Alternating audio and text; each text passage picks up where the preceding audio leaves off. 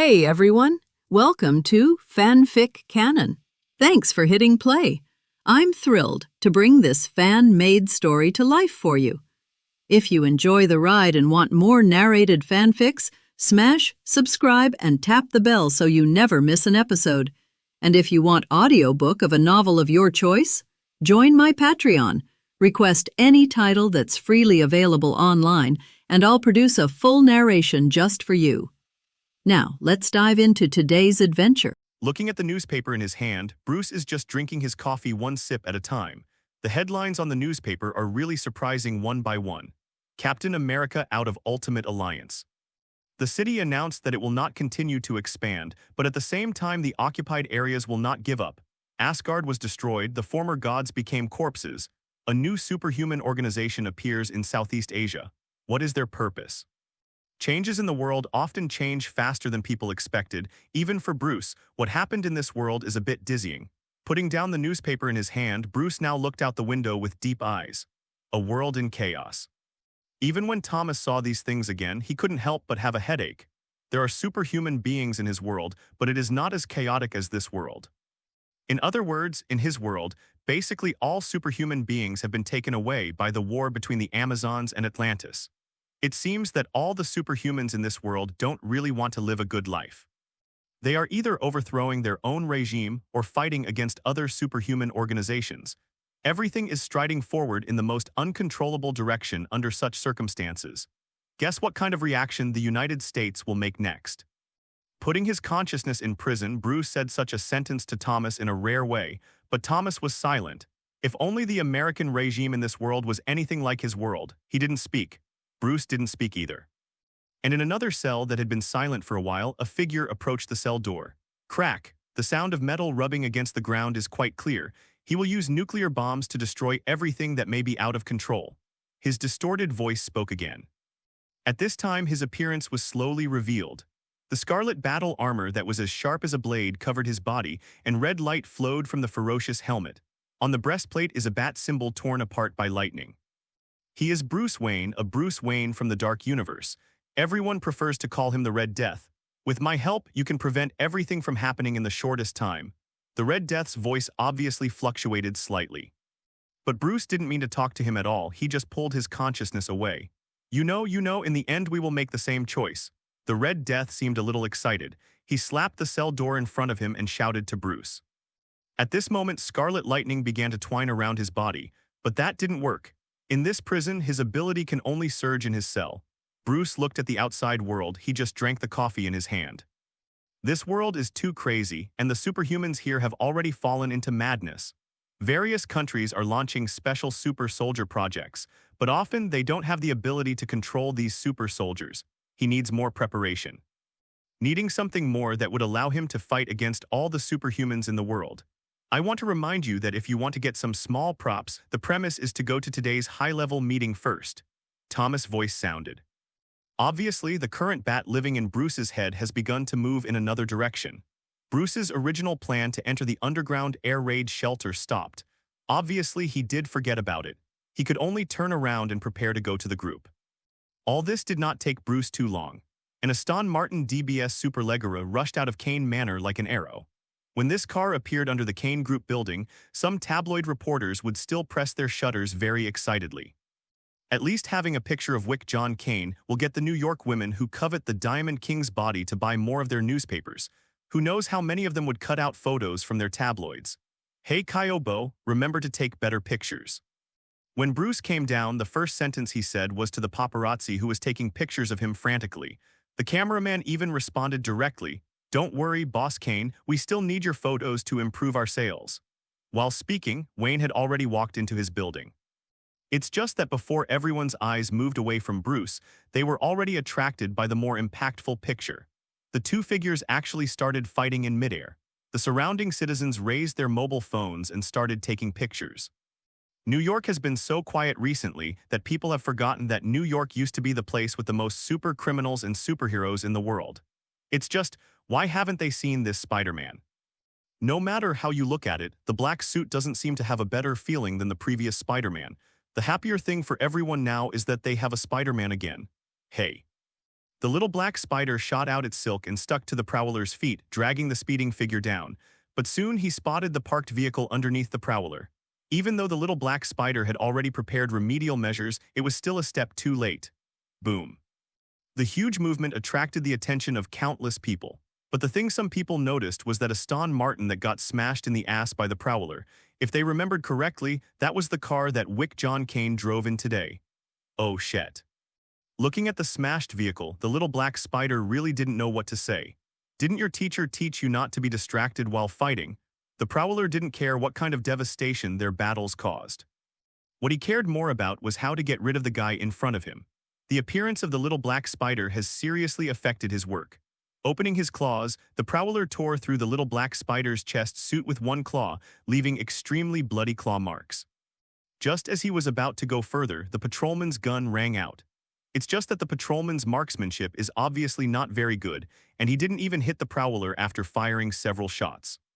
Instead, the prowler walked forward quickly, rushed in front of the patrolman, and raised his sharp claws to finish off the little policeman who had ruined his affairs. The little black spider was a little faster than him. The spider's silk spurted out and saved the patrolman from the prowler. But at the same time, it also made the prowler completely disappear from his sight. This scene was clearly seen by Bruce, who was in a meeting. What do you think of our previous proposal? The current executives looked at the playboy sitting by the window and looking down, hoping that he could give an opinion. They don't know how such a person obtained this group. Yes, but I think there are still some loopholes in what you said before. For example, we no longer have business in Europe. When Bruce said this, others naturally knew the reason, but for that kind of superhuman thing, they really can't do anything about it. Europe's problems us an executive wants to clarify the situation. Bruce waved his hand. I know we can't solve the problems in the city, I just remind you that it's best to explain everything. Executives said nothing more.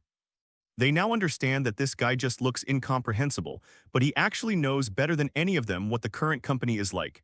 How has the problem in Brooklyn been resolved? Bruce turned to the person in charge of the previously established foundation and asked. Because it was Mr. Fisk who caused the incident, the current New York government requires us to bear all responsibilities. The head of the foundation felt dizzy when he thought of this. The explosion of the collider really hurt Brooklyn too much. There have been problems with several subway lines. Obviously, if the New York government really puts all the responsibilities on them, it will definitely be a lot of money. Who said that? If Bruce remembered correctly, Jin Bing's money should be enough for New York to rebuild Brooklyn. After all, this matter from any point of view was something that Jin Bing himself created. It has nothing to do with the company. The mayor of New York City personally called. The person in charge naturally had something to say. And he himself was a little surprised about this kind of thing.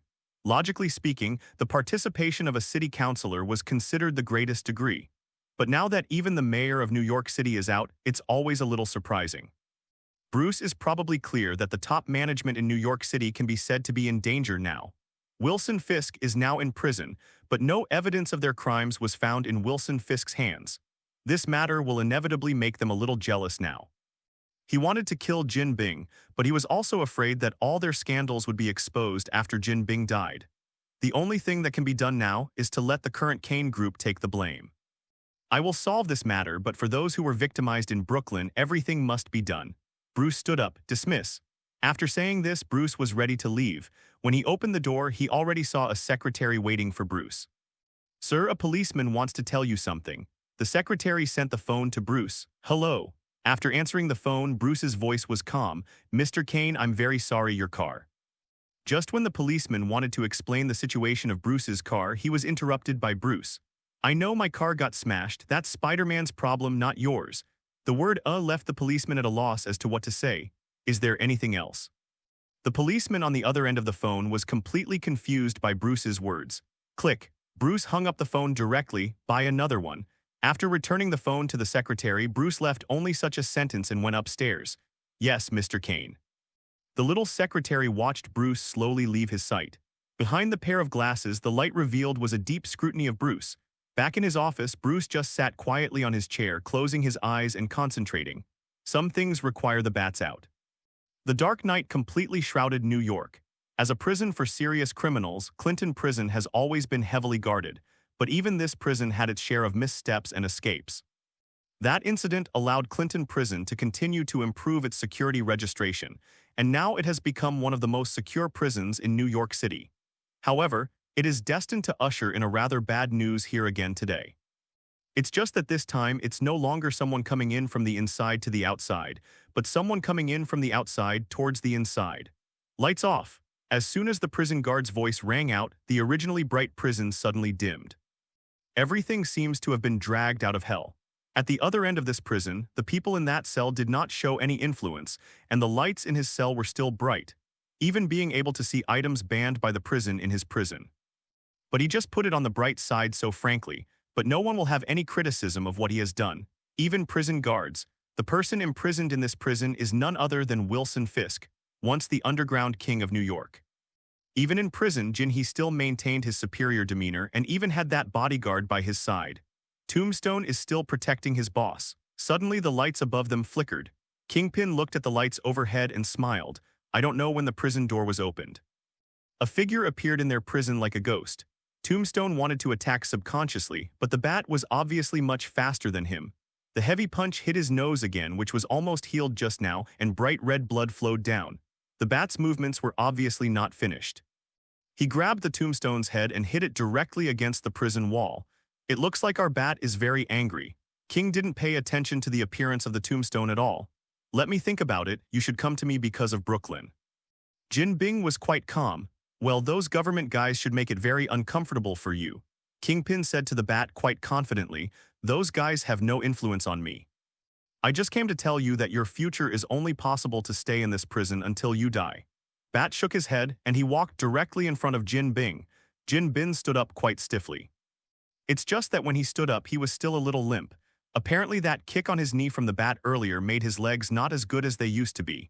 What can you do? I will go out sooner or later. Jin Bin, who is 2 meters tall, can still look down when facing the bat, but the bat just shook his head.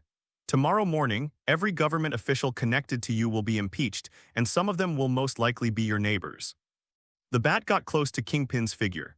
Don't worry, your underground kingdom is only a few days away.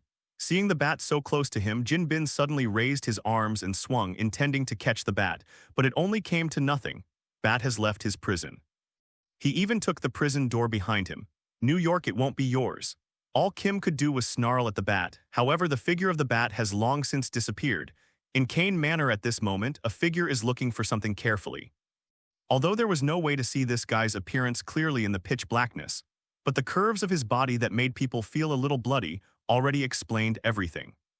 Not to mention her extremely professional movements and all kinds of detection equipment, it has already shown that she is not a simple little thief.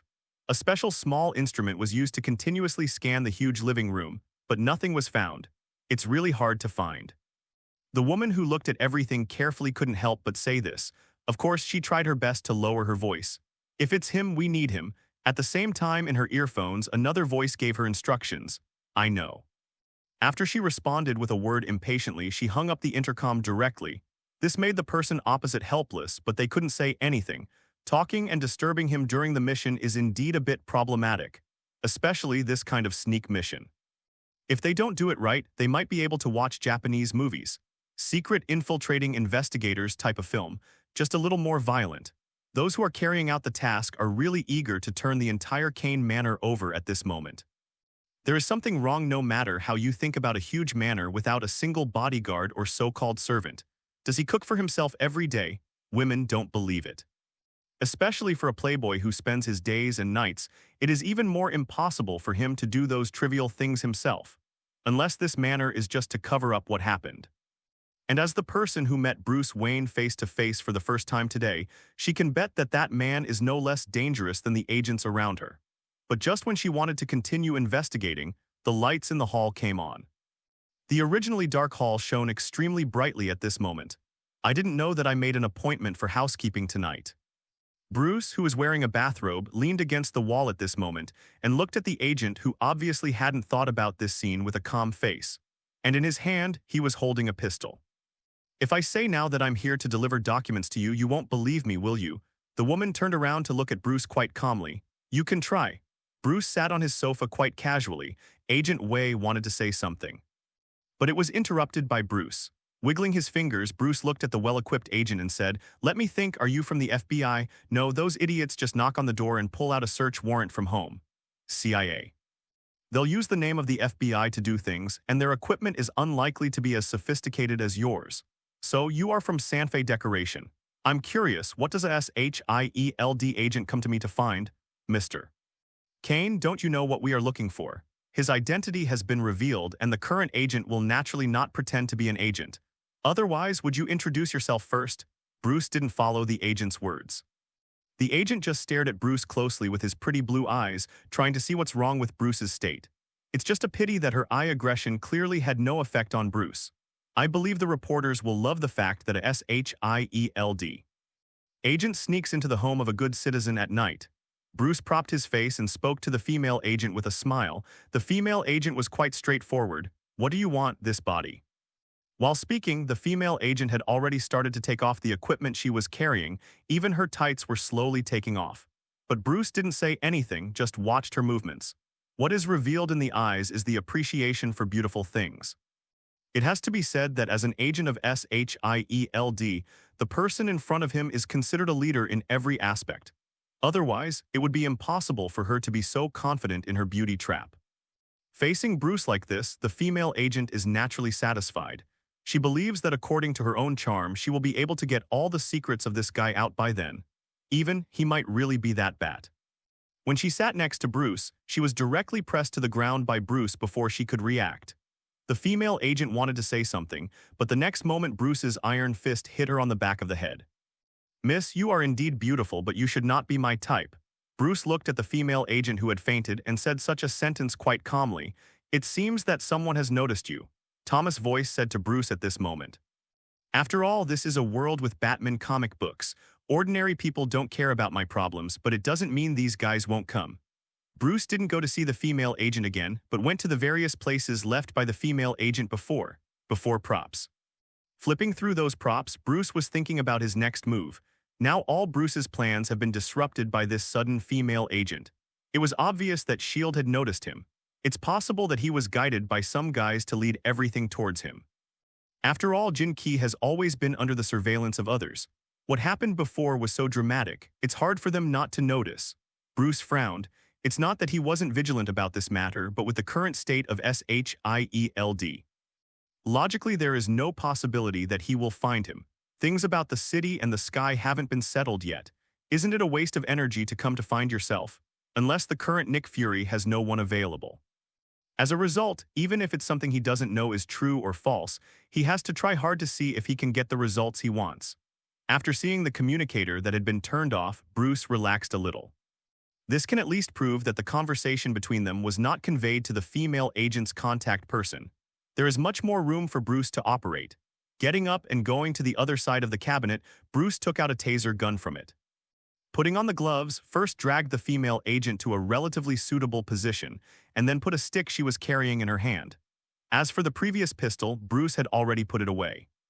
After packing everything up, Bruce raised his hand and pointed the taser at the female agent's chest and fired. The powerful electric current woke up the female agent from a coma in an instant. But before she could regain consciousness, the powerful current once again sent her into a deep coma. Bruce walked to the other side without haste and made a call.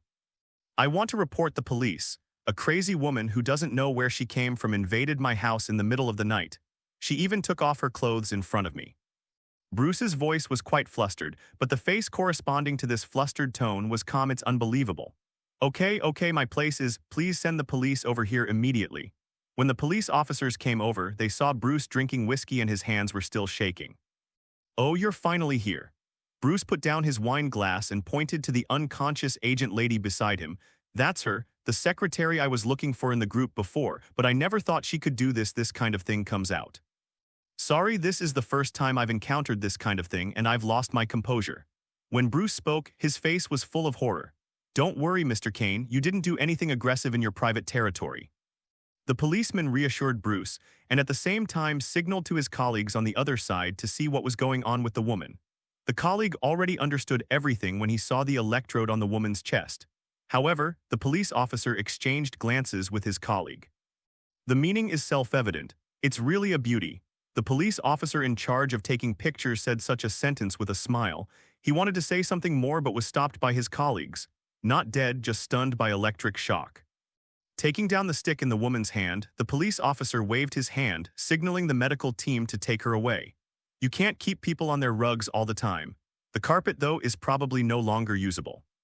Looking at the messy tights and props on the side, the police officer shook his head and looked back at Bruce, who obviously hadn't quite reacted yet. Being handsome sometimes is not a good thing. With a person like this, there are still people who say he can be Batman. Another police officer was rather scornful of Bruce's current performance. Okay, let's do our job. The police officers who were reassuring Bruce noticed that Bruce did not shoot the intruder directly like an American citizen. Instead, he was subdued with a taser. He was a little curious. Mr. Kane, although this matter is a bit offensive, I would like to know why you chose to use a stun gun instead of a pistol, a rifle, and other thermal weapons. Although the policeman said so, he was indeed paying attention to Bruce's condition. See if it is because of other deeper reasons. Bruce just raised his head. Sorry, officer, I am hemophobic, so the only thing I always have at home is a taser. And only the law can judge whether a person should lose his life, isn't it, officer? After checking Bruce's gun cabinet, the police officer on the other side nodded to the police officer who questioned Bruce. In the gun cabinet, there really is only a taser. Sorry, we will settle this matter, and we will help you apply for a restraining order. She will not be near your Kane Manor in the future. But for your safety, I suggest you hire a few security personnel. Bruce nodded, answering the officer's words. After speaking to Bruce, the police officer had already left Kane Manor with his own people. When the blue and red flashing lights in the distance continued to move away, Bruce's state completely recovered from his previous panic. I hope something like this can delay them a little bit. What you need is me, not some prop. The voice of the Red Death sounded again at this moment. He is showing his importance to the current Bruce. Especially in this world where there are endless superhumans, he doesn't have time to prepare backup plans for them one by one. The best way to do that is to turn yourself into a superhuman as well. The Red Death can be sure that as long as Bruce is willing to accept his speed force, everything can be solved. It's just that Bruce doesn't care at all about what the Red Death said. What he needs is no longer a Batcave that takes a long time to build. He needs gear now, needs everything. Otherwise, it might not be a small agent of SHIELD. Who comes next time? When Bruce started his own work, the current little black spider encountered a troublesome thing for him. I said, can't we let each other go, as if no one has seen anyone? Miles looked at the woman in front of him, who was also wearing a suit similar to Spider-Man's, and said this with some helplessness. This woman's spider suit does not completely seal herself in the spider suit like Gwen or other Spider-Man. Her hair was flying freely in the air. Her battle suit seemed to have been deliberately cut to prevent her hair from being covered by the suit. I think you should explain who you are. Spider-Woman was a little wary of this little spider that came out of nowhere. She didn't know if the death of the previous Spider-Man had something to do with this guy. Although everyone knows in the end, it was just a failed operation. But how could a spider who has been a street hero in New York for so long fail so easily? This incident made the current Captain America and Spider-Woman blame themselves a little. One is that he had obviously received the notice from Spider-Man before, but he forgot to explain to others to help Spider-Man because of the incident in Southeast Asia. The other blamed himself for not helping Spider-Man. The appearance of Miles at this time naturally attracted Spider-Woman's attention. It also attracted S.H.I.E.L.D.'s attention. How should I put it? I think there should be no difference between us. I think everyone is the same. After being bitten by a spider, he then gained superpowers and began to punish evil and promote good. He was even constantly smeared by the Daily Bugle, and then Miles said while moving towards the other corner of the rooftop, "Goodbye." Spanish. As he said that, he turned his head and fell towards the bottom of the building. Spider-Woman just watched the little spider run quietly without any thought of chasing him. Without waiting for a long time, a golden and red figure flew to Spider-Woman's side carrying the unconscious little black spider. It seems that sometimes tranquilizer bombs are much easier to use. I'll take him away first. Spider-Woman didn't say anything. She knew her teammate's temperament very well. If you talk now, you still don't know what to say to yourself. Spider-Woman, you need to go to the New York Police Department now. Our agent failed. Nick Fury's voice rang in the headset. Listening to this sentence, Spider-Woman just said, I just came here to perform my mission. Other things have nothing to do with me. After hanging up the communication, Spider-Woman swung towards the position she had set at the beginning. And Nick Fury on the other end is really having a headache right now. He never thought that one day his agents would be waiting for him in the New York Police Department to fish him out. Most importantly, the identity of this agent is quite special. Hawkeye, let's go. Okay, Hawkeye didn't say anything, just turned around and prepared to go to the New York Police Department to catch someone. Everything that's happening now has Nick Fury scratching his head a bit. Whether it is the city and sky outside or the current turmoil in the United States, it is bothering him. What's more, New York City, which has always had a good environment, is getting more and more disturbing. Spider-Man is dead. Even with a so-called new Spider-Man constantly on the move, it doesn't help. And now Nick Fury doesn't think that the new Spider-Man will be a guy who can inherit the character of the previous one. In the eyes of Nick Fury, there are too few people with a conscience like Spider-Man. Everyone else has their own agendas. Even now, everyone seems to be on the same side. It's not yet certain what the future will look like. Hey, the person you wanted was brought back to you. Tony's bohemian voice rang in Nick Fury's ears at this moment. Holding the little spider in the black suit, Tony casually placed him on the bed in front of Nick Fury. When Tony left there, an energy wall quietly rose in front of the bed. It seems that you are really worried about him. Tony put his hands on his hips. The name Spider-Man carries too much responsibility. I can't believe that any guy can become Spider-Man at will. When Nick Fury spoke, the only remaining eye fully demonstrated his dissatisfaction with the little black spider. Believe. Okay, I don't care about these things. Tony obviously didn't care about these things.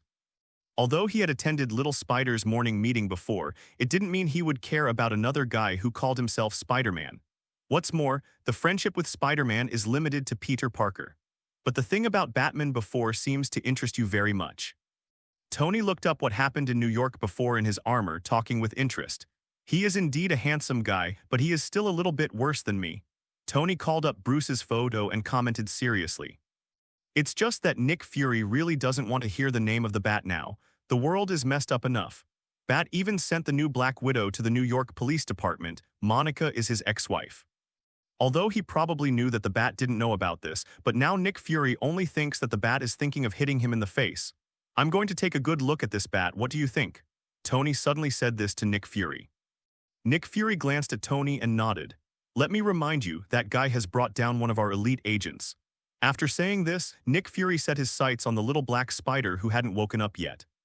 Hearing Nick Fury's words, Tony looked playful, but now his face is hidden in the visor and Nick Fury can't see it. I'm Tony Stark, he won't refuse my meeting. After saying that, he turned and left. Before leaving, I had seen the Spider-Woman who came back here again. You're too slow. Tony greeted with a smile. Spider-Woman obviously didn't have any thoughts of responding but just walked towards where Nick Fury was. Tony shrugged and didn't care. With the flames, it has disappeared in the Sanfei decoration building. Tony's goal is extremely clear, that is, he wants to go to Kane Manor to meet this suspected Batman. In the eyes of the citizens and the police, he may be a playboy, but how could a person who can easily bring down the secret agents be a simple person? It's just that when he went to Kane Manor, some guys often came much faster than them. Are we really going to take such a big risk to come here? A team member said with some concern. The people from S.H.I.E.L.D. may still be paying attention to this place. Crossbones didn't take it seriously. If they really had that much manpower, it would be impossible for the United States to be in such a chaotic situation. And we're just here to do what we're supposed to do. As he spoke, the surrounding figures appeared one by one. Obviously, this time they can already be said to be fully armed. Listening to what their boss said, the other team members didn't dare to say anything more. With the order of the Crossbones, all the Hydra soldiers started to act. The Hydra team responsible for cutting off the external communication of Kane Manor sent a signal of completion. At the same time, they also cut off all power transmission systems in Kane Manor. The current Kane Manor is an isolated island on the outskirts of New York City. All the Hydra soldiers have begun to advance towards the Deep Mansion compound. The moment the door was violently broken open, numerous Hydra soldiers had already begun their mission. They searched quickly, every corner of every room, ensuring that there would be no dead ends. When the first layer was completely searched, they slowly continued to search upwards. Everything that happened in Kingpin's basement made the current Hydra soldiers very cautious. But the real predator in the darkness is not them. At this time, Bruce had finished dressing, quietly waiting for his guests to come to the door. Although the Hydra soldiers had tried to keep their footsteps down as much as possible, they were so numerous that Bruce could clearly hear where they were. When a soldier was about to approach the room where Bruce was, the Bat in the dark finally made a move. Bang. The precious wooden door was directly smashed into pieces by Bruce at this moment, and the soldier who was close to the door was directly controlled by Bruce. The sudden change made the other members following the soldier unable to react, but they subconsciously raised their guns and fired wildly in that direction. At the moment when the gun rang, all the surrounding Hydra soldiers had already started to gather here. Bruce could even feel the feeling of those bullets hitting his armor through the body of the Hydra soldier in front of him. It was obvious that under such high-intensity firepower, the bulletproof inserts on the Hydra soldiers in front could no longer stop it. But also their ammunition does not allow them to maintain such a high intensity of fire.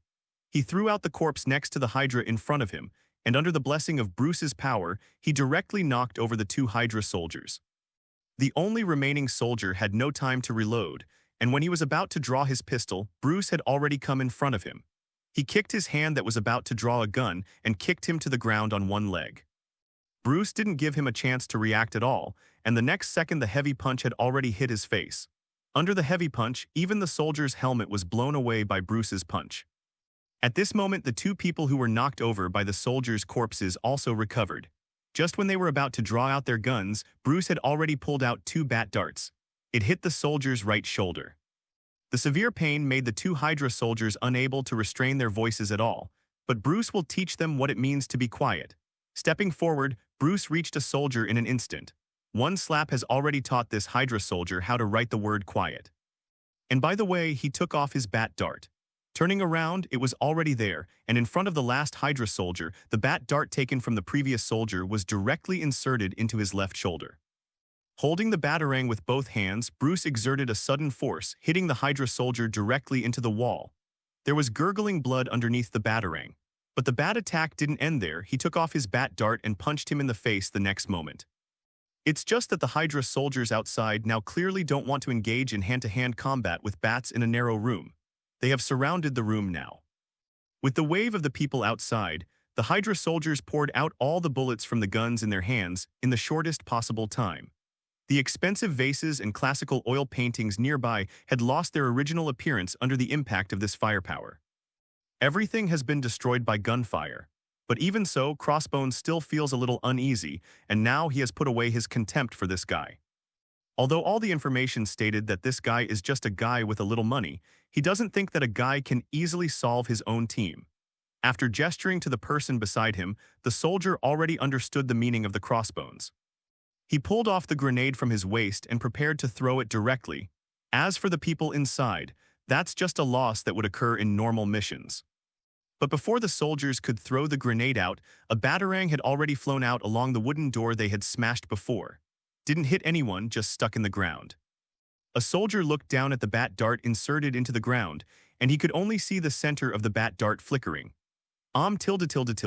The strong light combined with the strong shock wave blasted all the Hydra soldiers over in an instant. Not to mention they're still wearing night vision goggles looking straight at the flash. Sadness is everywhere, but it can clearly describe the current scene. Oh, the window on the side was smashed directly. The bat landed beside them at this moment like a demon looking for his prey.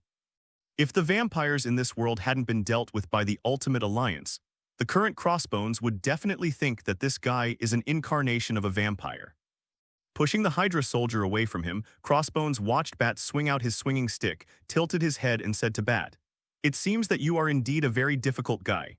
In the attack just now, Crossbones immediately pulled a Hydra soldier to back him up. I have to say that this method is really useful. Apart from a slight tinnitus, the Crossbones has no other negative effects at all. Hydra, the hoarse voice of the bat immediately revealed their identities. What are you talking about? Crossbones responded to the bat by pretending that he couldn't hear clearly. The next moment, the Crossbones suddenly exploded, and he swung the stick in his hand and hit the bat directly on the head.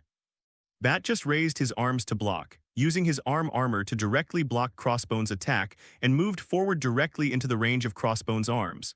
He bent his elbow and hit his chest. In an instant, the current Crossbones felt that his heart had stopped in an instant. But it was obvious that the bat did not look relaxed when Crossbones wanted to quickly distance himself from the bat.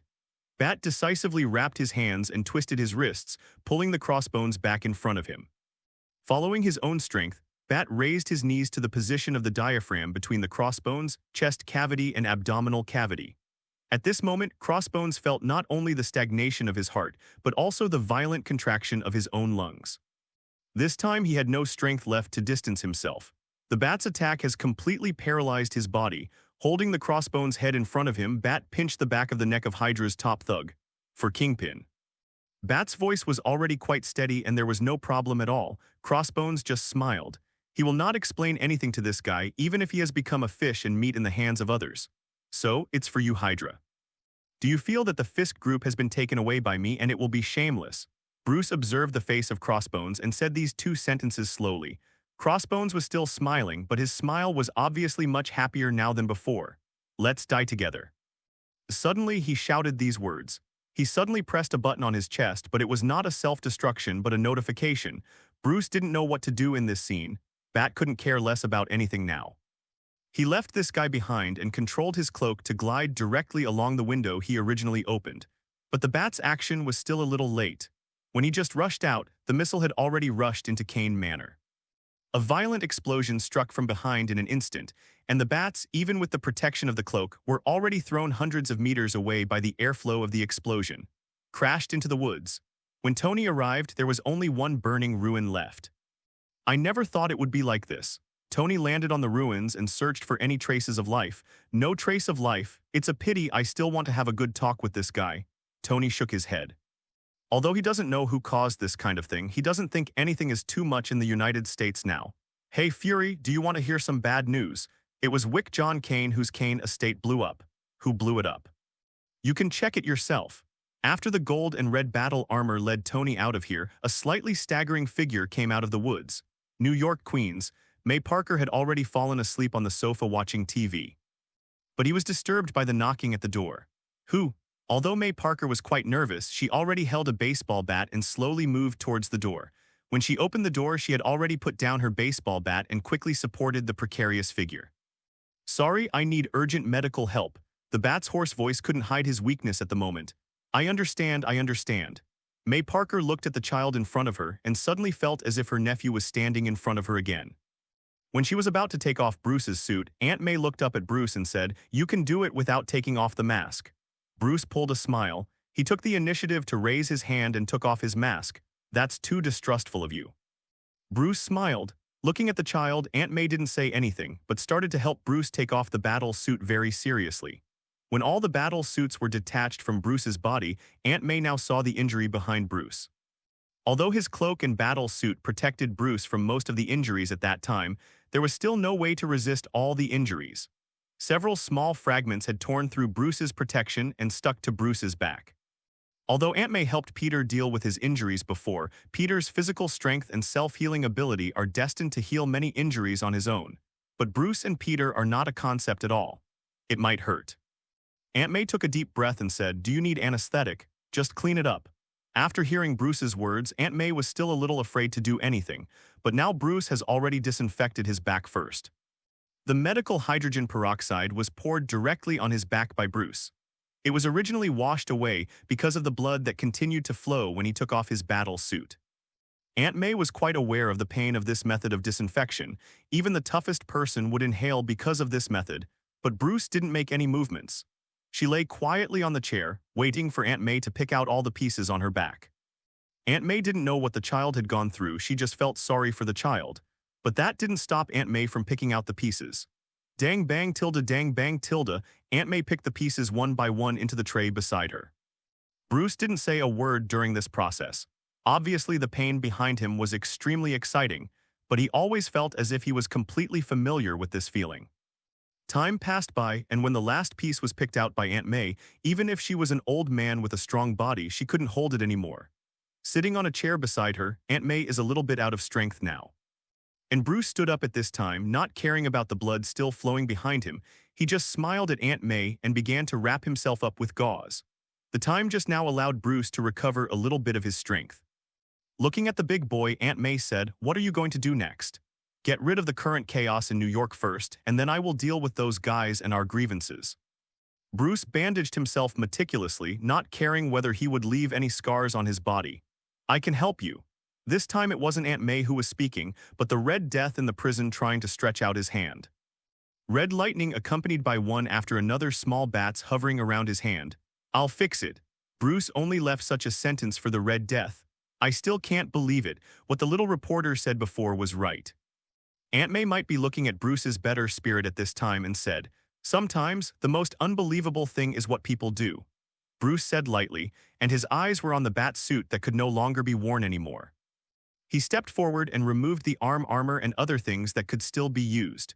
"We can make another one, can't we?" Aunt May recovered a little bit of strength and walked towards the other side under Aunt May's control. A platform slowly descends from above. There are various materials on it, and there is also a thing used to make the spider suit, something like a generator. Now we can use this thing to rebuild a battle suit for you. Aunt May sat on the seat and showed the thing to Bruce. "Go up and try." Bruce didn't speak and walked directly to the platform. When Bruce and Aunt May started making the suit, the little black spider who was taken away slowly woke up. "Hey, where have you guys taken me? I still have 2 papers left to finish and probably missed my Spanish class today." "Stop. If I'm missing a quarter or two, my Spanish will probably only get a B. Hey, are any of you listening to me?" The little black spider tapped on the energy barrier in front of him. The 4 on the other side yelled. "Stop." Nick Fury really couldn't stand this guy's talk. I have to say that just from this aspect, this guy is definitely the true biography of Spider-Man. Same talkative. Hearing Nick Fury's yelling, Miles stopped his words now. "When you get angry, you look a bit like my uncle." "Who are you?" Nick Fury was not going to continue this conversation with this guy.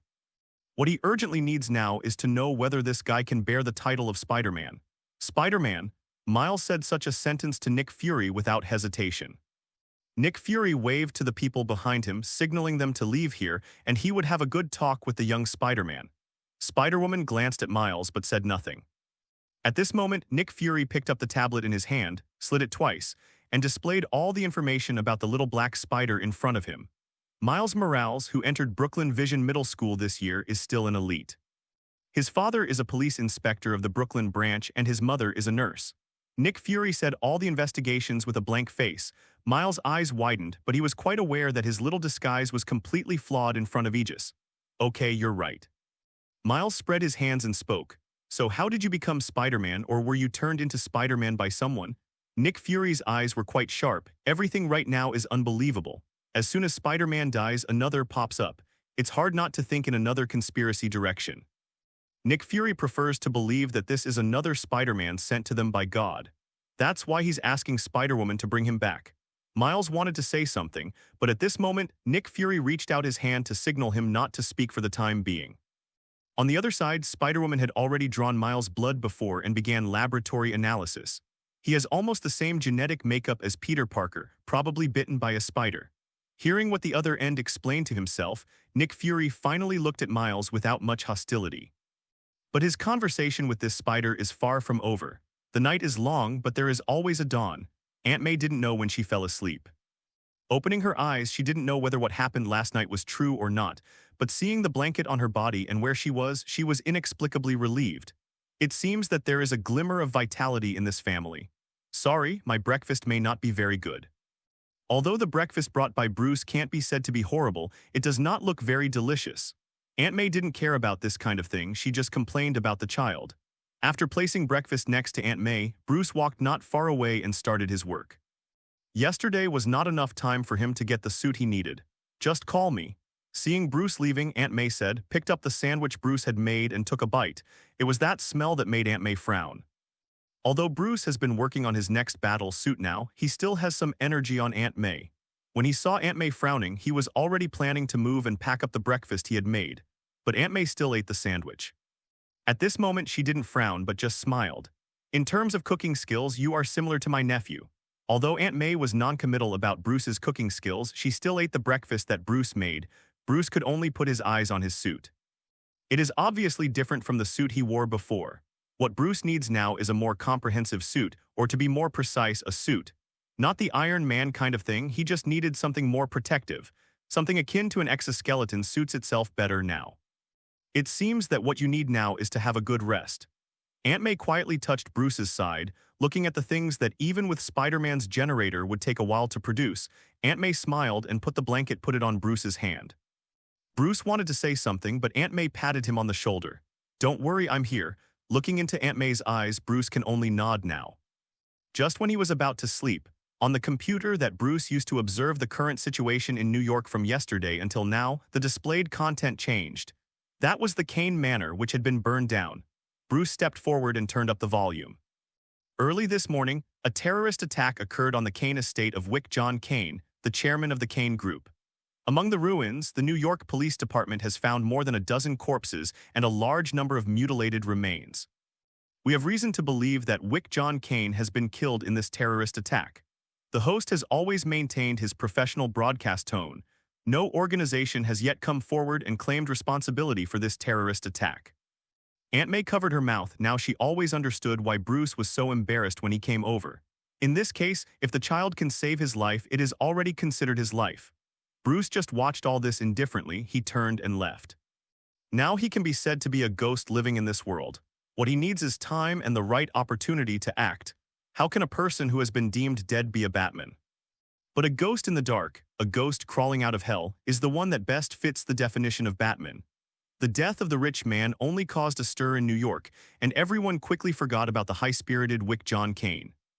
They are more concerned about whether the terrorist organization that attacked Kane Manor will continue their plan to carry out subsequent terrorist attacks on New York.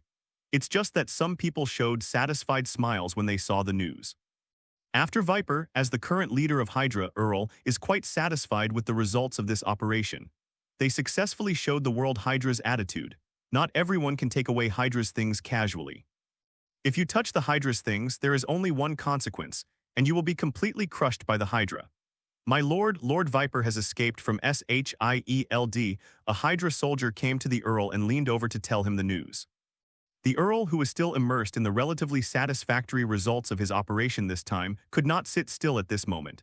How did she get out? Why are the guys from SHIELD so useless? They can't even look down on a guy who's already in prison. The Earl is quite angry now, and he has already put his worries and fears on his face.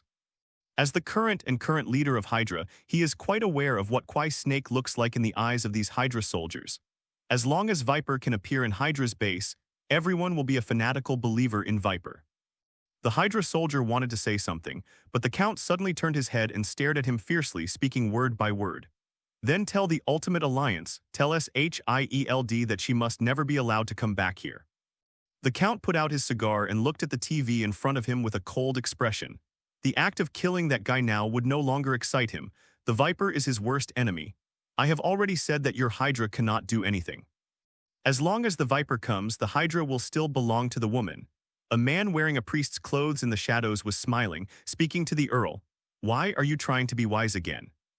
The Earl showed a scornful attitude toward the man sitting in the shadows. I don't have any high opinions. I just want to tell you that it's not too late if you cooperate with me now. The man finished his words. Rays of light from the robot's eyes have already reflected through the window. I still have the same request. The United States can be yours. I just want the mutants to disappear completely. The man stretched out his hand to the Earl at this time. I can even help you get rid of the Viper, but the Ultimate Alliance and SHIELD help you get rid of her. This time, the Earl did not refuse. He also extended his hand. Good cooperation, Mr. Stryker. The moment the two shook hands, the vortex had already begun to devour everything around them. Everything will go in a direction that no one expected. The cooperation between them did not affect other people, just not yet. At least Bruce got a good night's sleep. Of course it didn't take too long. There are still many things he needs to do now. New York has not calmed down yet. Because of Jin Bing's imprisonment, many young people felt that it was time for them to flex their muscles. Hell's Kitchen, which was originally like an iron barrel, has once again become an arena among many forces. During the day, the New York Police Department had to deploy personnel to try to prevent people from entering Hell's Kitchen. At the same time, it is also blocking Hell's Kitchen. It also ensures that no one in Hell's Kitchen can come out easily. How long are we going to stay here like this? A police officer, obviously a little irritated, leaned on his police car and said to the old man on the other side, "Then we have to see those guys inside. When will they be able to calm down?" Jefferson Davis on the other side was fine, looking down at his mobile phone. Now he wants to know what his son's situation is like at school. It's hard. The police officer who spoke earlier sighed and took a sip of coffee. Everyone remembers quite clearly what Hell's Kitchen was like in the past. At that time, there were really not many people on duty around Hell's Kitchen. As long as you are on duty here, you can definitely take over a murder case. Or the kind of murder where there is no way to find the murderer. As for when the place calmed down, they couldn't tell. Maybe when another Spider-Man comes to solve this problem, we can relax a little bit. The police officer looked up unconsciously as he spoke. He really wanted to see a guy in a red and blue uniform fly over their heads now. To be honest, I don't think Spider-Man is anything good. I would rather stop working early and go back to see my son. Jefferson looked at his phone. He really didn't want to stay here right now. Today is Friday. As a result, he actually had to work overtime here. Hey, he didn't get an answer from his colleague, so he turned to look at the surprised colleague and couldn't help poking him. You can't believe what I saw. There really is a Batman in our city. It was obvious that his colleague had some imagination. Rumors about Batman have been refuted before, so where did Batman come from? People most likely to be bats have already been buried in terrorist attacks. You think too much, you read too many superhero comics. Jefferson smiled and patted his colleague on the shoulder. Colleagues still want to say something, but now Jefferson has received a shift notice. Okay, this has nothing to do with us. Jefferson stretched his waist and walked to the driving position. This time I'm driving and you always run the red light. The colleague might want to explain that he really saw Batman, but in the end he had to shake his head, saying that he might have drunk too much coffee. But in fact, he was not mistaken, the bats did pass over their heads. The new armor is cold and ruthless under the moonlight. Bat looked at the chaotic urban area under his feet, his eyes filled with hatred for those guys. This kind of chaos will cause the displacement of many people and the destruction of their families. Don't forget what you need to do now, Bruce. Thomas in his mind said to the current Bat calmly, give me a second, I guarantee that none of them will survive. The Red Death spoke quite naturally, he would not show mercy to these guys. No. But everyone heard the protest from another voice when the Red Death finished speaking. Of course, none of the people here would listen to him. The Bat even ignored the Red Death. He naturally knows what is the most important thing to him now. Get out the Hydra first, at least the evidence that can really prove the existence of the Hydra now. Hell's Kitchen may be a troublesome place for most people, but for Hydra it couldn't be more suitable, especially for trading equipment. The Hydra agent who attacked him before used arguably the best equipment in the world. But that kind of thing doesn't attract any attention, even those elite mercenaries can afford it, except for the missile at the very back. After losing a group of elite teams, Bat didn't believe that these guys wouldn't start collecting equipment again and start their own training. But the Bat was lucky and found a transaction message that was hidden deeply. The transaction took place right at the port of Hell's Kitchen. Taking his gaze away from those guys, the Bat resumed its movements, speeding towards the port of Hell's Kitchen. There, a ship has docked. It's a bit slow today. The guy on the shore threw his half-smoked cigarette butt on the ground quite casually, without even thinking about crushing it. Don't mention it, there are too many things about S.H.I.E.L.D. today. The guy from Electro woke up and was making trouble for a while. The guys on the ship obviously had a lot of trouble with today's events. However, I suggest that you act more modestly in New York recently. I saw a brand new Spider-Man at Santa Fe Decoration today. The guy on the boat said to his companions quite seriously. But his companions don't care about the so-called new Spider-Man. One Spider-Man is dead, who else dares to do it? The companion sneered. Obviously he had no fear of the new Spider-Man at all. If he comes, I will let him try what is called Caliber Sand Eagle. He patted his lower back and said quite confidently. The guy on the boat was even more amused by his companion's words. At that time, just don't break your wrist directly by the recoil. As he spoke, he began to call the people around him to start carrying weapons. His companion pouted. He didn't think he would be that stupid. Just when everyone was about to take action, a bat dart was nailed to the boat. Before anyone noticed, the device built into the batarang had already been activated. The electromagnetic pulse has enveloped the ship. Hey, who turned off the light? There was a sudden sound from below the cabin. The guy on the boat naturally became vigilant the first time. His ship was carefully inspected when it set off. How could such a low-level problem occur? No, there is a problem. He was about to turn around and enter the cockpit, but when he turned his head, what he saw was a hideous face, Bat behind him. In panic, he wanted to draw his gun, but he had no chance. A powerful right swing has knocked him out. Those who hadn't come down from the shore looked at the figure that suddenly appeared and couldn't believe their eyes. There really is Batman in their world. What are you waiting for? Come on. The guy who was talking to the guy on the boat before, the first choice was not to take out a gun and shoot at the Bat, but to retreat as fast as possible in the shortest time. Although the other guys are quite dissatisfied with this guy who made this guy their boss, he quickly pulled out his pistol and aimed it at the Bat, but no one shot. They are all waiting for someone else to take the first shot. Bat frowned. He always felt that something was wrong with the guys in front of him, but at the same time, a layer of armor had completely covered Bat's face. The Bat at this moment is truly without weakness. As they stepped onto the pier step by step, no one fired. In the cognition of Bats, the soldiers of Hydra are basically fanatics, but none of them are greedy for life and afraid of death. But the Hydra he faced was obviously quite precious about his life. This is not right. But seeing the guy who chose to run away at the beginning, the Bat can probably understand it. The so-called soldier's loved one will love a nest, that's the truth. In the end, I don't know which guy mustered up the courage to fire the first shot, and then there was a series of shots. Everyone is shooting like crazy at the Bat, but their shooting obviously doesn't do much for the current Bat.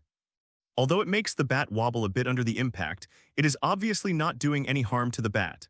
The dark figure walked towards him from the night, and the fear was slowly swallowing up the rationality of these guys. When the fear reaches a certain level, the actions they can make are no longer what they can do rationally. A Hydra directly drew his dagger and stabbed at the Bat. However, after being dodged sideways by the Bat, he slapped his elbow with his hand and took his arm into his own. With a sudden upward lift, there was a crisp fracture sound. A blow of the heavy hammer caused the guy's broken arm to twist completely irregularly again. Obviously, even if this arm can be cured, there will definitely be sequelae. He opened his palm and hit that minion's head hard. The guy who was crying before had completely lost consciousness. This scene really made the guys around a little scared, but now the initiative is no longer in their hands. The Bat had already sprinted in front of them. Looking at the Bat that came to him like a flash, a minion closed his eyes and was about to hit the Bat's head with the pistol that had been emptied of bullets. However, the Bat directly wrapped his arms around him and bullied him. His right hand was already pressing on his face, and his left hand was already pressing on the back of his neck. However, Bat did not continue to use force. Instead, he changed his attack action and turned his hand that was originally on the back of his neck into a fist and hit him on the back of the head. The minion slowly collapsed to the ground. There is no stagnation in Bat's movements. Before others come to him, he has already found others, but those guys clearly didn't want to sit still. All of a sudden, they gathered towards the Bat.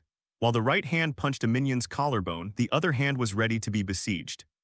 When the other person was punching, he had already grabbed his hand and directly grabbed the guy's elbow with the right hand that was just vacated, breaking the guy's hand directly.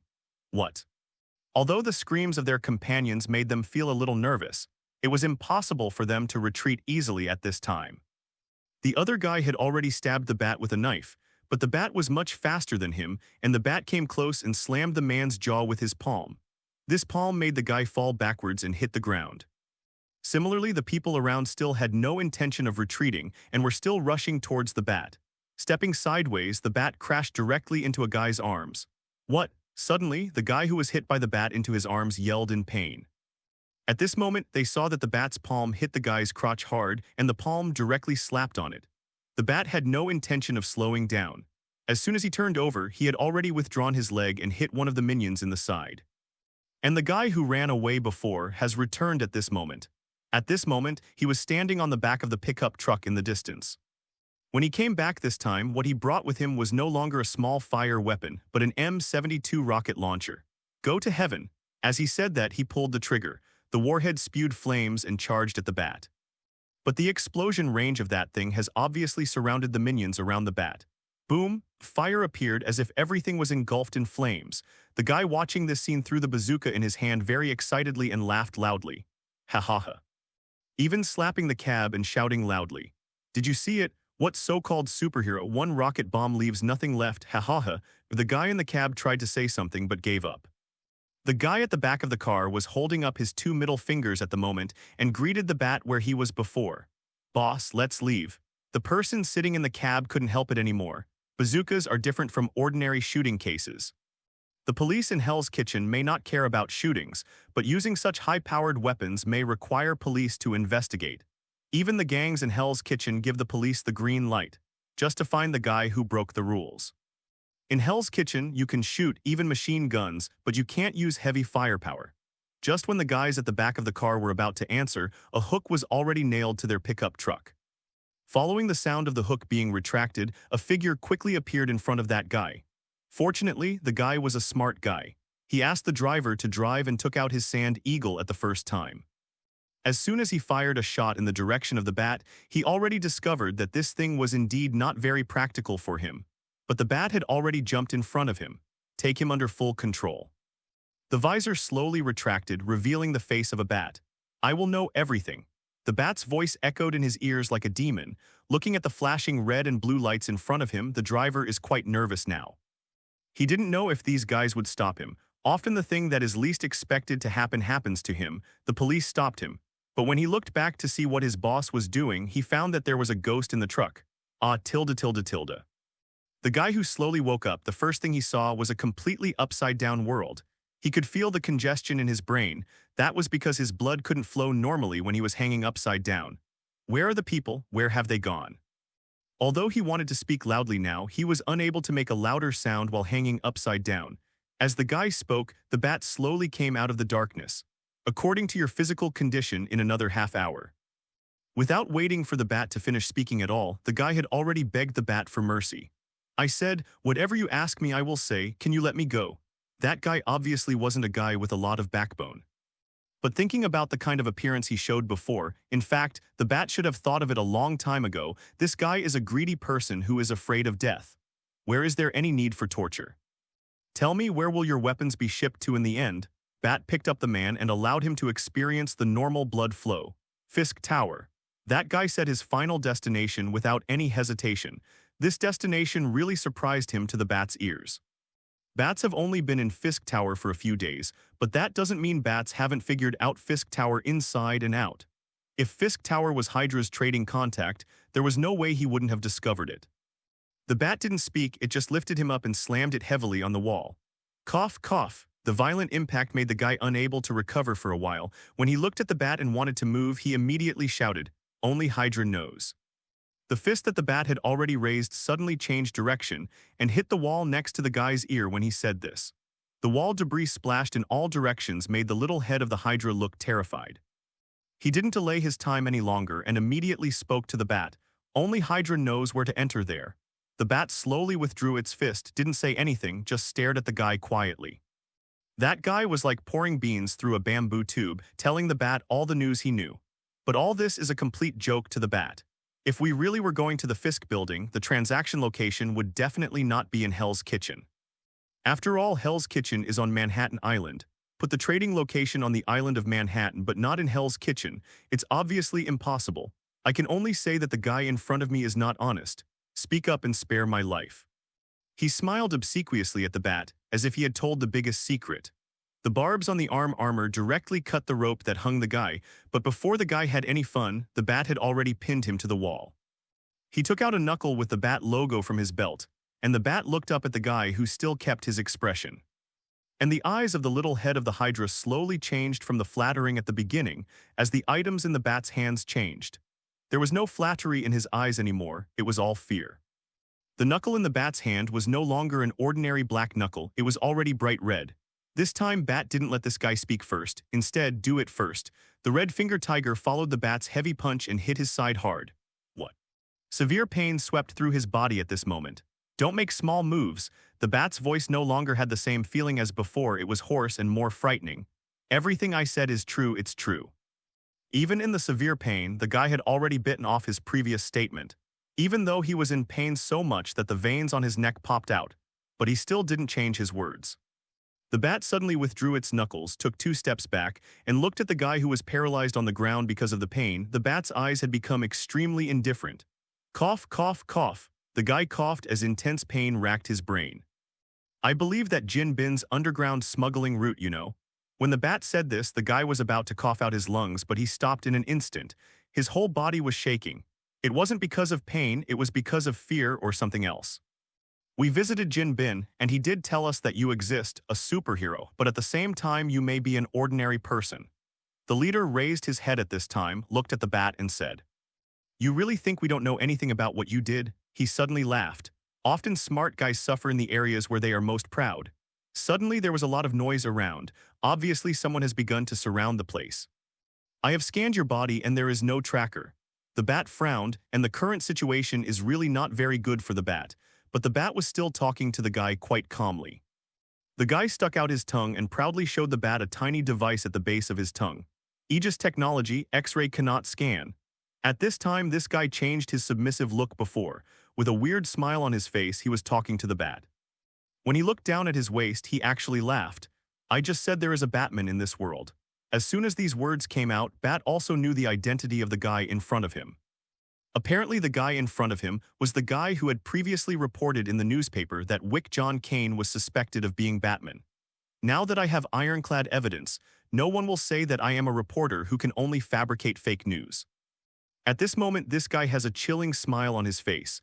Obviously, he has become a madman who is obsessed with finding Batman. Are you that reporter? Oh yes, I used to be called Clark Kent, but now you can call me a clown. When this guy opened his mouth to explain his name, the Red Death in his mind suddenly couldn't hold back. Thomas obviously hadn't heard the previous name before. He just looked at the reporter who called himself a clown in a daze. He seemed to think of the woman who always carved a smile on the corner of her mouth in memory of their son. There are really people with this name in this world. Apparently, this voice does not belong to the Red Death. Such a crisp and clean voice obviously comes from the voice of Barry Allen inside him. New York Police Department, please put down the weapons inside and walk out of the gate slowly. Only when the place was completely surrounded did the police outside turn on the lights on the police cars. Red and blue rays of light kept flickering in the silent night sky. The sirens outside were still blaring. Inside the warehouse, it was extremely silent. The bat looked at the guy who had pulled out a ferocious smile, and without saying a word, pinched the guy's neck and hit the wall directly. Cough tilde ha ha ha. This time the guy just coughed, but soon he laughed wildly. Now I finally understand why the clown in the comics likes to play games with you so much. Although his neck is still tightly grasped by the bat, he is not worried at all that he will have any problems. In other words, when he chose to lure the bat out, he didn't care about his own life or death. He pressed his face hard to the bat with that creepy smile. Why are you so serious? The bat lifted him violently and slammed him heavily on the ground. The severe pain made him cough continuously on the ground and even curled up his body. But soon he had recovered from that state and started laughing heartily. You won't kill me. If you kill me now, you will be wanted by the entire New York police. The guy struggled to turn his body in the direction where he could see the bat. It's so enjoyable to think about bats being the most wanted fugitive in the NYPD. It has to be said that the current guy has indeed made a clever move. Outside is the NYPD, and with his current appearance, no matter how he looked at it, he looked like a criminal wearing Batman's coat and committing murder. Although the term criminal is not unacceptable to bats, but facing a guy who has become like this. How is it possible for him to have any good results with the bat? But none of this is in the bat's favor. This guy is still an innocent person with the police. Even if the bat says he is guilty, the New York Police Department will not arrest such a troublesome person. Hydra is now hiding quite well indeed. Just when Batman was about to continue his actions, he suddenly turned around and took out a bat dart and flew towards the open space of the warehouse. There is no need to use such a grand gift, come and welcome me. Looking at the bat dart glowing with cold light, Miles said to the bat in a tone of extreme astonishment. I said, did you do something? Otherwise, why are so many policemen planning to arrest you? Miles stepped forward slowly, but it was obvious that he was looking at Clark Kent lying on the ground. But no matter how you look at it, it's obvious that the guy lying on the ground is a victim. It looks like a superhero beating up innocent citizens. Wow, I see you caught an incredible guy. Miles' tone obviously didn't mean to say good things, and now he is quite close to the bat. Miles suddenly exploded and was about to control the bat. How could a fledgling kid control the bat so easily? In an instant, the bat rolled back 2 somersaults and distanced itself from Miles. To be honest, you must be pretty good at playing whack-a-mole with this reaction speed. Miles was talking nonsense while thinking about bats and rushing over. But the clown on the ground is not happy now. That dead spider, why did you come here to interfere with our affairs? Although he still had a hoarse voice when speaking, the clown still roared out these words. The spider, who originally wanted to pull the bat back from the evil path, almost couldn't stop his pace when he heard the clown's words and let himself hit the wall directly. Hey, brother, I'm helping you now. Miles obviously couldn't understand this guy's brain circuit. Even though they have already been beaten up like this, they still want others not to intervene in their affairs. Could this guy be a masochist? You don't know what's going on here. I suggest you don't get involved. Bat stood aside and said to Miles with a stern face, I am now a superhero certified by S.H.I.E.L.D. I think I have reason to take care of it. After saying these words, Spider took action again. This time he would not pay attention to what the masochist said. The words, Miles sprayed frantically with the spider silk in his hand, trying to trap the bat, but without exception, all these spider threads fell through. Now Miles really has no way to believe that the bat in front of him is a normal human being. There are also normal humans who can react faster than spider silk. Tell me, did you take some super soldier serum, just like Captain America? Miles obviously didn't believe in evil. After spraying out the spider silk, he stretched it suddenly to let himself use the power of the spider silk. Ejected, but still missed the bat. But this time, after Miles disappeared, neither the bat nor the clown on the ground could see Miles' figure. But that's no surprise to the bat. He has already made his own preparation plan for this situation. When the visor was buckled on the bat's face again, the world the bat saw was no longer normal. The bat, obviously, has turned on its infrared detection. When he didn't notice Miles appearing in front of him at first glance, the bat had already chosen to sweep his legs back. Sure enough, Myers fell directly to the ground with the movement of the bat, but after that, Myers had already grabbed the bat's ankle tightly. Let's talk hey. As soon as Miles' words fell, Miles had launched his own venom attack, which is his discharge ability. The blue electric current wrapped around the bat in an instant. The problem was that the bats did not exhibit any of the paralysis that occurs after being shocked. Lifting his foot, Miles was thrown out. Miles, who was thrown out, he saw that the bat's hands were already full of blue current at this moment. Don't say that you have installed a device on your armor to defend against me. Myers asked about the bat after he stabilized his figure. Miles knew that bats would have defenses against other superheroes, but it never occurred to him. Bat quickly used his defense against him on his armor. Bat would ignore Miles' surprise now, and he rushed towards Miles directly. Miles has already seen the electric current in the bat's hand, so how could he have a head-to-head confrontation with the bat? He didn't want to enjoy the feeling of being electrotherapy. When he just jumped up, 2 darts were fired from the bat gauntlet and pierced his calf, followed by a huge current. Before passing out, Miles saw the bat walking in front of him. He didn't say harsh words and didn't do anything, just tore his dart off his leg and gave him a kick. Miles doesn't remember anything after that. The clown lying on the ground was even laughing at the unconscious Miles. In his opinion, anyone who trespassed in the conflict between him and the bat was to be damned, but before he could say anything, the bat lifted him up again. Why continue to torture? He stared at the bat and laughed, completely insane. Bat just watched the guy calmly. Gradually, the clown couldn't laugh anymore. He couldn't continue to maintain his previous crazy state. The words of the bat completely destroyed his belief. You're not a clown, you're just a coward pretending to be a madman. Bat didn't say anything else and didn't give him a chance to speak. He hit the guy in the mouth with his elbow. The severe pain and the foreign body sensation in his mouth caused this guy to open his mouth and spit out the tooth that was knocked out by the bat. He wanted to say something else, but the next elbow from the bat had already arrived. Still, the mouth still knocked out his teeth. You have no chance to continue playing this kind of pretending game. Under the terrified eyes of that guy, the bat now lifted him up high and smashed it on his knee. The sound of the broken spine was not so obvious against the siren. The only ones who can hear this sound are the current bat and the guy who has already vomited blood and is completely unable to speak. Now he can only open his mouth and cannot make a sound. Besides, the Hydra you joined, I will find them out. Bat didn't dislike this guy's current state and reached out to take out the little thing in his mouth. This thing is extremely strong evidence for bats. And he didn't intend to just leave this guy playing the clown here. Leaving the clown behind, the bat walked over to Miles, who was still lying on the ground. According to a normal superhuman physique, you should be awake now. Bat squatted down and stared at Miles. If you don't want to wake up, fine, I will take off your mask and throw it out for you. Miles turned over suddenly, trying to control the bat, but he was still a step too slow. Notify AIELD. Let them come over, preferably your contact person. The bat calmly avoided Miles' sudden attack. Miles set his eyes on the guy who was clearly disabled on the other side, and his white eyes shrank suddenly. You hit too hard. Shell will also have an idea with me when he comes. Miles spoke to the bat coldly. Bat didn't speak, just looked Miles up and down. Miles was a little horrified by the bat's gaze.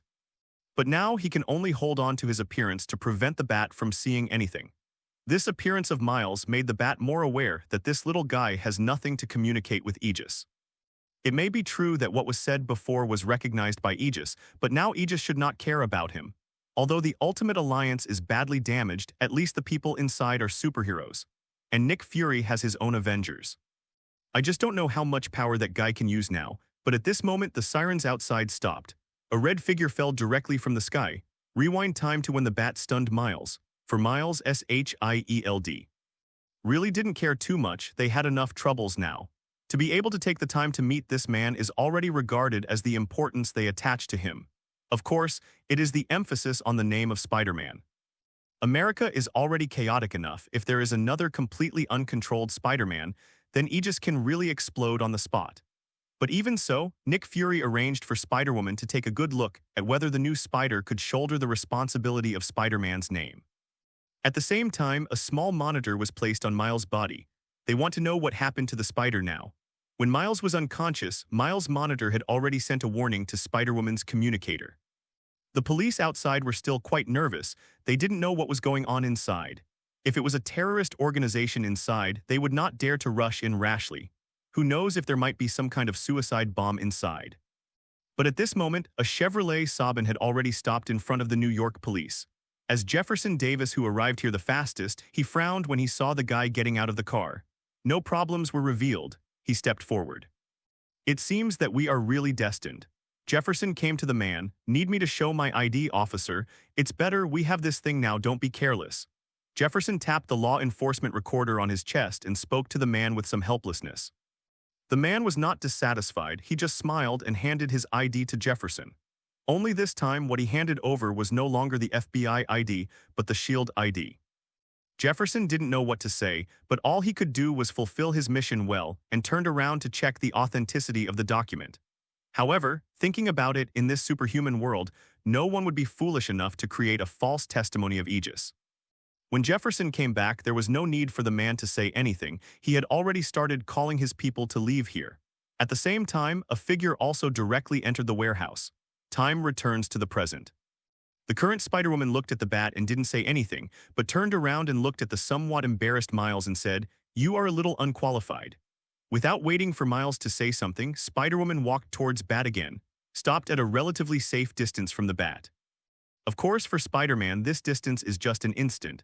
This thing should belong to your Aegis. The bat directly threw a tiny device. Spider-Woman caught what the bat threw without any scruples.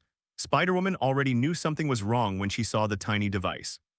Why is the Aegis device in your hand? Spider-Woman didn't pay attention to the miserable humanoid creature behind, but just stared at the bat.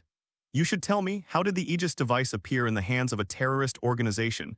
The bat choked back without any politeness. Spider-Woman paused for a moment, then spoke to Bat. We'll find out, but not now. Besides, I think you'd better go back to Aegis with me. Superheroes can't just act casually outside like this. Bat ignored Spider-Woman's words and just said, "This guy may be useful to you, but I should have knocked out the teeth. You should have your own interrogation methods." Turning sideways, showing the whole picture of that guy, the figure of the bat has already begun to slowly hide in the darkness. Are you real or fake? Spider-Woman suddenly changed his words and changed the subject, but there was no sound in the darkness. There was only the sound of the hook gun firing and the sound of the cloak being blown by the wind at top speed. So he is real or fake? Miles walked to Spider-Woman's side. This is also his doubt. He has always been disturbed by Peter Parker, and he always feels that he is a fanatic. It's just that I can't believe it now.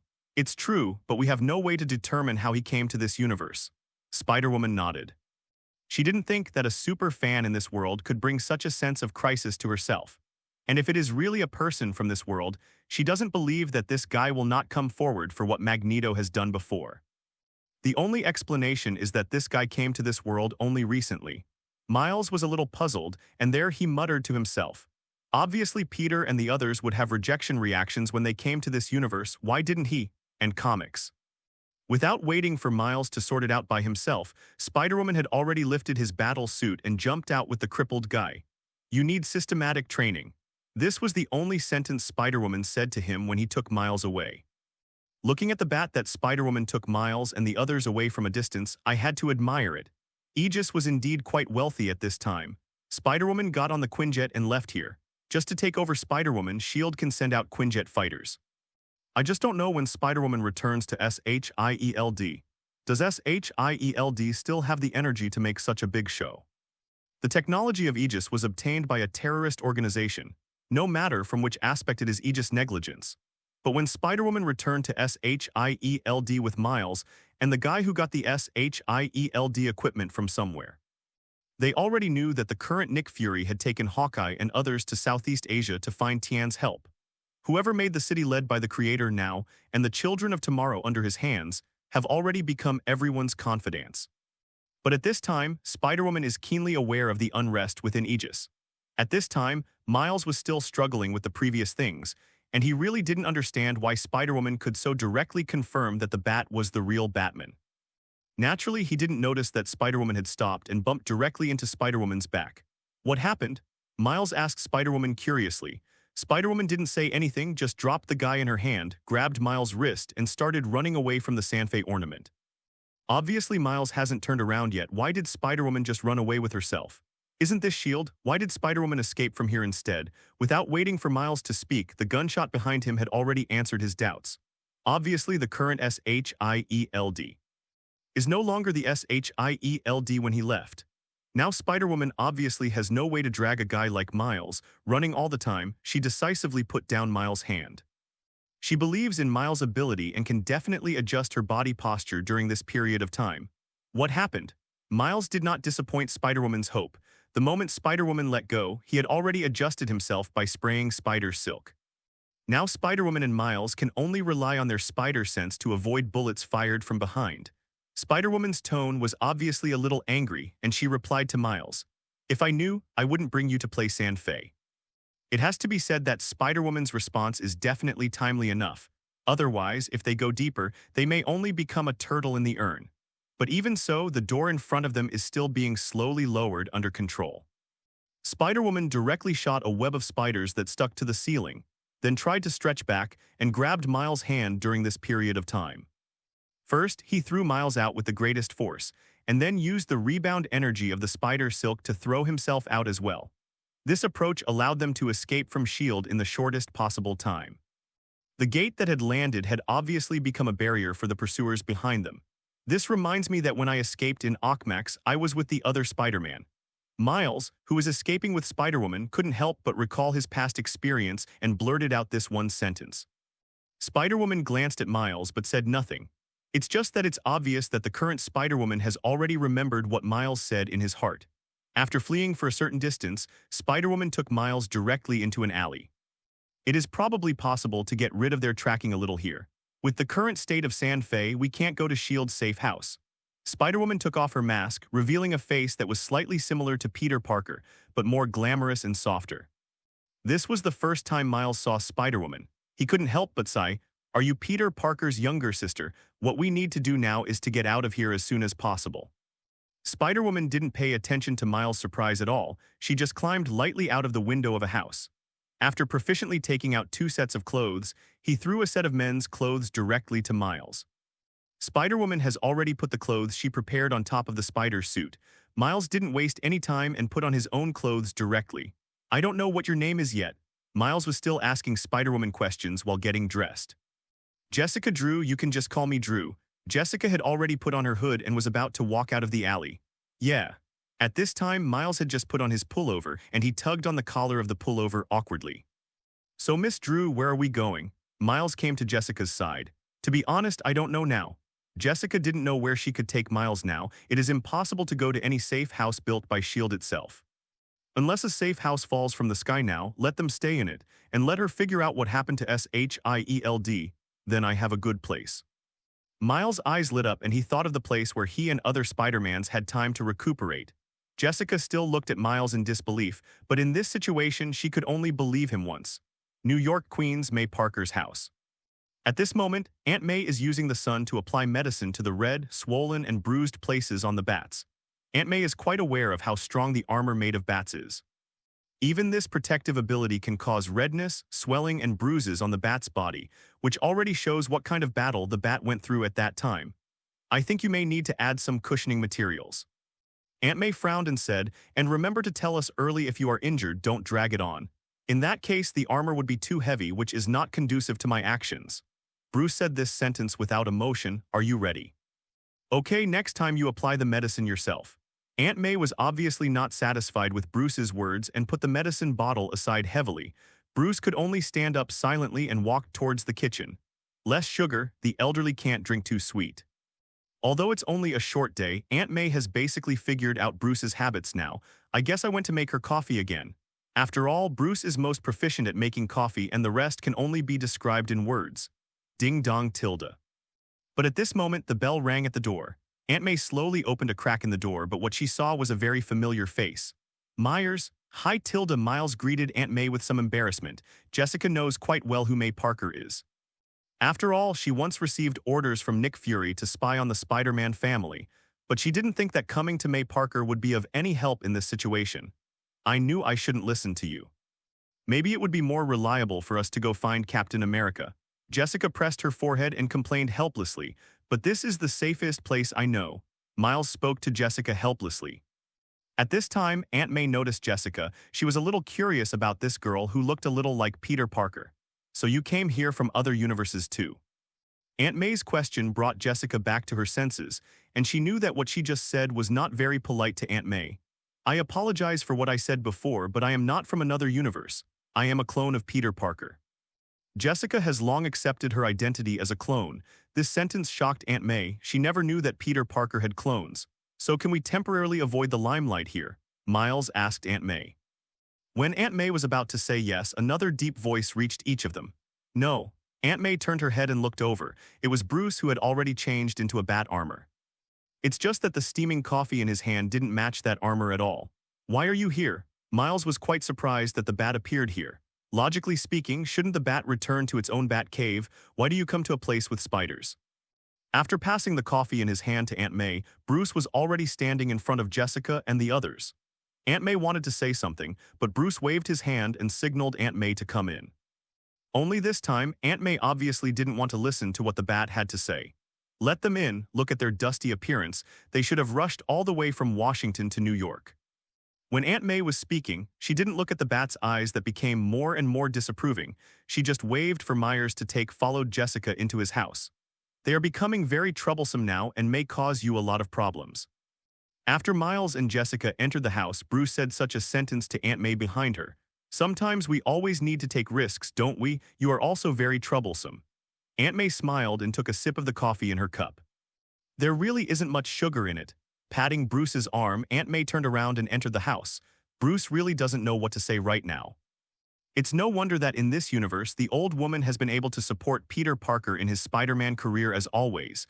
But what Aunt May said was right, he himself was a big trouble. Look, this is the spider cave of the previous Spider-Man. It's a dazzling place, isn't it? Peter Parker from another universe has already admitted that his place is not as good as here. Miles took Jessica, went directly into the spider cave, and even introduced the existence of the spider cave to Jessica. I wanted to ask when FanFic left. Jessica looked around and then set her sights on Miles. The so-called Spider-Man from other universes really came to our world, right? Miles raised his head and nodded to meet Jessica's gaze. It was the bombing in New York City. When Miles said this, Jessica also understood. It was the area that Nick Fury focused on before. So is it possible to travel across the universe? I can answer for him, but it's not feasible at the moment. Bruce suddenly interrupted the conversation between Jessica and Miles and directly separated Miles from Jessica. Bruce never thought that Miles would tell Jessica everything he knew so easily. It is estimated that Jessica will ask another round, and Miles will be able to tell her the color of his underwear. Jessica glanced at the bat inserted between them and said nothing. Looking at your looks, there must be something wrong with FanFic, right? When the platform reached the bottom, Bruce walked out first. My feeling is that there is a rebellion in the shield. When Jessica said this, she used a tone that she couldn't believe at all. After all, SHIELD can be said to be a place where a group of like-minded people come together. Although sometimes the means of doing things are not so glorious, but they at least maintain the peace of this world. Miles looked at Jessica in shock. He just became the Spider-Man recognized by S.H.I.E.L.D. 2 days ago, and now S.H.I.E.L.D. has rebelled. Curse. Bruce glanced back at Jessica. He didn't say anything. There is no big organization in Bruce's heart, and there is no possibility of rebellion inside. As long as there are more than 3 people in this organization, various problems may arise. Unless there is a guy in this organization who is similar to Superman, will not move from beginning to end, and has his own beliefs and will. But all of this is in the eyes of Batman without any so-called absoluteness. Bats always have a belief, that is, if we think that he will be our enemy, even if there is only a 1% possibility, we must regard this possibility as absolute. Sitting in front of the computer, Bruce started his own actions. Countless documents, countless pieces of information flashed across the many screens. Looking at that kind of speed, Miles always felt that the bat must not have seen anything clearly, but was just showing off his skills. Jessica was holding her arms and watching everything quietly. She wanted to see what the bat was going to do. So do you know what the outcome of the negotiation between Nick Fury and Tian looked like? I don't know. When I went back today, there was already a riot in S.H.I.E.L.D. Jessica shook her head. After the rebellion in S.H.I.E.L.D., he had no way to get in touch with Nick Fury. If I'm right, we better prepare for a turbulent America. Bruce's hand stopped suddenly and a document appeared on the computer screen. That is the attendance record of Aegis Quinjet fighter. Jessica took away a Quinjet fighter, Nick Fury took a Quinjet fighter, but there was still a Quinjet fighter in attendance and the destination was not marked. But Jessica and Bruce are very clear about where the fighter plane with no destination marked will end up flying. Because the man on board that fighter plane was named Bruce Banner, in the Republic of Southeast Asia at the moment. A more accurate name now would be the Kingdom of Heaven. Yuzong is holding the oracle that was killed by the city. The orange flame was obviously a little sluggish, and it was obvious that Yuzong was not in a good mood right now. Zhuozong was completely angered by this scene, and the black flames on his head became extremely powerful. Obviously, there is no way for Tian to stay out of the matter now. Their war with the city is irreconcilable. This is also the scene that Nick Fury wants to see, and even before that, he has arranged for Hulk to destroy the city in the past. Whether it is Tian or City, it is an organization that should not appear for Aegis. The best outcome is that both sides lose, and then S.H.I.E.L.D. can profit from it.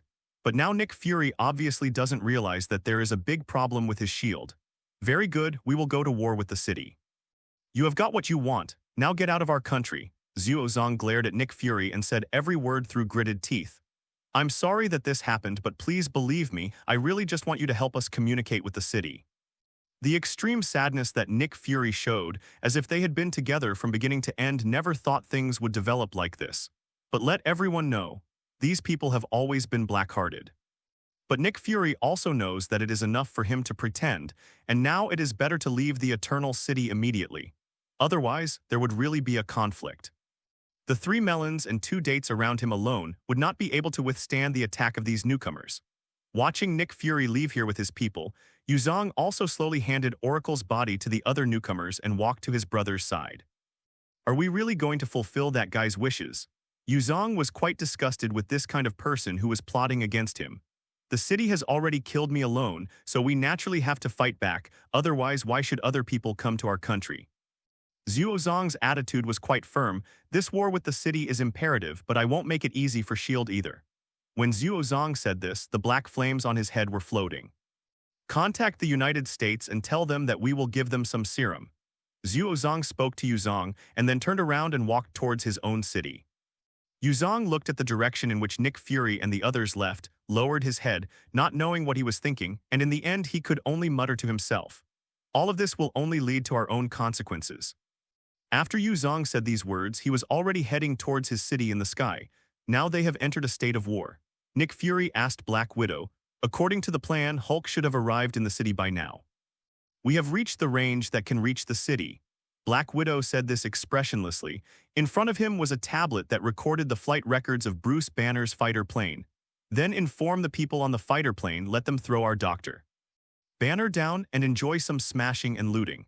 Nick Fury's only remaining eye stared at the blue sky outside the window, facing Black Widow gave the order. Black Widow works on the tablet. Thousands of miles away on the Quinjet, the soldiers had already received instructions from the Black Widow. Brothers, let us help our Dr. Banner. As a soldier shouted loudly, when the other soldiers looked at the cowardly doctor wearing glasses, the inner moment full of violent factors was detonated. Bruce Banner had long forgotten how long it had been since he had turned back into a human, but this time he felt that turning back into a human was definitely the wrong choice. The soldiers threw him from the Quinjet directly into the city and Dr. Banner also completed his transformation in midair, and a gray giant appeared in front of everyone. When the giant fell on the dome of the city, a person slowly appeared. Mr. Fantastic, who wears an extremely strange helmet, is now more accurately called the Creator. He's talking to Hulk. No one knew what they were talking about, but the people on the Quin-type fighter jet only saw an anti-aircraft weapon suddenly appeared in the city and pointed at them, destroying the fighter plane in an instant. At the same time, the American government also received a communication from Yuzong. Execute the cold winter plan. The President of the United States waved his hand, indicating that the people below can start this plan that has been prepared for a long time. The Ultimate Alliance and the Avengers formed by SHIELD have already made the President who holds the power of the United States quite unhappy. The current SHIELD is no longer the obedient guy it used to be. Every decision they made was contrary to their original purpose. The people from the Ultimate Alliance and the so-called Avengers have all become wanted criminals for me. I want to see them captured. With orders issued one after another, the American army entered Sanfei Decoration as quickly as possible. It was completely different from the SHIELD headquarters they had come into contact with. The place now was filled with noisy sounds and chaotic gunshots. Before their arrival, an uncontrollable situation had already occurred at the SHIELD headquarters. The original personnel of SHIELD believed that these American soldiers were here to help them, while those who rebelled thought that their plan had been exposed. But when the American soldiers really started to act, everyone was wrong. The American soldiers clearly implemented the order from above and began to suppress all SHIELD personnel. Even those who launched the rebellion were a little confused. They never thought that one day the American army would come to stop it all. They even contemplated returning the full Ultimate Alliance to fight them, but never thought of that avenue. And now in the Spider Cave, Bruce is navigating through the changes happening around the world. One of the places that has been closely monitored by him issued an order to let him understand that everything has begun to develop in an uncontrollable direction. With an order from the capital of the United States, the winter plan began. When Bruce said this, Jessica was still worried about the situation at the SHIELD headquarters. But when she heard that the order was sent from the capital of the United States, her first reaction was that Bruce had hacked the government affairs system of the United States. And her second reaction was whether this thing named the Cold Winter Project was related to SHIELD. What did you say? Jessica said to Bruce anxiously. There is no more SHIELD. SHIELD has been completely suppressed by the United States, and the so-called Ultimate Alliance has all become wanted criminals. Bruce turned his chair and faced Jessica. From now on, you already a wanted man in the United States. As soon as these words came out, neither Jessica nor Miles could believe the truth of this matter. In any case, the Ultimate Alliance and AHIELD both saved Earth once. Now this kind of thing is indeed a bit of a faceless look. Bruce doesn't care if they believe it or not. He just turned around and started his operation again. When there was a problem with SHIELD and the United States began to arrest those former superheroes, the country was destined to become a war. Bruce has already displayed all the information he can search in front of him. The various policies recently issued by the capital of the United States, what the Kingdom of Heaven is doing now, but only in the city, Bruce has nothing to do. It is not for nothing that the city claims to surpass the development of human beings for 1,000 years. Even the artificial intelligence AI of the same name in the city can kill superhumans in a battle with superhumans. This kind of evolution is no longer something that ordinary invasions can handle. After all, that thing has completely turned the city into his own body. But from the state of the United States and the current Kingdom of Heaven, we can probably see when the current war will break out. Obviously, they are ready to launch this war at any time. However, the attitude of the United States is obviously more ambiguous. He is not only waiting for the start of the war, but also waiting for his own chance to enter the field. It is best to eliminate all threats in this war in the shortest possible time. While Bruce was researching, Jessica was now thinking about how she could find a silver lining in this environment. Now the Ultimate Alliance is definitely in a state of fragmentation. Nick Fury has gone to heaven. It is not clear whether he knows the current state of AHIELD. All she can do is probably hide here. Jessica could only pace anxiously there. At this time, Bruce suddenly turned his attention to a screen, which was the surveillance camera that Bruce used to control the security around Aunt May's house. And in the camera screen, a small black figure appeared there abruptly.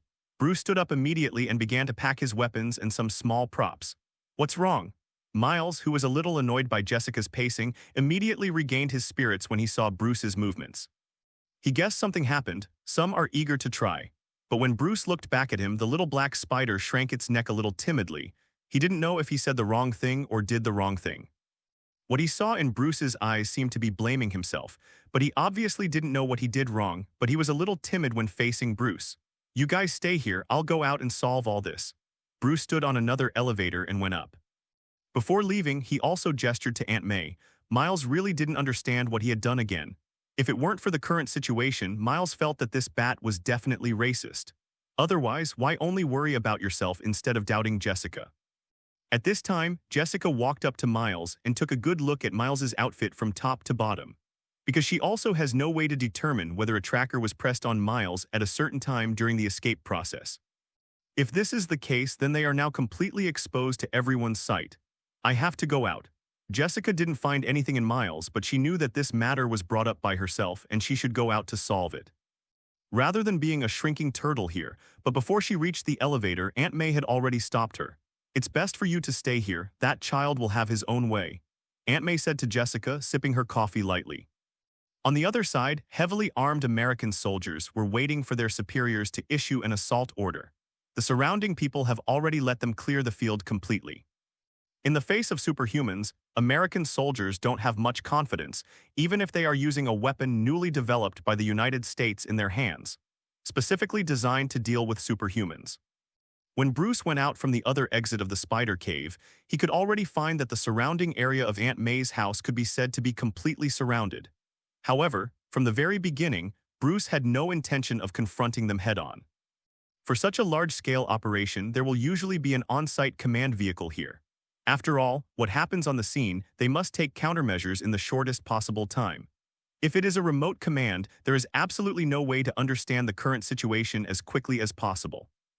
Bruce was right, and now the command vehicle was quite close to Bruce. "Sir, when will we launch the attack?" The soldier sitting in the car spoke to another commander who was resting with his eyes closed. The commander just quietly played with the coins in his hand without saying anything. Soldiers who didn't get an answer from the commander could only continue with their own business. After all, the commander didn't speak, so they really couldn't do anything. Suddenly, there was a slight noise from the roof of the command car, as if someone had thrown a stone on the roof of their car. Although the soldier who was the driver was the first to go out to observe what happened, but before he completely left the seat, a hand stretched out from above and dragged him out. Bruce turned over and entered the command vehicle. With a flip of his hand, a bat dart was inserted into the computer screen they were using. The sudden change made most of the people in the command vehicle unprepared. Even if some soldiers wanted to draw their guns, they were directly nailed to their arms by bat darts before drawing their guns. And the commander, who had been closing his eyes to meditate before, also opened his eyes at this moment. Looking at Bruce, who was wearing a superhero suit, he showed a weird smile and then kicked Bruce in the chest. Bruce passed through the front windshield of the command vehicle in an instant and flew out. At this moment, Bruce only felt as if his chest had been hit head-on by a truck. "I really hate you so-called superheroes who neither listen to the government's discipline nor cooperate with us." The commander walked out of the command vehicle while speaking. Until this time, the commander's figure was not exposed to the sun. That height, which was almost as tall as that of a little giant, gave people an endless sense of oppression. And what's even more outrageous is that he actually tore his military uniform to pieces while walking. The obvious muscular lines inside were exposed, and the scars and the bullet holes. "Obviously, we have been working for the United States, but why do they only know you superheroes? Apparently the commander is a hardcore anti-superhero guy. Why haven't I launched an attack? Isn't it just waiting for you superheroes to come out and throw yourself into the net?" When he was speaking, he had already quickly approached Bruce, who hadn't gotten up from the ground yet, and pinched the bat. The neck was pressed stiffly on the ground and pushed for more than 10 meters. Cough, cough, cough, tilde. Even with the armor's protection, Bruce now felt a little out of breath. "It's hard, isn't it?" the commander said to Bruce with a strange smile on his face, but the expression the commander wanted to see did not appear on Bruce's face. Bruce just raised the corners of his mouth calmly, revealing a smile that was absolutely provocative in the eyes of the commander. "You are just jealous of them being loved and welcomed by the people, not for the so-called sense of honor nor for anything else. You're just jealous. Envious of superheroes taking all your aura away, jealous of them having powers you never had, jealous of them." When the commander at the moment heard these words, the veins on his forehead were already exposed, and his hand holding Bruce's neck became stronger and stronger. He didn't give Bruce a chance to finish his sentence and directly threw Bruce out. This time, it was obvious that this guy was really angry, and he threw Bruce into a private house. Tilde, Bruce groaned in pain. To the commander, this sound was simply the most pleasant music in the world. "Don't worry, I won't kill you. After all, America still needs you so-called superheroes to do something." The commander walked towards Bruce step by step. It was obvious that he wanted to psychologically defeat this guy dressed like a bat. But just when he was about to get close to Bruce, the bat lying in the ruins suddenly made a move. The hook gun shot out the hook in an instant, but the goal was not to cause any damage to the commander, but to wrap a few circles around the guy's neck. As Bruce pulled the trigger of the hook gun, he approached the commander at an extremely fast speed. The commander originally wanted to stop Bruce in midair, but this time Bruce's reaction speed exceeded his imagination. After evading the commander's capture for an instant, Bruce fell behind him quite easily, and a small bomb was placed on the commander's back 1 second before landing. The moment Bruce landed, he had already used all his strength to throw the commander out again. Did not wait for the commander to land. The bomb that Bruce had installed before had already been detonated by him. The huge impact threw the commander up again. This time he slammed into the command vehicle heavily. When the soldiers in the command vehicle saw something was wrong, they abandoned the vehicle and fled. Bruce also slumped to the ground at this moment, but he slid his armor, and as soon as he entered the command vehicle, Bruce had already hacked the channel through which they issued orders. After adjusting his voice changer, Bruce spoke. All personnel obey orders, evacuate here now, and restore everything to its original state. The voice exactly the same as that of the commander came out of Bruce's mouth. Although some people think that this order is a bit strange, no one will question this kind of thing. We can only slowly start to exit here. May, take those two guys and leave. Bruce understood that this place was no longer a place to stay for a long time. Go to the former Kane Manor. The American soldiers can find it here today, and the supervillains in New York can find it here tomorrow. Bruce is quite clear that the time he can delay is to help Aunt May and the others divert. Are you okay? But Aunt May could tell from Bruce's voice that the little guy was obviously weak. Don't worry, you go first, I will catch up with you soon. Bruce stood up slowly. Aunt May was silent, but Bruce knew that she had accepted his proposal. The visor was buttoned up again, and what was displayed on the visor at this moment was Aunt May's GPS location. At this moment, Aunt May has taken the two Spider-Men out of the spider cave. Seeing this scene, Bruce's heart was relieved. The commander who was blown up by Bruce also slowly recovered at this moment and was getting off the command vehicle. However, it can be clearly seen that the guy's body has not suffered any serious injuries. He was just shocked by the impact of the bomb, only now recovered. Turning around and seeing the command vehicle that had been smashed because of his fall, the current commander was really angry from the bottom of his heart. You really deserve to die. The commander grabbed the chassis of the command vehicle with both hands and actually lifted it up. He turned to Bruce with an angry look on his face. In the next second, the command vehicle was thrown at the bat. Bruce did react, even pointing the hook gun at the house on the other side. But at times like this, there is a problem with the hook gun. Bruce could only close his eyes and prepare to bear the impact, although he felt that the damage he was likely to suffer would be huge. At this time, a figure appeared in front of Bruce, blocking the command vehicle that was smashing over. The violent shock as imagined did not appear. Bruce opened his eyes involuntarily. It was a woman in a scarlet spider suit holding a command vehicle. Don't be discouraged, at least not yet. Jessica held up the command vehicle and smiled at Bruce. Hey, big man, did you lose this thing? Jessica yelled at the commander and then directly threw the command vehicle back. The commander reluctantly followed the command car thrown back by Spider-Woman, but when he put the command car down, "Where are the figures of Spider-Woman and Bruce in front of me? What?" He beat the front of the command car angrily. Even though the front of the car had already changed beyond recognition, it didn't restrain his anger. "I will definitely catch you all." It's just that at this time, Bruce and Spider-Woman have caught up with Aunt May and the others. "You can just leave, why are you coming back?" When he landed next to Aunt May and the others, Bruce's first sentence was to ask them why they would take the risk and come back again. "Aunt May, I don't worry about you." Jessica only briefly explained why she went back to save the bat. At this time, Bruce turned to look at the worried Aunt May. "Sorry." Bruce apologized to Aunt May and then took out a detonator-like thing from his belt. As Bruce pressed the button, there was an explosion in Queens in the distance. Bruce didn't hear what the people around him said, he just felt that his eyelids were heavy now. Kane Manor. For Bruce and the others now, this place is simply a natural refuge. The Kane Manor, which had been closed by the New York police early on, was something no one wanted to touch easily. If there were not two Spider-Men among them, they might not have been able to get in successfully. Wow, it's a bit too miserable here. Miles looked at the already scorched Kane Manor and couldn't help saying these words, but Jessica just glanced back at Miles. It was obvious that Miles also knew he had said the wrong thing. He could only smile a little embarrassedly. "Put him here, put the kid down." Aunt May immediately cleared an open space for Jessica to put Bruce down. Jessica gently put Bruce there, but no one could see how much damage they had on Bruce, who was now wearing a bat suit. Jessica cast her eyes on Aunt May. She didn't know how to remove the armor. After all, this kind of thing is completely different from the spider suit, and it looks more like Tony Stark's steel suit. Aunt May knelt down beside Bruce and began to peel off the bat armor on Bruce bit by bit. It's just that when she removed the breastplate, the strange touch made Aunt May a little nervous. She wondered if something was wrong with Bruce's body. After all, it is impossible for a human body to have that kind of fragmented feeling. Aunt May carefully took off Bruce's breastplate. What she saw made Aunt May relieved, but she also felt a little emotional. That's her with Ben Parker. And the wedding photos of Peter Parker and Mary Jane. From the very beginning, Bruce knew that it was impossible to stay at Aunt May's house, and it was destined to be a place that attracted countless people's attention. So when Bruce packed his weapons, he had already brought these things out.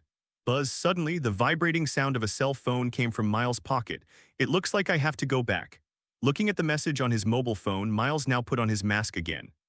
His father had just messaged him asking how he was doing. Obviously, he is not a person who can spend his time at will.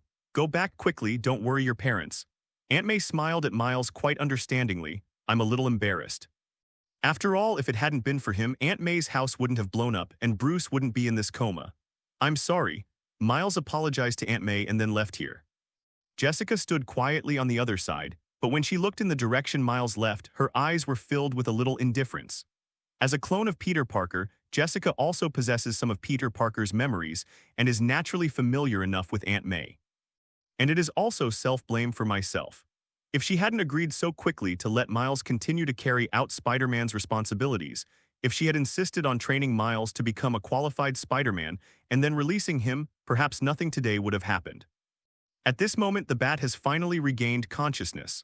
Although the whole body is still in unbearable pain, for the Bat, this has long been a common occurrence.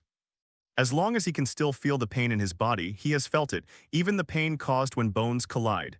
And none of this will have any impact on his actions. Aunt May felt Bruce's movement, and she immediately supported Bruce's upper body. Looking at the photo that had been taken out by Aunt May, Bruce didn't say anything, he just wanted to stand up. At this time, Jessica had already come to Bruce's side in a flash and supported Bruce instead of Aunt May. I come.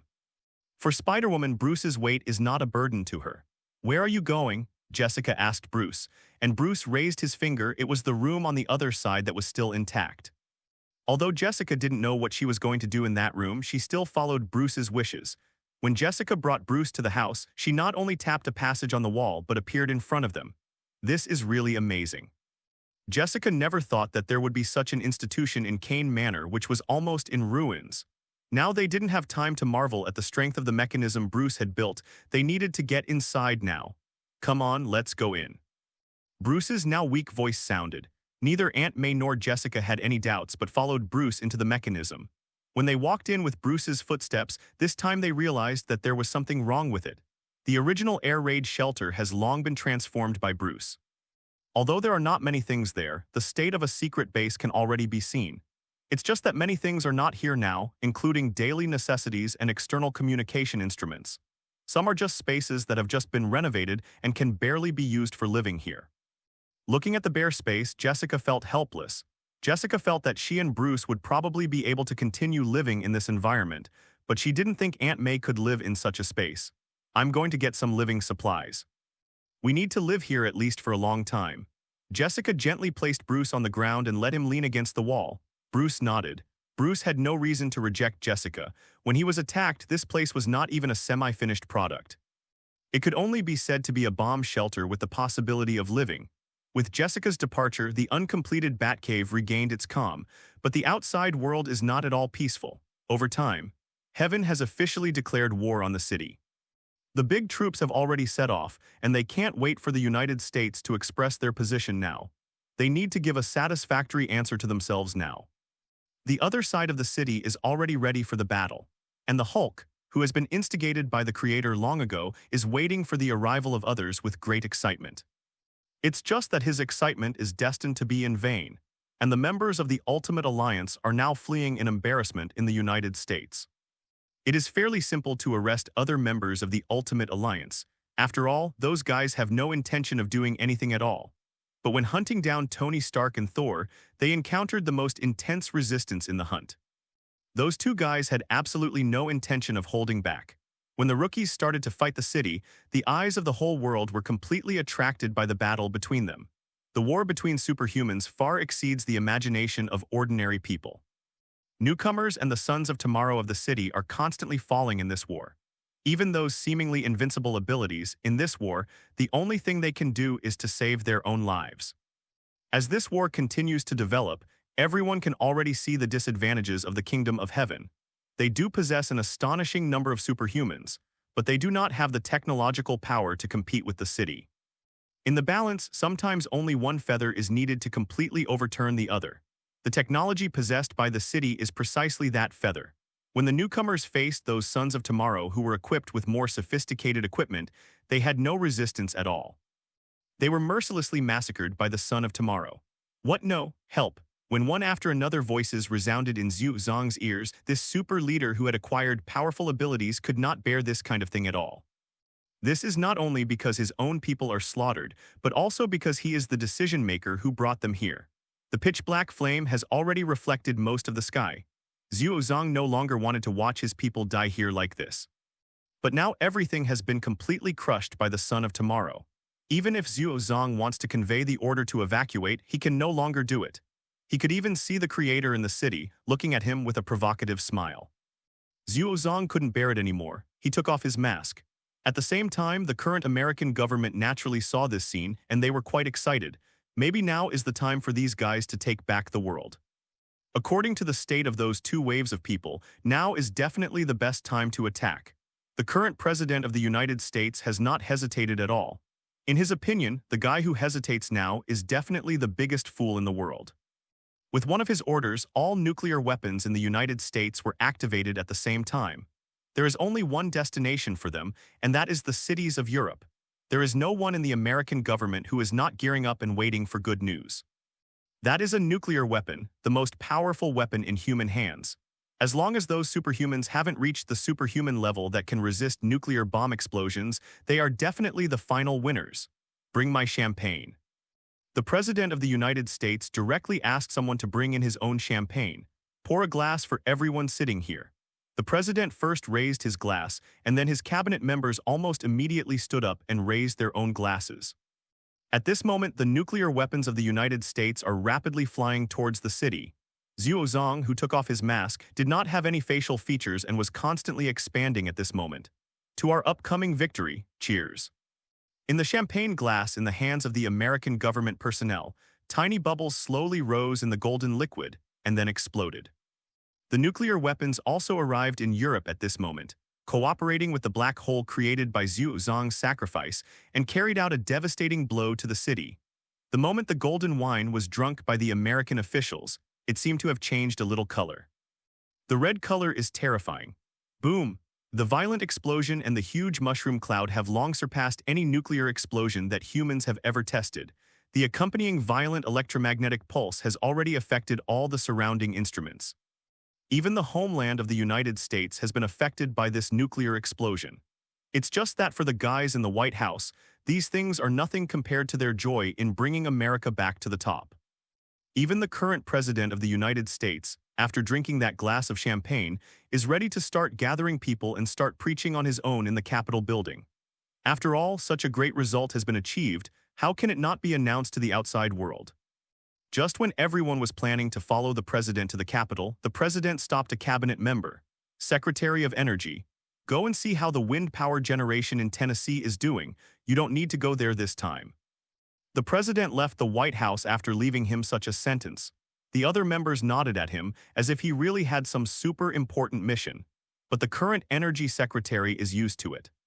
As a guy who was brought up as a position holder, how could he be a colleague in the eyes of these people? It's just an unlucky guy who may be kicked down at any time. What's more, in the vortex of power, few people will really regard others as friends or confidants. The only one you can believe in is yourself.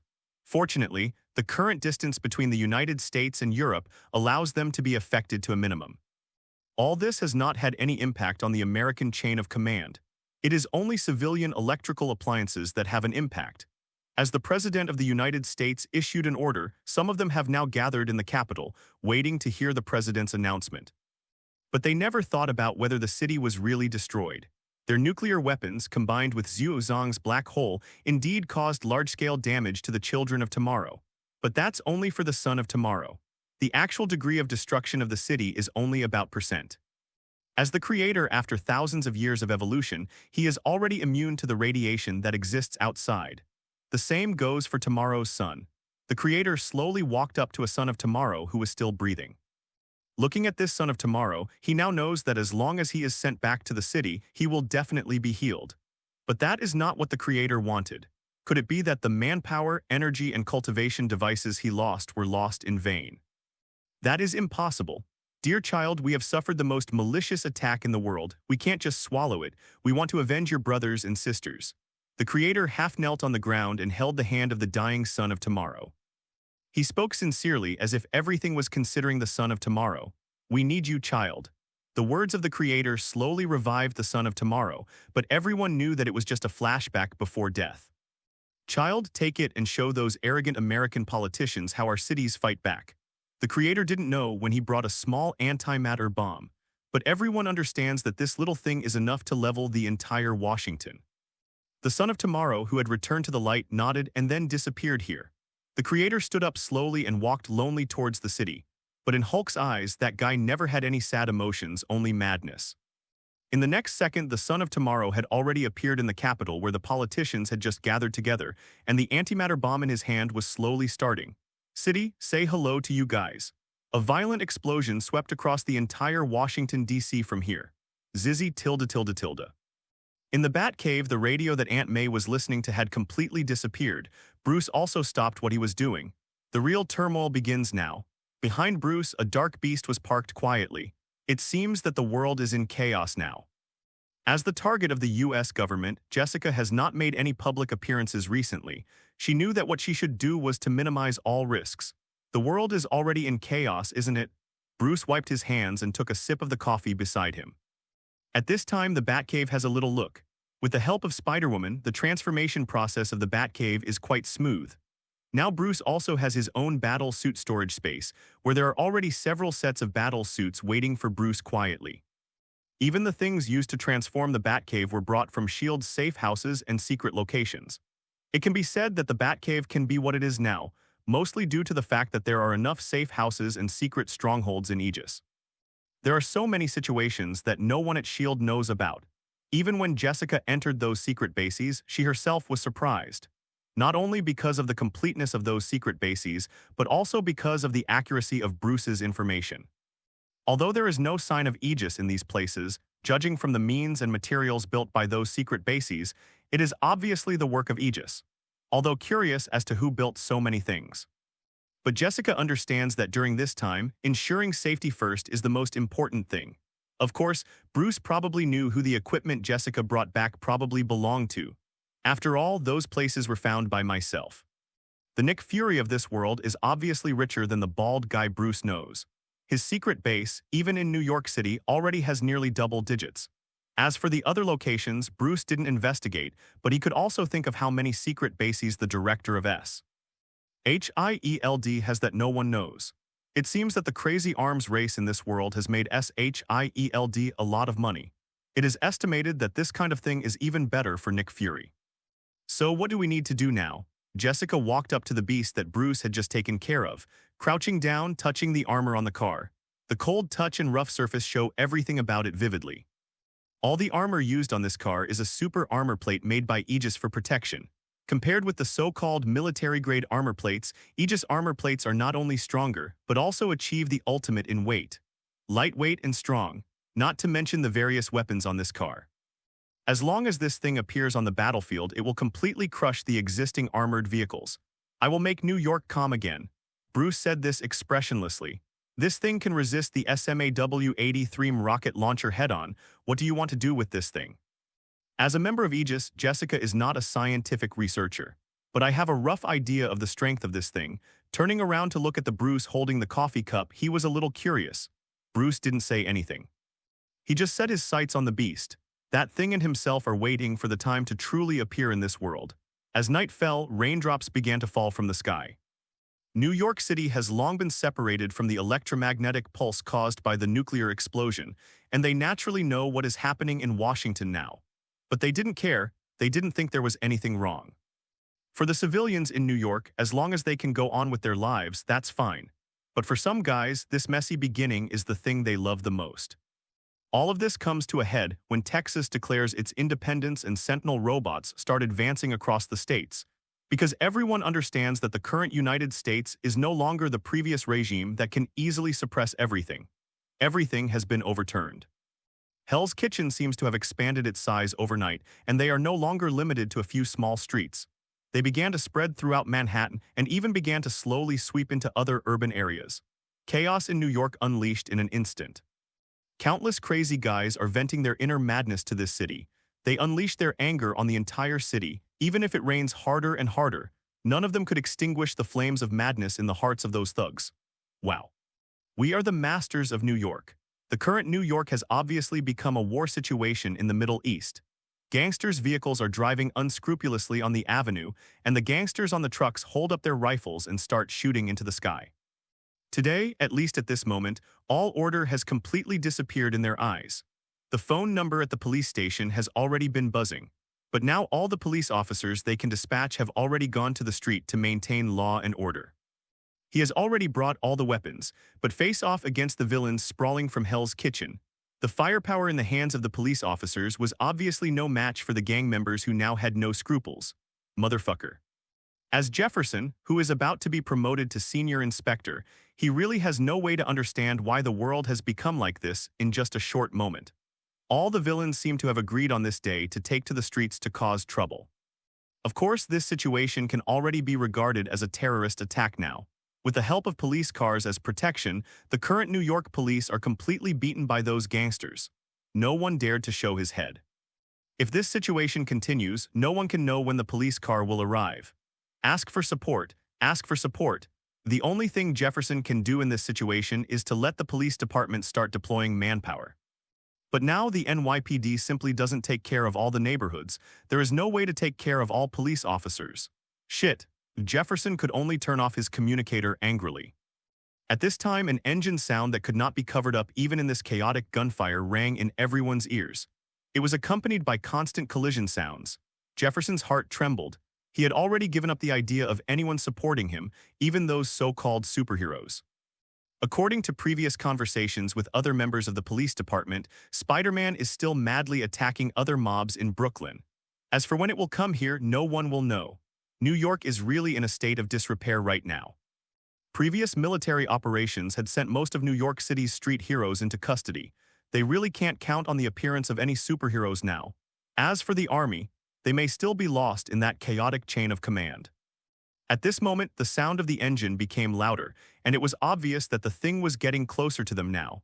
And it's clear that gang members' gunfire is no longer directed only at the police. They seem to have encountered something else. The sound of the sci-fi engine completely echoed in the streets at this moment. Jefferson plucked up the courage to stick out his head and take a look at the situation outside. What he saw was an artificial beast lying low on the ground. The huge body and the heavy armor completely crushed any vehicle he had ever seen, but what frightened him even more was that there were 2 Gatling machine guns on the front of the car. The bullets fired by the gang members hit the car and only sparked. Boom. A violent impact sounded, and Jefferson couldn't help shrinking his neck when he heard the sound. What he saw was that the pickup was directly overturned by the vehicle of unknown origin. The wreckage of the pickup had even crossed the blockade of police cars, fell in front of them, and burned. Gangsters up there, Jefferson could know it even with his own knees, and it is estimated that it is already in danger. Bruce, who was sitting in the cab, didn't change at all. For these gangsters who are starting to spread like a virus, he has no possibility of keeping his hands. If the previous way of handling it is really followed, the time for Bruce to solve the riot will be infinitely extended. That will only make more people suffer from unwarranted disasters. When the Batmobile was about to touch the blockade formed by the police cars, it adjusted its posture in a rather beautiful drifting posture. Didn't touch the police car at all. Only at this time did Jefferson and the others dare to show their heads and look at the street in front of them. There are still gang members everywhere. As far as they could see, there were gang members' pickups that were completely overturned by the car parked in front of them. Jefferson wanted to say something, but Bruce just restarted the Batmobile, and the fireworks from the rear of the car already showed the power of this big guy.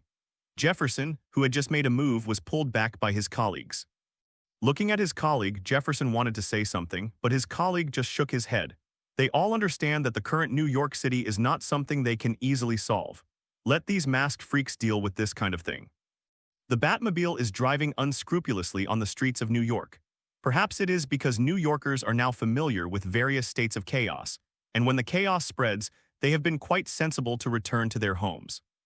On the streets now, there are only those policemen who are still trying to resist the gang members, and there are a few street heroes who resist with their own abilities. Which neighborhood is the worst right now? On the Batmobile, Bruce is now communicating with Jessica in the Batcave. It can't be called a neighborhood anymore. Now Manhattan is about to fall. Jessica looked at the red Manhattan Island on the screen, and she really couldn't control her heart. I feel like I need to go out and help you now. No, you are there to ensure Aunt May's safety. Leave it to me here. After saying this, Bruce hung up the communication. The accelerator was increased, and the Batmobile was already soaring in New York City at this moment. The power burst out from the powerful engine allowed the Batmobile to reach its ultimate speed in the shortest time. When he really drove into Manhattan, Bruce really faced the tragedy of New York. The riots started here, and everything experienced here is unbelievable. On the side of the road are shops that have already been smashed and looted, and cars have already been set on fire. The dead bodies of innocent passersby can also be seen here. Bruce stared blankly at the road ahead of him. Under the instantaneous acceleration, the Batmobile with more than 3 tons also turned its head. It is obvious that Bruce has pulled the speed of the Batmobile to the extreme. Everything in front of him was not enough to stop his progress. Every time the Batmobile enters a block, what will be greeted there will be an extremely cruel impact. Who can tell me what is happening now? Why did a tank rush in? A leader looked at the Batmobile driving recklessly on the street and said to the other end of the phone quite angrily, "Didn't you say you would stop the army? Say something." "Calm down, you have to trust us. We didn't let any troops into New York, let alone Manhattan." The voice on the other end of the phone spoke in a leisurely manner. It seems that in his eyes, no matter what New York has become now, it has nothing to do with him. Or to be more precise, he has no feelings for this world. What he wanted to do was to turn all of this into ashes. But now he also understands that at least the current self cannot easily put this matter aside. New York is still very important to his plan.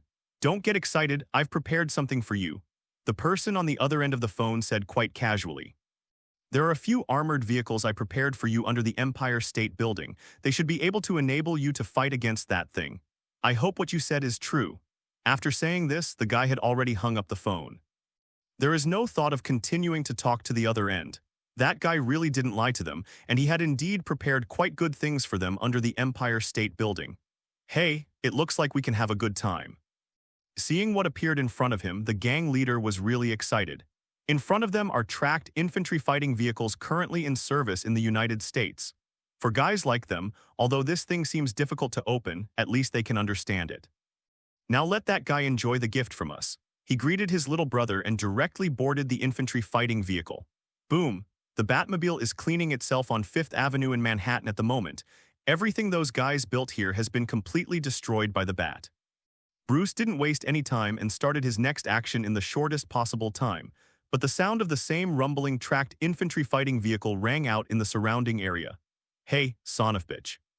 The guy who was controlling the machine gun on the infantry fighting vehicle shouted loudly in the direction of the Batmobile.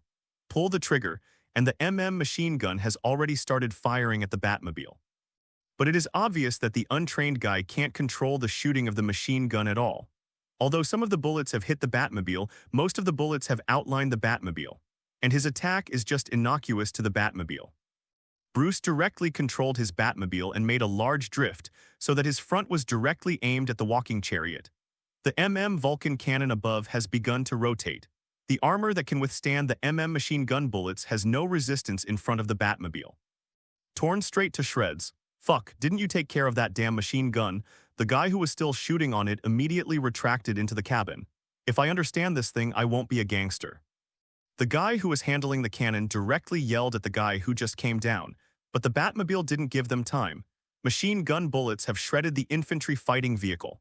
But around the Batmobile, more infantry vehicles appeared. Bruce in the Batmobile didn't make any waves. Everything around him seemed unable to arouse his emotions. Even in this situation now, for many people, it can be said that it is a mortal situation. As that war machine said, this is a place where you will fight and you will definitely die. It's just like the actions they took later, completely breaking what they said. Pressing the lever switch on the center console, the Batmobile, which was lying low on the ground, completed the transformation in an instant, and the Batmobile arched up. The tires are even covered by crash armor. Without waiting for the guys driving the armored vehicles to make any moves, Bruce has already started his own actions one step ahead. He controlled the Batmobile and rushed towards the armored car that had been torn apart by him. The surging power combined with the current posture of the Batmobile, when facing the armored vehicle that can be said to be a wreck, it is already destined that that thing cannot cause any obstacles to the Batmobile. Boom. Under the impact of the Batmobile, the armored vehicle that had already become a wreck was overturned. "Don't let him run away," the gang leader sitting in the armored car roared loudly. The younger brothers are planning to control the armored vehicle to straighten up and start chasing the Bat. It never occurred to them that the Bat was not trying to escape. Compared with the armored car, the more flexible Batmobile has already circled behind them at this moment. The 20mm Vulcan cannon once again showed its strength. Before the armored vehicle turned his body around completely, all they could feel was that the rear armor of the infantry fighting vehicle had been completely torn apart, and the other infantry fighting vehicle corresponding to this armored vehicle fired directly. The 25mm dual-purpose cannon is indeed quite powerful, but it is useless when facing the Batmobile. It can't be said that nothing was left. At least he left some scratches on the Batmobile that had never been scarred before. Bruce stepped on the accelerator and rushed towards the firing infantry fighting vehicle. The two Vulcan cannons on the vehicle were firing continuously, dismantling the infantry fighting vehicle in front of them. The infantry fighting vehicle is completely unbelieving, using its main gun to continuously fire at the Batmobile. It wasn't until the Batmobile was about to hit the infantry fighting vehicle, and the rest of the infantry fighting vehicles seemed to remember to open fire on the Batmobile. Not sure if it's their own bad aim or the Batmobile is moving too fast. They fired so many shots, but not one of them hit the Batmobile, and the Batmobile has already completely torn up another infantry chariot out of their sight. The gang leader, who once again lost an infantry fighting vehicle, obviously couldn't control himself. Although he knew that his unscrupulous days in New York would never last long, but he also didn't want anyone to step on his head during these short days. He pushed away the younger brother who was sitting on the main gun, and now he only believed in himself. "That guy must die by his hands. This time I will see if you will die or not." He stared closely at the sight, and now he was only waiting for the Bat to appear. The gang leader knows that as long as that guy wants peace and order in New York now, then he will definitely come back to find himself. Come back and kill them heavy force guys. Before I destroyed them, I recorded their models and approximate paint and checked them. Bruce reconnected the communication and sent back the models and paint of the 3 previously destroyed infantry fighting vehicles. The Batcave. Let Jessica find out what's going on. He wants to understand why infantry fighting vehicles can appear in Manhattan. This kind of thing can already be said to be completely beyond common sense, not to mention that they are using the active combat vehicles currently used by the American Army. There is no number, and the painting is just a normal army painting. Judging from the appearance before you destroyed it, these have not been officially used. Jessica retrieved the infantry fighting vehicle sent by Bruce in the shortest time, but there are no service records. These cars are new cars. I see. Bruce nodded. At this time, he had already controlled the Batmobile for a circle and was about to return to the surroundings of the infantry fighting vehicles. Attention, they are very likely to have. There is no tow missile, it has been scanned before. Bruce has already determined his next move at this moment. He did not directly aim at the street controlled by the infantry fighting vehicle, but instead rushed directly into the parking building. Okay, Jessica pursed her lips and said nothing. On the other hand, Aunt May just smiled softly. Jessica is really not very suitable for logistics, and she may prefer to go out and carry out her own actual operations. The rather aggressive engine sound of the Batmobile attracted the attention of the armored vehicles, and they quickly turned the turret and aimed towards the rear. They didn't think that the Batmobile could rush out the other side. When the sound of the engine got closer and closer, the guy controlling the turret immediately looked in the direction where he heard the sound. But he couldn't believe it. After all, there was a parking lot next to him. Boom. The half-person-high concrete fence was smashed into pieces in an instant. The Batmobile sprinted down from it. The strong power is combined with its own weight, and when it is installed on the armored vehicle, it has already knocked the armored vehicle to the side. After the Batmobile knocked over an armored vehicle, it quickly adjusted its angle and rushed towards the infantry fighting vehicle on the other side. Boom! Although the infantry fighting vehicle was not hit and rolled over, it was still affected. Bruce's Batmobile went straight through the gap between the armored vehicles. Then he stepped on the accelerator and continued to rush towards another infantry fighting vehicle. Damn it, is this guy crazy? Damn, I am going to kill you.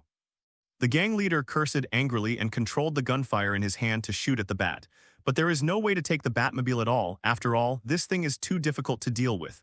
Boom, squeak. The sound of the Batmobile's wheels rubbing against the ground spread through the streets, and even the air vibrated.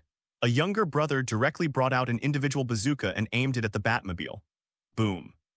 The impact of the explosion made Bruce unable to control his body posture at this time, and the rear of the car directly smashed into a wall when the body lost control. The gang leader was very excited when he saw this scene. He pressed the cannon launch button in his hand and poured his firepower at the current Batmobile. Clang, clang, clang. Dazzling sparks kept lighting up the Batmobile, and Bruce pulled the Batmobile away from its current state in the shortest possible time. Seeing that his prey is about to leave, the gang leader immediately began to greet his younger brother, obviously wanting to continue bombarding the Batmobile with a personal rocket launcher. It's just that Bruce won't give them a chance now. The Batmobile turned around and charged towards the infantry fighting vehicle where the gang leader was. The gang leader, who originally wanted to continue firing, found that no matter how he pressed it, the cannon on the infantry fighting vehicle seemed to be dead. He could only watch in horror as the Batmobile grew completely on top of his infantry fighting vehicle. What? After a huge impact, the Bat stepped out of the Batmobile, walked to the battered infantry fighting vehicle in front of him. Somewhat different from Bruce's calculations, that guy may not have protected his head properly when he was receiving the impact. He suffered severe trauma to his head. He stretched out his hand and pulled the guy directly out of the turret. There are some questions that this guy may not be able to answer Bruce now, but the things he carries on his body may be able to give Bruce an answer. Facing the guy he pulled out, Bruce cleaned the blood off his face a little before taking a picture of him and sending it to Jessica. Check this guy out. Understood, boss. Jessica responded to Bruce with some helplessness. Obviously, I am a frontline worker, but now I can only do some logistical things here. This made Jessica really unbearable, although she is very clear that the meaning of her being here is to protect Aunt May and ensure that she will not have any problems. Joseph Harrow, an American of Far Eastern origin, used to be Wilson Fisk's subordinate, and now he is out to work alone because of Wilson Fisk's imprisonment. The chaos in New York is even more led by the gang he formed. But the source of his arms was not found. It's as if all those things just popped up out of nowhere. Looking at the information displayed on the big screen in front of her, Jessica really couldn't imagine why such a gang leader could turn New York into such a mess. The only possibility is that someone has been secretly helping them. Is there a problem with the prison? Bruce's first thought was whether Wilson Fisk had re-emerged, something he did deliberately to turn New York into a mess of muddy water again. No, this chaos doesn't seem to have affected the prison. Maybe they themselves are unwilling to release Wilson Fisk again. Jessica could probably guess why these guys didn't go to the prison where Wilson Fisk was held to make trouble. Because they didn't want to see Wilson Fisk reappear on the streets of New York. While Jessica was explaining all this, Bruce had already begun to search for things on Joseph. When a mobile phone that Joseph had kept inside the lining was taken out by Bruce, Bruce flipped his hands and took out the data replicator from his belt. Put the phone on the phone duplicator, and all traces of use in the phone will be copied here by Bruce. Putting the thing away, Bruce sat back in the Batmobile. Give me information about other streets in New York City. Bruce had already restarted the Batmobile as he spoke. Jessica complained helplessly. It seems that we are destined to have a sleepless night, but I wish I could go out. You should know better this time. It was finally not Bruce who interrupted others. Jessica said what Bruce wanted to say in advance. My mission is to protect Aunt May in the Batcave. Yes, I know the boss. The chaos of the streets in New York has been sent to you. Boss, you can choose a street and start your journey. Bruce didn't reply, but after receiving all the confusing information, he kicked the accelerator and controlled the Batmobile to rush towards another chaotic street. On this night, the roar of the engine can be heard almost anywhere in New York. They didn't know who was saving this city that had fallen into complete madness, but when they heard the sound of the engine, it already meant that the surrounding streets were returning to calm. When daylight comes, they try to find the distinctive roar of engines in New York. But it just came back in vain. But when people in Manhattan saw the remains of infantry fighting vehicles left on the streets, they couldn't help but feel a little frightened. What happened in Manhattan last night? The night passed, and the Dark Knight, who had been busy all night, naturally returned to the place he should be going. Hearing this unique engine sound, Jessica and Aunt May already knew who was back. The Batmobile rushed directly into what is now the Batcave and stopped firmly there. The Batmobile for a night out. If it is considered brand new from the factory, then the Batmobile that has returned now is not dilapidated, but it can definitely be considered battle-tested. Bruce coming out of the Batmobile can also be counted as a traveler. At this time, Aunt May had already prepared breakfast for Bruce. Looking at Bruce, who is now covered in dust, Aunt May couldn't help feeling a little distressed. She seemed to see Peter Parker in Bruce. Have the National Guard or something started taking action? The first thing Bruce did when he came back was to come to Jessica's side to see what the National Guard was doing around New York City. According to the situation last night, after Bruce arrived, the National Guard should have arrived. But even now that Bruce has dealt with all the chaos in New York City, there is still no sign of the National Guard. I don't know, but the chaos in almost all places has reached a higher level now. Even the National Guard can't take care of so many places at the same time. Jessica immediately received the call from All American Now map. You can clearly see that basically everything is red now. New York City can already be considered a rather abrupt place. If it weren't for Bruce's hard work last night, New York City would also be part of this red one. And we still don't know what New York will look like next. Being one of the 3 most sinful cities in the United States is not just talk. Looking at the red on the screen, Bruce said nothing. So what can we do now? Jessica looked at this rather grim situation and felt quite a headache. If Aegis hadn't been forced to take over by the United States, there might be a way to allow them to perform some tasks. But returning to S.H.I.E.L.D. now is just throwing yourself into a trap. Look up who this guy has been in contact with and what information does he have. Bruce took out the data replicator from his belt. Jessica was about to take the data replicator from Bruce when she was stopped by Aunt May. What you have to do now is not to continue this kind of thing. Aunt May said to Bruce and Jessica, quite seriously holding the data duplicator. She slept last night, but Aunt May could guarantee that these 2 children never slept a wink all night. After finishing this matter, I will go to bed. Bruce spoke to Aunt May in a calm tone, but his hands were already moving. He wanted to take the data replicator from Aunt May. Aunt May has been guarding against Bruce's actions, holding the data replicator tightly. Seeing Aunt May like this, Bruce had no choice but to take off his mask. I see. Holding his mask, Bruce walked to his changing room. Remember to eat breakfast before going to bed. I don't want to see you go to bed on an empty stomach. Aunt May shouted to Bruce, who was going away, then he turned to look at Jessica. Jessica got up from the chair quite obediently, raised her hands and said to Aunt May, I know, I'm going to wash and sleep now. And breakfast, got it. Jessica waved her hand and walked towards her breakfast. At this moment, Aunt May nodded with satisfaction. When the Batcave returned to silence, the members of the Ultimate Alliance outside are really miserable one by one. Thor and Stark are fighting against those who hunt them. But they also learned about the current changes in Aegis from those guys. Nick Fury no longer knows where he went. Stark's brain tumor recurred even more. If they hadn't sought Sue's help at this time, it is unknown whether Stark would survive now. But now Stark, in Thor's eyes, is more and more like himself. After all, how can anyone say that a tumor in their brain is a self-aware guy? In Saul's eyes, Stark is either schizophrenic or delusional. Anyway, not a normal person. Looking at the soldiers rushing towards him, Stark had already made his plan. He needs to meet the president, but not in this captive way. He took out the phone Sue had given him earlier from his suit pocket and dialed a slightly old phone number. Hey Carol, we need your help. While calling the former S.H.I.E.L.D. director, Stark attacked the soldier who was rushing towards him. The palm cannon in his hand bombarded the soldiers in front of him mercilessly, and Thor had no idea of holding back. He used his current uniform and weapons to trigger thunder and hit all the soldiers who raised their guns towards him. You should know that you are still wanted. Although Carol was a little surprised by Stark's call, she still listened to Stark's words very seriously. I know, but you should also know that we are not bad guys. You are a playboy who is full of pornographic news, Carol said with a kind of ridicule. It's just a silly joke that everyone knows, but for Stark, it's a manifestation of Carol's willingness to communicate with himself. We need to have a good talk with the president. We may be able to solve everything. Stark raised his hand cannon again and directly shot away a soldier. Carol didn't say anything at this time. She fell silent. At this point in time, whoever wants to see the president is a very sensitive matter. After all, the previous president had already been turned into flying ashes in the city's counterattack, and there might not even be any ashes left behind. If the Minister of Energy has just been promoted to the president now, and if there is any problem, then the matter can be said to have completely turned into a farce.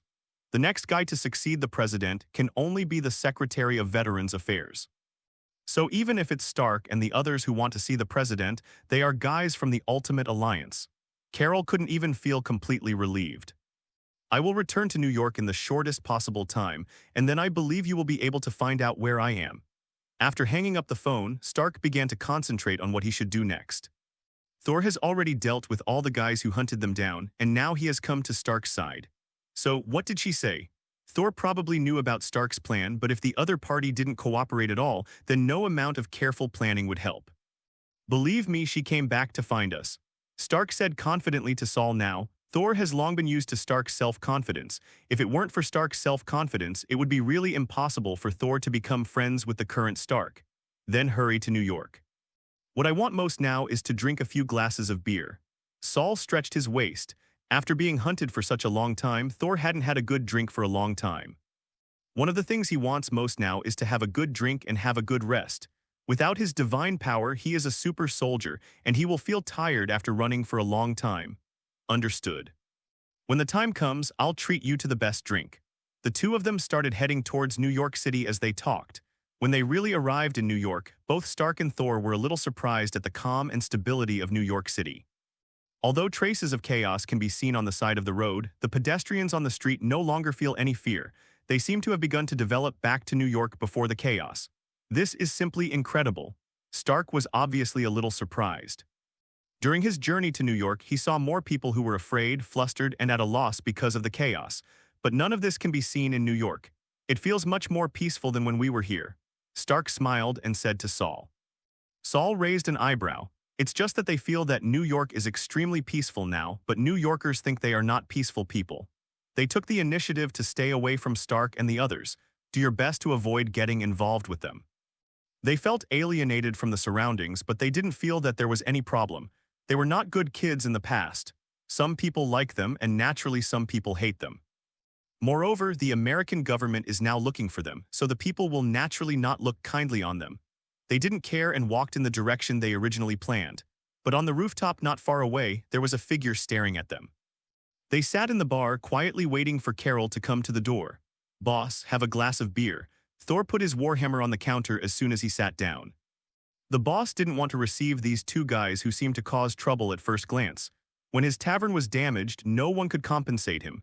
But everyone slapped the axe on the table. I don't even want to accept it. You guys should finish this glass of wine and leave here. After the boss poured them a glass of wine, he may have reminded him kindly to avoid problems in his tavern. But in Stark's ears now, maybe his fans are reminding them of their safety. Don't worry, it's fine, we're here this time to solve the arrests on us. Stark also asked the boss for a glass of wine. The boss understood that these two guys obviously didn't understand what he meant. But it's normal, that guy's appearance was only one night. That night, that guy has surpassed the so-called Ultimate Alliance in the hearts of New Yorkers, because that guy is really protecting New York. No, I just want you to stay out of this city, you will only cause trouble. As soon as the boss finished speaking, the door of the tavern was pushed open. It was Carol in a suit. I really never thought that you really dare to enter New York. I really never thought that you really dare to enter New York. Obviously, Carol admires the boldness of these two guys. Although because of the current chaos throughout the United States, the American military has long since run out of redundant manpower to deal with these matters. But this does not mean that the United States does not want to arrest these guys completely. Moreover, the American government, which has the serum of the Kingdom of Heaven, already has its own super soldiers. The secret of the serum has not been completely solved yet. At least the serum sent by the Kingdom of Heaven was enough for them to have their own team of super soldiers. There are also enough samples for their scientists to decipher. If it weren't for the city's counterattack coming too fast and too violently, the United States may already have its own fully mature super soldier serum. Despite this, It won't be difficult to control both Stark and Thor, now without his powers. It can't be helped, you always have to be more courageous. Stark raised his glass to Carol, acting quite casually. There was no tension at all that he might be taken away. The president's meaning is very clear: you can meet, but only if you surrender your arms before you can talk. And before Carol could finish her words, she heard the noise of soldiers outside. She had clearly notified them before coming in and told them to be quiet. But why is there a problem with this kind of joint? Stark and Thor are already used to it. If Carol hadn't brought anyone here, they might still be a little uncomfortable with it now. Besides, they have already planned to have a good meeting with the President of the United States, so they have naturally made all the preparations. Let's see what can make our army so nervous. Stark drank all the wine in his glass in one gulp. After Saul ordered another drink, he followed them outside. Carol pushed open the door, and without waiting for her to say anything, she had already seen something that made her soldiers completely unable to keep calm. The Batmobile aimed right at them. Bang. Behind them, the bar owner decisively closed and locked the door of his bar. Maybe this is of little use to them, but it is a peace of mind for the boss himself. Many times, many things, human beings always need a peace of mind. Carol forcefully pushed aside the soldiers and walked up to the Batmobile. I know you took care of the chaos in New York. What do you mean you're here now? Carol yelled at the Batmobile. There was no thought of response inside the Batmobile. Just when Carol was about to say something, a figure appeared behind her. Those soldiers immediately pointed their guns at the man with the jet black cloak. I want to know what you want to do when you come to New York. When the terrifying voice sounded behind Carol, even Carol, who thought he was a super big heart, couldn't help trembling. Bat turned and looked at the well-equipped soldiers around him. The surrounding soldiers held their guns tightly, but their immobile fingers showed that they were already terrified by the appearance of bats. But now Stark and Thor waved their hands quite naturally to this madman who seemed to be the same as them. We are here to take people out of here. Carol slowly turned around and looked at the back of the bat. Now she was thinking about whether she should do anything to the bat. It looks like the current bat is clearly defenseless. But in the end, her intuition was telling herself, don't do it, or the end will be bad. That's right, brother, you don't need to be so nervous. We are just having a meeting here. Stark spoke to the current bat quite confidently. Bat glanced at Stark, then turned and walked towards his Batmobile. When he was about to enter the cockpit, Bruce looked back at Carol and said nothing, but the look in his eyes was obviously a warning. Even after the doors of the Batmobile are closed, they seem to be able to feel the gaze of the bat. When the Batmobile disappeared, the soldiers breathed a sigh of relief. When Carol turned to face the bat at that time, the cannon on the Batmobile had already started to move. Obviously, if something goes wrong, that thing can tear them all apart in an instant. It seems that an incredible guy has appeared in New York. Stark obviously looked like he was standing and talking without back pain. At this moment, Carol felt that his back was wet with cold sweat. Let's leave here earlier. Carol didn't plan to stay here any longer. The bat just now really made people tremble a little. It's not that Carol doesn't know why New York calmed down so quickly, but she doesn't have much wariness about bats. After all, a hero who can save New York is no threat to them. Although the current president of the United States is quite dissatisfied with this kind of personal heroism, perhaps in his eyes, he is the only one who can engage in personal heroism. So what do we need to do now? Stark pulled back from the previous situation with the bat. He started to ask how Carol could take them to meet the president, but what they didn't know was that the bat was still staring at them. You're impulsive, Thomas in his head said to Bruce now. He knew best that in the situation just now, if something happened, Bruce would have no way to solve it properly. They have troops, but they are only willing to catch those guys. Bruce said this calmly while sitting in the car. It's just obvious that Bruce's dissatisfaction with the current American government can be heard in his tone. But as long as they can have some troops to suppress the chaos, so many people will not die in the chaos that night. Thomas didn't speak. Thomas is really getting more and more familiar with the present world. Superhuman wars, the world is in chaos. The American government still wants to continue its dream of world domination. However, in my own world, no one has dealt such a huge blow to the United States. Let me out and I can help you kill all these guys. When the Red Death spoke, the bat-shaped Speed Force was flying behind him. No, no, two voices rang at the same time, just one calm, one quite excited. Bruce outside, you can't listen to Bruce in my world, you just have to. Before Barry Allen finished speaking, he was already firmly suppressed by the consciousness of the Red Death. Bruce's eyes were fixed on the little red dot that was slowly moving on his map. He's going to fix it all, at least do what you can. You're going in the wrong direction, you're leaving New York City. Jessica in the Batcave has already observed at a glance that the current direction of the Batmobile has already left the range of New York. The plan has changed. Bat just replied to Jessica in an understatement. I think you'd better tell me about your plan, otherwise I'm not prepared at all. Jessica expressed her protest to Bruce. Then be ready to remotely control the Batmobile at all times. After saying this, Bruce had already hung up the communication. Jessica expressed one condemnations for Bruce's behavior, but Bruce, who has hung up the communication now, will reconnect because of her condemnation. Damn it. Jessica pulled her hair angrily, and now she really wanted to bring Bruce back and beat him up. What's the matter? Aunt May, who had just washed the fruit, naturally saw her sitting there, Jessica with chicken coop hair.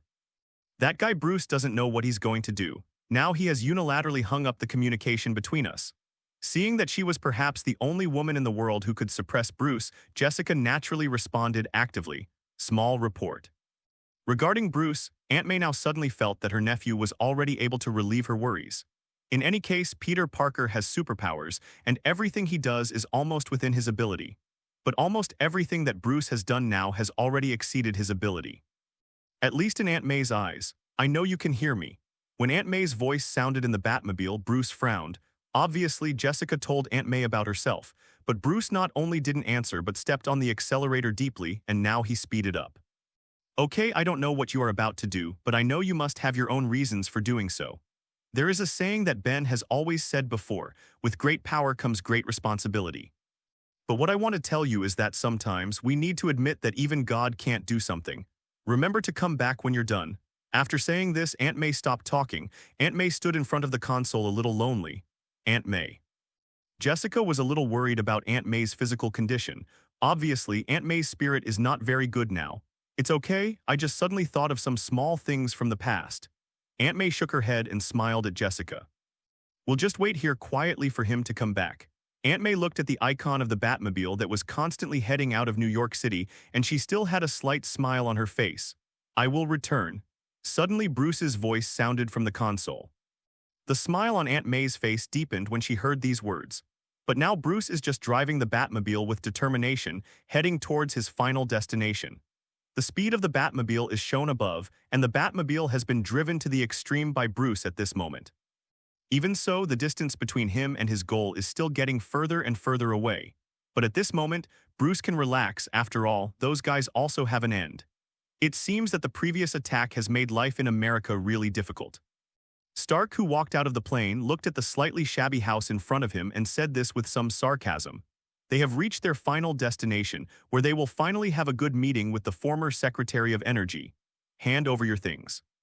Carol didn't say anything, but just motioned to the soldiers around him to step forward and put away Stark and Thor's weapons and armor. Thor and Stark naturally let the soldiers take their things away. This is what they discussed with Carol at the beginning. But even after they entered, there was no one around the president. A group of agents with firearms were aiming at Thor and Stark. I want to know, what is the purpose of you coming to me? Even though he is only the acting president, the current Minister of Energy is still very airy. He feels that the two guys in front of him definitely have some demands to meet him in such a hurry. I know, President, you should have a headache about the city right now, but I have a plan that might be able to solve the city. Stark put his hands in his pockets and spoke to the president with a face full of indifference. Are you asking for permission? Let me approve your actions. The current president is still a staunch supporter of the Cold Winter Project. He still has little trust in superheroes. The only things he can trust are the agents and soldiers in his hands and the weapons that he can hold in his hands. We're not asking for permission, we're just asking for help. There's a difference. With your help, this plan will get better. Stark refuted the president's statement slowly. Thor is much more direct than Stark. Whether you help us or not, we will crush that slug into minced meat. Thor still remembered that guy commanding the Son of Tomorrow to completely destroy his Asgard, slaughtered his people. Thor will never forget all that and the hatred that guy gave him. The president just looked at the two guys in front of him blankly. He didn't take a stand, and he really wanted to hear how Stark planned to fight the city. If you don't mind, I think I can tell you about my own plan. Stark naturally walked to the president's desk. But I think you should revoke the arrest warrant for the Ultimate Alliance. Stark said this to the president before he started talking about his plan. The president waved his hand and signaled an agent to go down and inform other departments to call off the pursuit of the Ultimate Alliance. But meanwhile, Bruce had arrived at what is now the temporary presidential residence. He saw too many things along the way. So much so that Bruce can only focus on the road ahead of him, trying not to let himself be distracted by other things. But now he didn't act rashly, he just controlled the Batmobile and watched from a distance. The tracker on Carol not only reports the location to Bruce, but also has the ability to monitor. At this moment, Stark has begun to talk to the president about his seemingly rigorous plan. As for Stark saying that the brain tumor in his brain is self-aware, Bruce has no doubts. Having seen so many guys with superpowers, a self-aware brain tumor is no longer a big deal. But whether it is Stark's plan or the meaning of the President of the United States. Obviously, it can only continue under the premise of peace talks with the city. They can wait, but those who are still in chaos, can they wait? Even during the period of their implementation of the plan, there are countless people who cannot see the sun of tomorrow because of the chaos. Bruce didn't continue to stop. He pushed the Batmobile to extreme speed in an instant with one kick of the accelerator. When the guard at the door spotted the Batmobile, it was too late to report it. The Batmobile crashes directly into the president's mansion, and the bat on the car may have been flying with the help of the ejection seat the moment it broke in. The dark bat shadow hangs over the faces of everyone in the Oval Office. Bang, crash. The sound of breaking glass echoed in the president's office, and everyone was frightened by this sudden scene. Even Stark and Thor had never imagined that a guy could appear in front of them in this way. The surrounding agents reacted very quickly. In an instant, they looked at Bruce and raised the gun in his hand. But no one dared to shoot Bruce. Because their current president has a batarang pressed against his neck. If there is any misunderstanding between us, I think we should have a good talk. The president showed extraordinary concentration at this time. However, in the political arena of the United States, this kind of concentration is necessary. Otherwise, how could he reach the position of Minister of Energy, even though he has no sense of presence in the cabinet? What do you want to do? Carol couldn't imagine why the bat could follow them until now. When are you going to solve so much chaos? Bruce had already jumped off the desk in front of the president when he said this, but the hand on the president's neck never moved easily. I think you should be clear that there are some places we have to give up, and those places are no longer something we can handle well. The president never thought that the bat in front of him would put the blade on his chest because of this kind of problem. Neck. But now in the place under your governance you haven't done it yet. You should understand that we don't have enough manpower. The president spread his hands to show his indifference to the world, or it could be said to be completely bad. But you have the troops to hunt down the ultimate alliance. You have the troops to hunt down those superheroes. Now tell me you don't have the manpower to quell other chaos. Bruce's tone can be heard even after the voice has been changed by the voice changer, the anger in it. Thomas in his head said nothing. He knew this was still too much for Bruce to accept. Why didn't he accept the cyborg's invitation before? Because he was very clear about his ability and couldn't save the world, as they said. It took all his energy to manage a city of Gotham well. Although the current Bruce looks no different from them, in fact there is still a gap between them. At least Bruce hasn't experienced so many life and death. I have never seen anything that I was completely powerless to do. He is in Bruce's mind, although he has no way to understand what Bruce is thinking, but he can perceive Bruce's emotions. All the child's emotions were completely suppressed by reason, but often this kind of emotional suppression will usher in an extremely fierce rebound. But this is also a good thing for Thomas. At least what he saw was not a complete bat, but a child with his own mood swings. If Thomas is worried about Bruce's mental state, then the Red Death is extremely happy now. He wanted to see the bat's spirit break, and he wanted to see Bruce let go completely, so much so that he let himself out of this damn cage.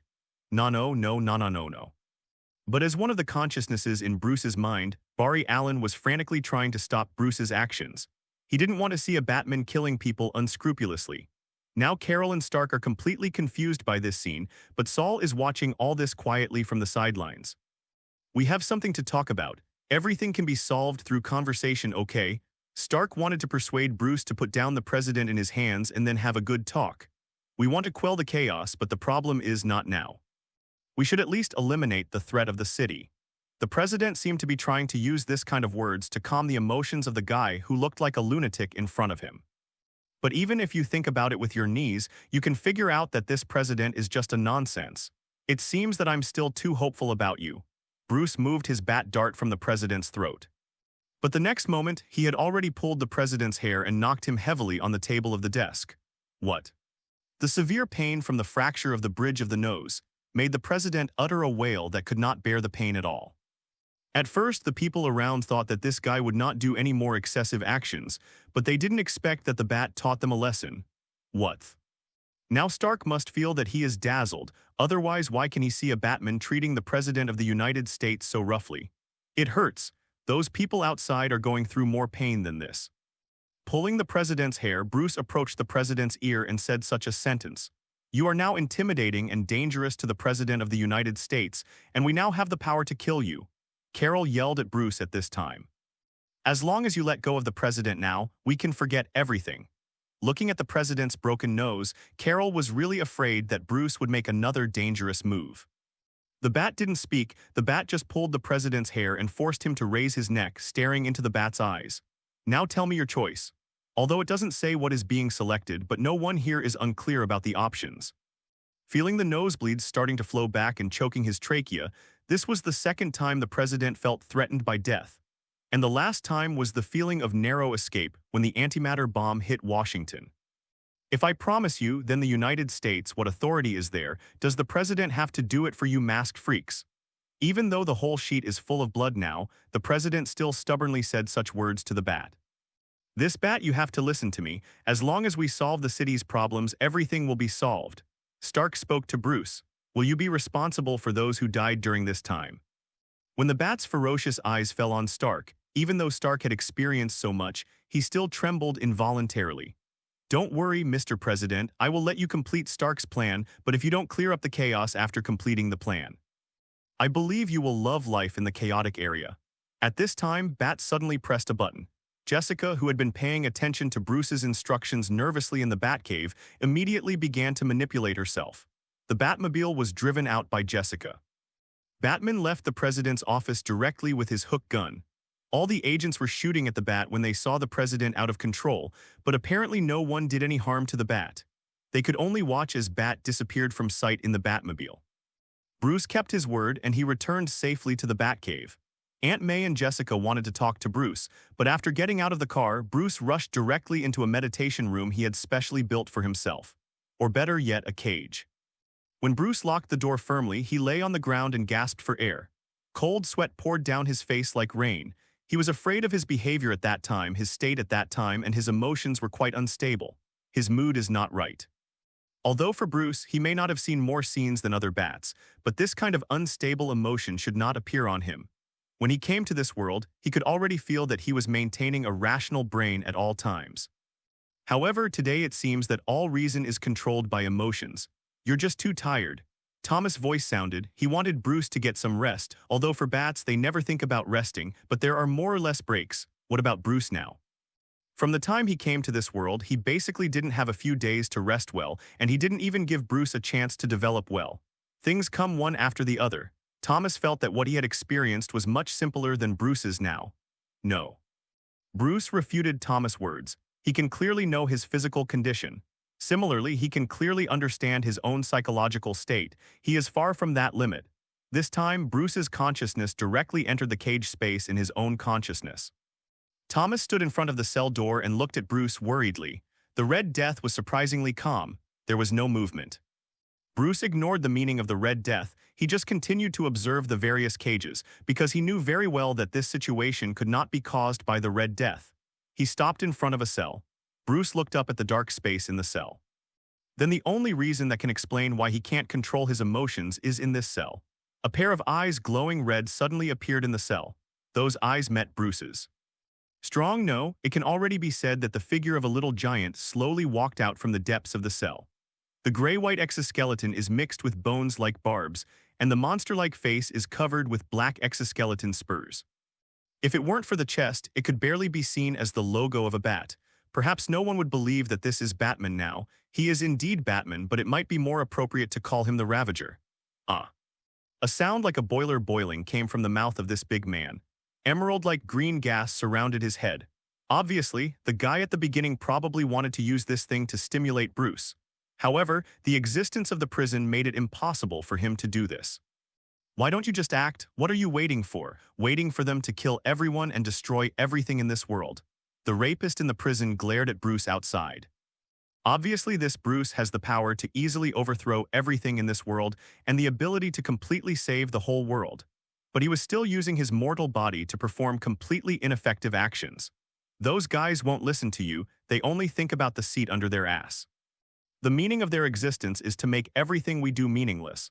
When the Ravager spoke, his figure slowly retracted.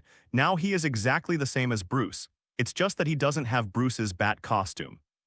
Kill them and you will be able to have a brand new world, a world without any evil. At this time, the Red Death also spoke. Everything will go the way you want it to go. Bruce didn't speak yet, he just calmly looked at the rapist in front of him. Why you won't continue a mission that you can never truly complete, will you? The Destroyer sneered at Bruce for still having such an idea in his mind.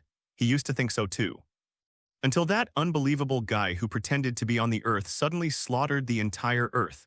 He understood that all his ideas were wrong. What Batman should really do is nip all threats in the bud. Don't give them a chance to do evil. At least if he did that, his world wouldn't be in ruins in the end, and he is the only living person. They will, Bruce spoke, but that doesn't answer the Ravager's current question. Instead, he answered what the Tormentor said before. What? Devastator knew what Bruce meant, but he just wanted to know if Bruce would actually believe those idiots. They will. Bruce's eyes were filled with determination. I can go and talk to him once, then I can talk to him twice. But back then, everything wouldn't be the way it is now. When Bruce said these words, the Destroyer no longer maintained his human form and once again transformed into the person who killed the Superman of his own world. A heavy fist hit the prison door. However, nothing happened. The prison door was still as stable as before without any deformation. The Ravager did not give up. The red light in his eyes turned into laser and struck the prison door. But everything is just in vain. The thermal vision that can tear apart everything didn't even turn the current prison door red. Bruce didn't look at the Ravager anymore, turned around and walked outside.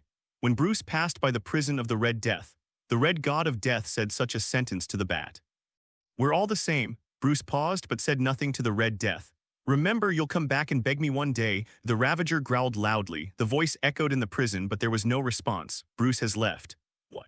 Only the sound of the Ravager roaring wildly remained. Outside the thinking world, Aunt May was gently knocking on the door of Bruce's prison. Bruce, Bruce. Aunt May was a little worried. She had no way of knowing what Bruce had gone through. But locking yourself up as soon as you come back is definitely not a good thing. Just like her nephew, he would never tell her if something dangerous was about to happen. The problem is, she can always see it on TV. That's when things tend to get even more worrying. Child, don't be afraid. No matter what happens, we will get through it. Aunt May did not knock on the door again, but spoke softly inside. She believed Bruce could hear her own voice. It will all pass. I'll be here with you. Aunt May's voice gradually died down. Bruce knew she wasn't leaving. Bruce in prison had already broken away from his own struggling state. He sat cross-legged on the ground, adjusting his emotions. He needed to be in the right mood to go out and meet them. Aunt May, open the door for me. Bruce's voice finally came out of the prison. Aunt May, who was sitting at the door, stood up immediately. For Aunt May, Bruce had already told her about every facility in the Batcave. Naturally, including the prison where Bruce locked himself up. Although Bruce told Aunt May at the beginning, this prison may hold some super criminals in the future. But now it looks more like a cage Bruce prepared for himself. Aunt May, who opened the door, saw Bruce, who had already taken off his mask. Aunt May didn't speak, but hugged Bruce when Bruce came out. We will worry about you. Holding the current Bruce, Aunt May's uneasy heart slowly relaxed. The condition of the bats was really not good before. I know. Bruce patted Aunt May's back lightly. Jessica was watching this scene from the other side and couldn't help but be a little stunned. She didn't know what she was. She is obviously a clone of Peter Parker, but it also gives her the same memories as Peter Parker. This was quite awkward for her. Aunt May have sensed Jessica's state, so she let go of Bruce. She turned around and walked to Jessica's side. Just like she did to Bruce, she hugged the poor child directly. Bruce just watched all this quietly and then said, "So what shall we have for dinner tonight?" Bruce's words interrupted Aunt May and Jessica's embrace. This made Jessica look at Bruce a little unhappy, but Aunt May just smiled. She whispered something in Jessica's ear before speaking to Bruce. Sirloin steak, organic spinach, baked potatoes. Aunt May said and left here, but because of someone's problem, it may take some time for us to eat them. At this time, Jessica looked at Bruce with a smile. So what did she say? Bruce turned to look at Jessica. Say someone is like a child, sharing without understanding anything. After Jessica said this, she had already walked in the direction where Aunt May left before. Although she really wanted to see Bruce's expression, it was best not to do so right now. And she felt that the current Bruce might still have that serious face raised. What she thought was indeed correct, there was no expression on Bruce's face. Now Bruce just came to an empty seat next to the Batmobile. That's where he left Batwing. And there is still the approximate skeleton of the Batwing here, but recently there is not much time for Bruce to get it done. Perhaps the next thing really needs the help of Batwing. The Batmobile is still a little cramped when faced with some situations. After staring here for a while, Bruce turned and walked towards his changing room. He needs clothes for work, not for this kind of thing in his current armor. The Batcave began to get busy, but the current presidential residence, the president whose nose was broken by Bruce, stared at the agents in front of him with a gloomy expression. "So you tell me you don't have any plans for that bloody masked freak, Mr. President was obviously very angry with the agents. "Sir, we have lost control of most of the states now, and Aegis was completely controlled by the previous president in the Winter Project." Carol also wanted to do what the president said, but the fact now is they have nothing to do with Bruce. The president wanted to say something, but Stark on the side was getting impatient. "I think that your nose may not be as nervous as the city's problems. What we have to do now is to solve the city's problems." Although Stark's tone of voice was not very good, he was telling the truth. The existence of the city has long surpassed the injury problem of the current president of the United States. And I think you'd better listen to that Bat. If he can find you once, he can find you a second time. When Stark spoke, he couldn't help admiring the Bat. After all, even when he had his own armor, Stark couldn't imagine breaking the president's nose directly, inexplicably a little emotional. Listening to Stark's words, the current Mr. President finally calmed down a bit. The fact that Bruce broke the bridge of his nose made him unable to think calmly before. Especially when Stark said that the guy might come again a second time, Mr. President couldn't help trembling. He didn't want to experience this kind of pain again. Moreover, the current presidential palace can be said to be heavily guarded. The shadow of the city's attack has not yet dissipated from their hearts, so how could they not have strict guarantees for their own safety? Even so, the Bat rushed in and beat up the president. "I understand." Waving his hand, the president motioned to the agent who was trying to stop the bleeding to stop for a moment. "How confident are you with this plan?" The president now doesn't want to put his life and wealth on a plan that has a low success rate. 100%. Stark never thought his plan would go wrong. You know, he's Tony Stark, the smartest guy on the planet. Even Reed, who now single-handedly built the city in Stark's eyes, just took advantage of a 1,000-year evolution. He's still the smartest guy on the planet. Therefore, there is absolutely no possibility of any problems with his plan. The president looked at Stark in front of him, knowing that nothing in this world is perfect. Even gender is the same. Besides, did you say that the security measures in your mansion are safe? Thinking of this, the president always felt that the bridge of his nose started to tingle again. "Okay, I see. I will discuss a truce with the city." As he spoke, Mr. President probably didn't want to stay in this ruined place any longer. He had already stood up, ready to see what was going on with the bridge of his nose. The secret agent who had stopped the president's bleeding before hurriedly followed. Carol originally wanted to follow the president, but was stopped by Stark. But Stark didn't say anything, he just stroked his chin and looked at Carol now. After waiting for the president to leave completely, Stark smiled and took Carol's shoulder. Carol originally wanted to let Stark let go, but Stark's next sentence made her dare not move.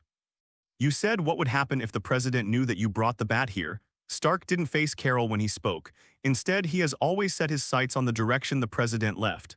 "What do you mean?" Carol didn't know what Stark meant. Almost everyone knew that Carol was the president's hawk dog, so how could she bring in a guy who might hurt the president?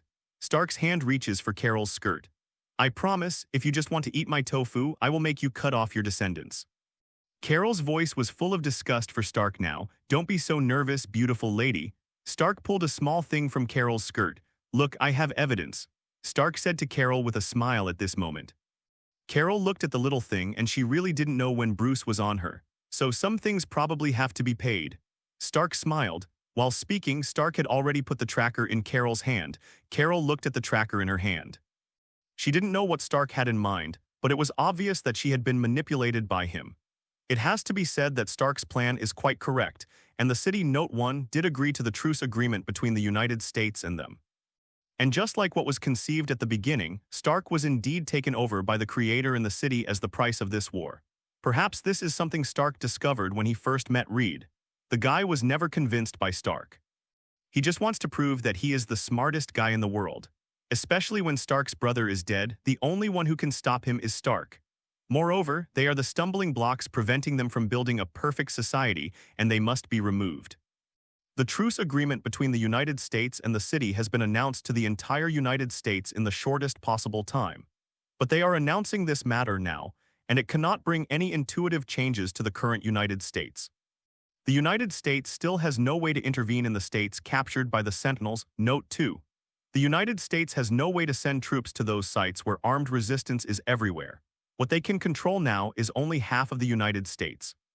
What's more, a madman rushed directly into the president's mansion and told the president to send troops to suppress the chaos. The president naturally listened to this opinion and has sent troops to suppress states that they can now control. The National Guard, which has been silent for a long time, is finally moving. When Jessica saw the National Guard on the move, she couldn't help but feel a little happy. Their abilities are simply too limited. Being able to completely stabilize New York City is considered a bat's thunderous attack. No one knows what other cities look like now.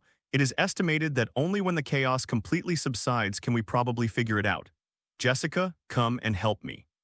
Bruce's voice came from a distance. Here we come. When Jessica heard this voice, she already knew roughly what Bruce wanted to do with her. It's nothing more than lifting something heavy. It's like using yourself as a quite qualified crane. So what do I need to do today? Looking at the batwing that could be said to have a shape in front of her, Jessica had long lost her excitement. When she first saw this thing, Jessica was almost helping Bruce with an excited mood. It would be such an exciting feeling to think that you can handle a super fighter. At that time, her mind was filled with such thoughts. But when she really started to accompany Bruce to get this thing done, this series of tasks was already too much for her to bear. Some are too boring, but watching that thing take shape slowly, it really gives people a sense of accomplishment. It's good to stabilize this. Bruce pointed to the two Gatling Vulcan cannons that he had assembled on the ground now. Looking at the gap extending from the bat wing, Jessica naturally knew what to do. The seemingly heavyweight thing was just a simple toy in Jessica's hands, and it didn't take much effort. It will end soon. Bruce began to deal with the connection between the weapon and the current fighter with a focused look. Jessica didn't care, and she didn't feel that there was anything too tiring. By the way, I have good news for you. Jessica thought of what she had seen before, so she would naturally tell Bruce the news, but she still wanted to see if Bruce would ask her, but Bruce was just dealing with the work in hand. Can't you give me some reaction? Bruce's reaction obviously made Jessica quite dissatisfied, and it didn't matter how anyone would be so calm. It's simply not the reaction that normal people would give. It's nothing more than the fact that the current American government has let its soldiers start to quell the chaos. Bruce stared at the connection between the weapon and the fuselage. His hands were quite stable and there was no shaking at all. You know, Jessica didn't remember Bruce looking at the console today. You must know that in the current Batcave, except for a small radio in Aunt May's place, only the console can see the outside news. Although now the console is almost a place that belongs exclusively to Jessica. Hearing Bruce's words, Jessica was naturally a little surprised. How do you know? Although Jessica was surprised, she still firmly controlled the weapon in her hand. Make sure there is no shaking at all. Bruce only used the maintenance skateboard to slowly leave under the wing after fixing all the connection positions. 2 days ago, you helped me leave the presidential palace. Bruce nodded to Jessica, signaling that she could let go, but now Jessica forgot to let go for a while. She didn't know what expression to use to treat this quite sensational news. So the place I drove out to that day belongs to the president. Jessica didn't finish her sentence because she had already found the answer in Bruce's eyes. She did cooperate with Bruce and stormed the president's official residence. Considering that Bruce knows the movements of the American army, it is not difficult for her to imagine what Bruce has done. Don't tell me you're going to talk to the president. Jessica swallowed. As the Bat's logistics staff recently, Jessica knows best what kind of method the Bat uses. Tortured. That can be said to be a cruel method. Even the former members of S.H.I.E.L.D. have never done such a thing, and now Bruce says he has spoken to the president. When Bruce asked her to directly control the Batmobile, she saw nothing but ruins, and there was nothing that could really tell the nature of the place. Bruce nodded. He doesn't think there is any problem in finding a president, especially a president who can be said to be picked up by mistake. According to the normal process, it is impossible for the former Minister of Energy to rise to that position in his life. So naturally, he cherishes his seat quite a lot, but it is also destined that he will let go of some things directly and choose what he thinks is more important. This also caused the president not to focus on the country first. Maybe he understands the principle that one must first settle down when fighting against the outside world, but he has no way to solve it. What Bruce can do is to try to make the current United States a little more stable. I want to know what the current president of the United States looks like. Jessica thought about the guy who had been tortured by Bruce before and was a little worried about the state of the president. No big problem, you can eat and drink. You'd better get out of there now. Seeing that Jessica didn't leave, Bruce could only speak to her. Only then did Jessica realize that she was still holding the Vulcan cannon with bat wings and quickly backed away. Only then did Bruce press the controller in his hand. The two Vulcan cannons spun immediately, but after Bruce stopped his control now, the thing regained its balance. And armor mechanisms protrude directly from both sides of the wings to contain the Vulcan cannon. Make that thing look less murderous. It seems to be just a private jet with a unique shape. Jessica also wanted to ask Bruce about the president, but the alarm in the Batcave rang. Someone has come here. Jessica didn't bother to say anything, she just dodged and jumped towards the console. But when she saw the figure that appeared here, Jessica was a little confused, because the guy who showed up here was Miles. When Bruce saw Miles' nervous look, he had some bad premonitions. Miles was quite anxious, and now he really didn't know what to do. This discovery made Miles completely panicked. He even went to Aunt May's house again to get help. But when he got there, he remembered that Aunt May's house had already been bombed, so it moved quickly in the other direction again. He can only hope that Bruce and the others are still here and have not left. At least in this way, he has a few people who can discuss this matter with him. But when they arrived at the ruined Kane Manor, there was nothing here. He was really helpless at the moment, but the next moment a figure appeared in front of him. Bruce in full armor was standing in front of him. Miles said to the current Bruce, "My uncle, he is a prowler." But Bruce didn't say anything, he just looked at Miles quietly. Walking in front of Miles, Bruce took off a small tracker from Miles. Looking at the little thing that's still running, it's clear Miles has brought a nuisance over. I don't know. Miles was a little at a loss, he never thought that he would be followed. At that time, he was completely defeated by that fact. Naturally, there is little energy to pay attention to these things, but obviously now he brought trouble here. Miles wanted to say something else, but the bat had already pulled away from Miles' side. As Bruce pulls away, Miles' spider sense triggers. He also chose to leave his original position. A purple figure fell directly. Perhaps it is due to the equipment on his body that allows him to move and strike with completely superhuman speed and strength, but now he is definitely not here for friendly exchanges. We just need to cooperate, and we can all get what we want. Although the Prowler Note 1 was speaking to Miles, his eyes were always on Bruce in the black armor. As super criminals begging for food in New York City, they naturally know what kind of superheroes have appeared in New York recently. What the hell are those guys like? But in recent times, it can be said that this bat has become completely famous among the super criminals in New York City. In one night, the entire chaotic New York was completely put into chaos. They even wiped out all the gang organizations that started the chaos, which shocked them, the super criminals at the time. Although everyone looks down on those gangsters, the super criminals are quite aware that it is completely impossible to solve them in the shortest time. Those guys are the rats of the sewer, they can't catch them all. Therefore, the bats that were in chaos all night became somewhat mysterious in their eyes. He never thought that his nephew could still find a bat. "I think you should know about our relationship, so I think you'd better get out of here, don't you?" The Prowler opened his claws. Now he doesn't want to face this overly mysterious guy, and I don't know if my nephew will help me. The best option is to get this guy out of here. The bat didn't speak, but just quietly looked at the Prowler who had put on his fighting stance. The Prowler didn't talk nonsense since they couldn't reach an agreement. Let's start the fight. Bursting out at full speed, it was already close to Bruce in an instant. But Bruce didn't seem to react at all, and the Prowler might feel that he could see the frightened expression under the bat mask in front of him. The Prowler stretched out his hand directly and wanted to hit the black tiger's heart. But before the sharp claws touched Bruce's chest, a figure jumped out. The long legs wrapped in the red battle suit kicked directly on the head of the Prowler. When sprinting, it is difficult for the Prowler to control his body to avoid that kick because of the inertia. Not to mention that now his mind is focused on the bat. He was somewhat successful, and his claws did indeed touch the bat's breastplate. But after the sparks were wiped out, some traces were left on it. The Prowler himself rolled several times on the ground and stopped when he hit the wall of Kane Manor. If it weren't for his current battle suit, which is still relatively good, this kick and this collision might have made him unable to get up. Jessica stood up straight, but there was some harmony standing beside the bat. After all, a blood-red battle suit combined with a bat's dark outfit doesn't look like a superhero no matter what. At least if you only look at the color scheme, the Prowler may be more suitable than the two of them. The Prowler didn't think that superheroes would shake people. Logically speaking, shouldn't shaking people be their patent? Glancing at Miles, who was obviously a little tangled, the Prowler gritted his teeth and prepared to take out his own smoke bombs to get rid of the golden cicada. But he found that his smoke bombs seemed to have disappeared. Looking up at the bat, it was the only person he had been in close contact with in this short period of time. But with that speed and time, can that guy really react? Bruce was watching the Prowler's smoke bombs to see if he could figure something out. Osborn Group, Bruce frowned.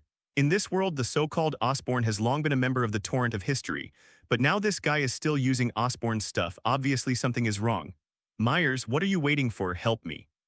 Prowler obviously knew that he had no way to solve the crisis in front of him. He could only yell at Miles now, see if this nephew of yours can get the current self out. Miles didn't know what to do. The moment he heard the Prowler shouting in his own voice, he subconsciously stopped Jessica and Bruce. Jessica wanted to say something but was stopped by Bruce. And it was this small obstacle that allowed the Prowler to seize the opportunity and disappear directly from their sight. I'm sorry. Miles knew he had done something wrong, but he was really upset now. All of this makes Miles confused now.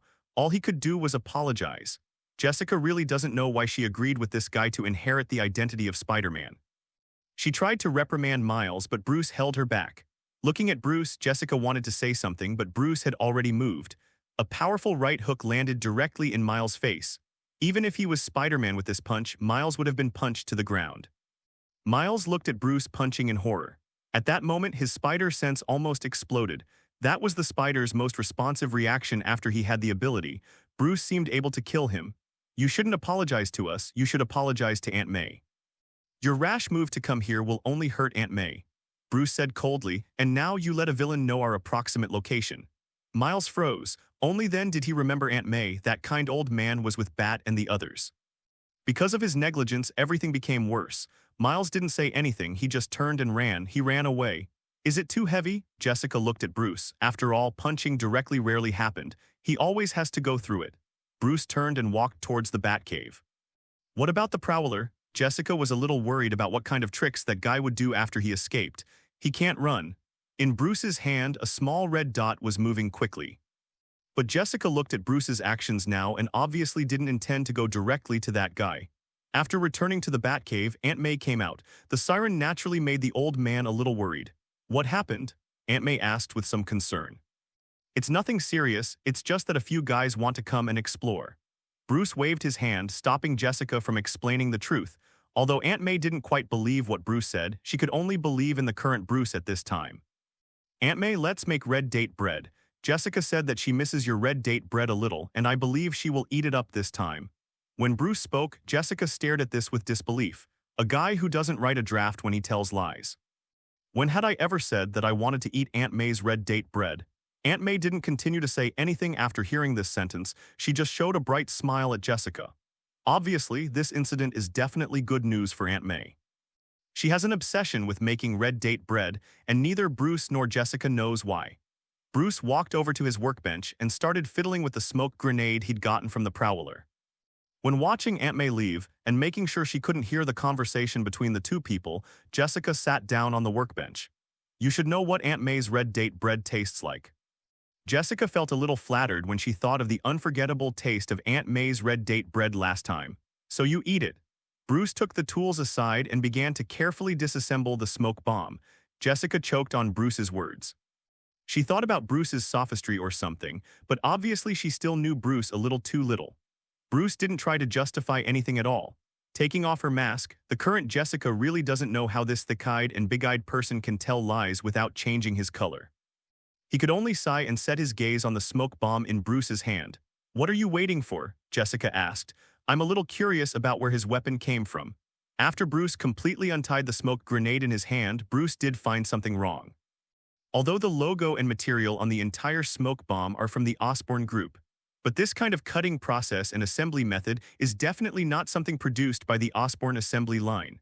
More like it was done by hand. What's so strange, even now there are still a lot of Osborn's weapons in circulation on the black market. As a former agent, Jessica is quite aware of the situation on the black market. Basically go to a black market controlled by a gang and you can find Osborne's weapons. Maybe with luck, you don't even need me to go to a safe house or something like that to get Aegis weapons, you can find them on the black market. Especially in such a chaotic situation, there should be far more weapons that can be circulated on the black market than they imagined. It is possible that Aegis weapons are already in circulation, but there shouldn't be many handmade ones.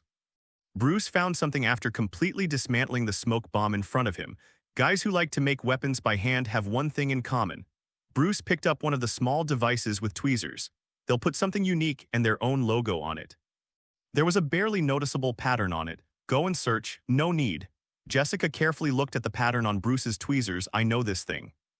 Tinker, formerly a scientist at Roxxon, was later recruited by Nick Fury, but he will also take on some work making weapons for super villains. Now he is probably handling his own affairs at the US-Mexico border. After saying this, Jessica had already seen Bruce's disapproving eyes. Obviously, there's something weird about SHIELD having a guy like that make weapons for villains. Don't look at me like that, I'm just a pawn. The specific address. Bruce withdrew his eyes and didn't intend to continue to say anything on this issue. Just like Jessica said herself, she is just a pawn, what can she do? I don't know. Jessica shook her head, her shield already falling apart. Where else can I tell them any news? Even Nick Fury himself didn't know where he went. Bruce was not discouraged. If Jessica knew this was a surprise, it would be reasonable not to know. Now I can only use a stupid method. Start to figure out where the Prowler got this thing from. In the information age, even if they have never used any high-tech ideas, they will inadvertently leave their traces. Coming to his own console, Bruce hacked directly into what is now the New York City government archives, found the Aaron Davis file. On the other side of the file, there is now the trace of Aaron Davis. At this moment, the Prowler is fleeing frantically, and he is quite aware that if he is not out of the range of those two guys, it is definitely not a good thing to meet him. But one thing made him understand clearly. That is, Miles seems to still value his relatives more important. This is undoubtedly a point that can be used in his eyes. He has even thought of a plan on how to use this emotion. But before that, he still needs a few helpers. After all, what I am facing is not only my nephew, but also two superheroes who don't know their origins at all. This must definitely be done slowly. As for the consequences, he no longer cared about anything. All he wants is his own wealth. Other things are no longer what he needs for him. When he rushed into the abandoned subway terminal in Brooklyn, looking at the graffiti belonging to Miles on the wall, he just smiled coldly. Of course, Miles had painted on it not only the little graffiti before, but also various other people's appearances. The largest portrait is a girl with short blonde hair. To be honest, he thought his nephew had good taste. If you can listen to your own words and help yourself, then it will be even better. He turned his head and walked in the other direction. He pressed his palms against the empty wall. The originally plain wall slowly opened. The guy staying inside is quite familiar to Spider-Man. Come on, guys, the Prowler's voice echoed here. My legs are going to rust. Spanish. A bald man turned around and showed his grim smile. This time we have to look at the choice of what our Spider-Man will look like. A female voice carried an unconcealable smile. We will succeed. Another voice sounded in the darkness. It seems that our classmate Prowler has stopped in his tracks. Jessica looked at the pattern on one side that had stopped in her tracks, but Bruce didn't react. He just stood up and prepared to start his own action. He had just found the information he wanted. He already knew where the Tinker was. So, are you going to take action? Jessica looked at Bruce, who had already started packing his armor. No, you're still keeping an eye on it. I'll go to the Tinker's place, and that guy is no longer at the US-Mexico border. When Bruce spoke, he was already walking towards the Batwing that was just completed today. That thing was just completed today, are you sure there is no problem? Jessica was a little worried. Even when those large companies manufactured normal aircraft, they had to test it carefully. But Bruce's Batwing doesn't have any tests right now. Everything was done by Bruce himself and then assembled. This makes this thing full of uncertainty now. Bruce didn't say anything to Jessica's doubts, but just said to Jessica, remember to keep an eye on the Prowler, he may do something big quietly. And protect Aunt May, if something happens, notice me. I know. After saying that, Jessica might have wanted to say something else when she saw Bruce controlling the platform, carrying the Batwing to slowly rise. Finally, the platform slowly closed, and the Batwing turned into a stream of light and disappeared directly into the sky. Jessica, who withdrew her gaze, couldn't help but sigh at Bruce's confidence. Dare to use something that has just been made. At this time, Aunt May also came out with her own red date bread. Where's Bruce? Aunt May was still a little disappointed when she didn't see Bruce. After all, her red date bread this time had an improved recipe. When Aunt May came out with red date bread, Jessica suddenly thought of why Bruce stayed with her. It was normal to stare at the prowler and protect Aunt May, but it was not normal for her to eat red date bread. Come over and eat the bread. I also paired it with others. It should be good. Aunt May put the bread aside, and there were indeed some thoughtful snacks on the side of the bread plate. Jessica could only stare bitterly at the place Bruce left, then turned to face Aunt May and said to Aunt May with a flowery smile, "The bread is so fragrant, I think Bruce will regret it if he doesn't eat it by then." Jessica looked at Aunt May. Now she really wanted Aunt May to break up the large piece of bread in front of her and at least leave some for Bruce. But Aunt May just shook her head. "Bruce's meat is ready, and I will bake it fresh for him when he comes back." After hearing this, although it was not the result I wanted, it seemed not bad either. Jessica's mood improved. Bruce outside was concentrating on his own business, and he already knew the location of the tinkerer, hiding in a small city in New Jersey. But as long as you drive for an hour, you can successfully enter New York City, which can be regarded as the most peaceful now. It's also a pretty good choice. I have to say, this guy is quite wise. Knowing that something might go wrong in New York, but also ensuring that I will not be too far away from New York. At least it can ensure that his business will not be easily interrupted. After hovering the bat wing, Bruce directly chose to land from high altitude. With his cape, he doesn't need a parachute at all. He deftly landed not far from the tinker's house. The guy's fighting power was indeed not particularly strong, but the things in his hands made Bruce a little afraid. Because there is no way to determine whether that guy has any deadly firepower in his hands, Bruce didn't rush straight into the tinker's house because there was absolutely no heat source in the house under his scan. This is not right. Bruce instinctively felt that something was wrong and he didn't care about anything else. He kicked the door and entered the tinker's house. There are obviously traces of someone living in the home, but the living person no longer knows where. A smell like ammonia gas floated over. Bruce closed his mask immediately. The mask is not only bulletproof, but also can protect Bruce from the poisonous gas to the greatest extent. But for this taste, Bruce probably knows what it is. Following the direction of the source of the smell, Bruce came straight to a wall. Bruce just took out a small device and placed it on the wall, and the originally tight wall opened by itself. A room like an arsenal was revealed, as well as a corpse that had already taken on the appearance of a giant. The obvious gunshot marks on his forehead are really too conspicuous, but he can still recognize this guy from his features, which is Bruce's goal this time: Tinker. Bruce frowned and withdrew from here and called the police in the town where the tinkerer was located, telling them that after someone died, he had already controlled the Batwing to reload himself. The tinker is dead. According to the current weather, he should have been dead for about 3 days. Bruce communicated with Jessica as soon as he returned to the Batwing. Although Jessica was eating red date bread with Aunt May and watching the current soap operas in New York City on the console, she was still paying attention to the communication and the problem of the prowler. Hearing Bruce's words, Jessica put down the bread in her hands in a panic for fear that Bruce now knew what she was doing. But think about it, isn't it Bruce's doing to eat bread by himself? Naturally, he is magnanimous. But when she heard the news that the tinker was dead, Jessica also frowned. The person who killed him was probably the prowler. Bruce was able to identify the guy who killed the tinker by comparing the approximate location where the prowler appeared before and the time he went out to carry out his own activities. It's just that Bruce didn't know why he killed the tinker.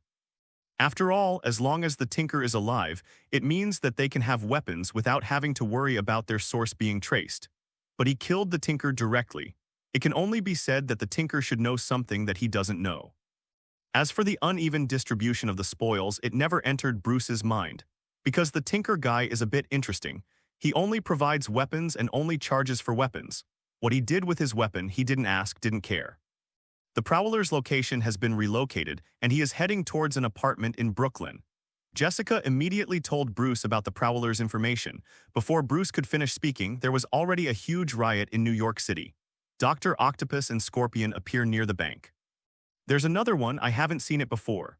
Although she said so, Jessica looked at the guy's appearance. No matter how she looked familiar. The things attached to his body seemed to be somewhat similar to the things that were once contained by Aegis for research. Is the place where the prowler went to be Miles' home?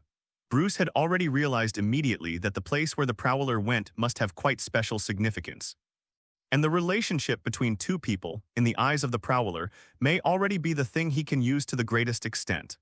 All he had to do was to turn the little black spider's worst fear into reality. Yes, he will be able to reach Miles' home in a few minutes. Jessica's hand quickly operated on the operating table and quickly gathered the path of the Prowler. Do I need to notify Miles? Jessica's proposal was directly rejected by Bruce. What is Miles doing now? Bruce was already hovering over New York City. He's heading in the direction of the bank. If you need me to stop him, I'm a little confident. Now Jessica has hacked into Miles' cell phone through the console. As long as Bruce nods, she can talk to Miles. Let him go and tell me the location of Miles' home and the location of his parents. Bruce directly rejected Jessica's words. Bruce was quite sober at the moment, but Jessica wanted to say something but finally listened to Bruce. Send Bruce the location of Miles' home and his parents. The only good news is that because of bank problems, the current Myers father left the house and went to the robbery scene outside. At home, there is only Miles' mother. I see, I will take care of it. Bruce directly manipulated his bat wings to cut through the sky and came to the sky above Myers' house in the shortest time. Sometimes flying is faster than running on the ground. Before the Prowler arrived at the block, Bruce was already waiting there. The searchlight directly illuminated the figure of the Prowler. The sudden searchlight surprised all the surrounding people. They didn't remember anything that required the New York police to dispatch a helicopter today, and there was no sound of helicopters. Although Miles' mother wanted to know what was happening outside, the first thing she had to do to watch the excitement in this place in America was her own safety. So Miles' mother was naturally watching what happened outside nervously in her own home, and silently prayed that there would be no major disturbances. It's better not to be like New York before. It's just that the current Prowler squinted his eyes and looked up at the sky. Where is the police helicopter? It is obviously an aircraft with a strange shape. If he had seen such a strangely shaped aircraft, his first choice would be to run away. No one knew if it was some guy from SHIELD who came directly, but now he won't choose that way. Especially when you see your target appearing, you will not turn around and leave. He tightened the accelerator and headed straight for his target. Bruce was not surprised at all by Prowler's current choice. He directly hovered the Batwing and rushed out of the cockpit. Relying on the speed of the fall and the strength of his armor, Bruce greeted the Prowler directly. Bruce's direct hit the now Prowler straight off his motorcycle. A beautiful turn made Bruce stabilize his figure now. Lightly fell to the ground. Bruce looked at the Prowler, who was a little confused after being hit by him, and had to admit that it was no wonder that this kind of guy could be Spider-Man's enemy. With this kind of physical fitness, it can be said that he can kill most people in an instant. Your plan failed. Bruce's voice was low and hoarse, but these words made the Prowler, who was slowly waking up, laugh.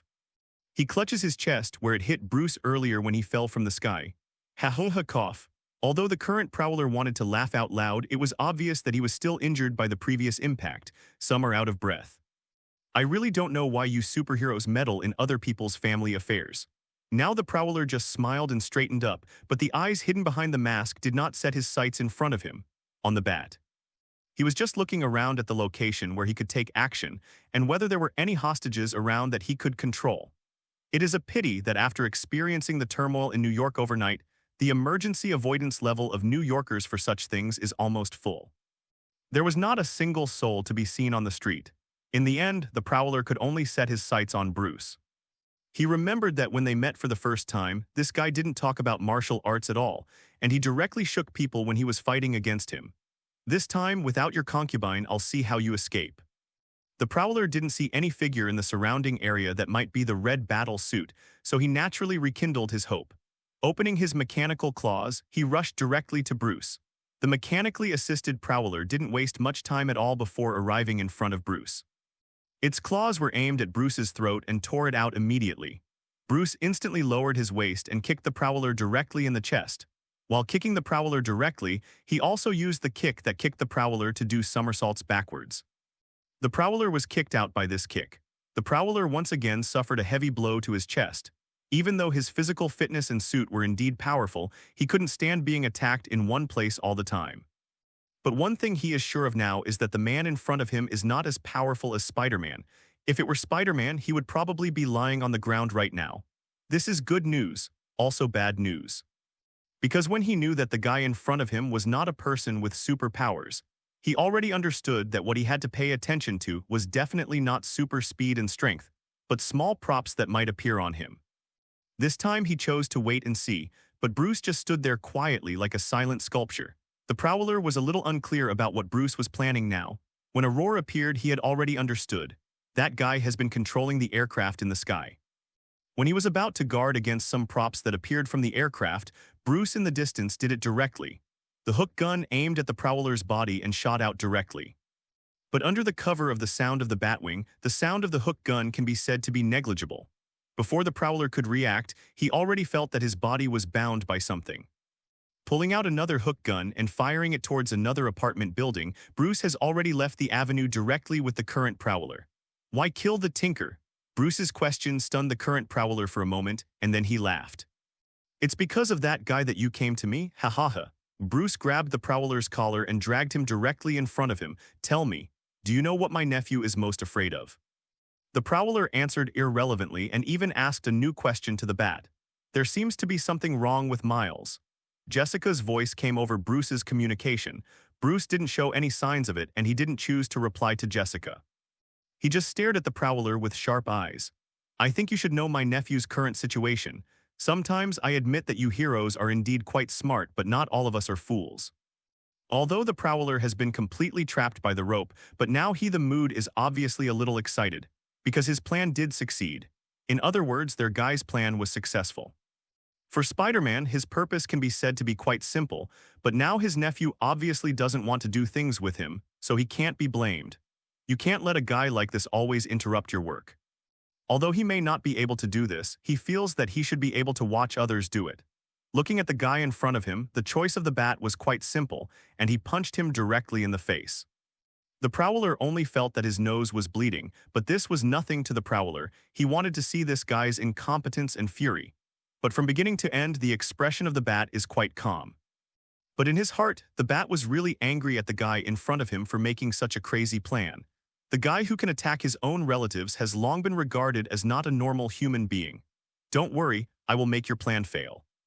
As he spoke, the Batwing had already quietly appeared above Bruce's head. But in the bank, the current little black spider is obviously in a hard fight. His battle clothes have long been damaged. In front of him was Dr. Octopus and others. It seems that it is still difficult for you to fight alone, isn't it? Dr. Octopus looked at the present Spider-Man with a smile. I think this guy is really nothing, just a kid. Spanish, the Scorpion on the other side, looked at the panting little black spider with disdain. I thought you had been sent to prison a long time ago. Little Black Spider still forced himself to speak to the two guys in front of him. But now he is still focusing part of his attention on another guy who can be said to be elusive. That guy is the most deadly guy to the Little Black Spider now. He could always feel some interest in that guy's body, as if he was interested in his body.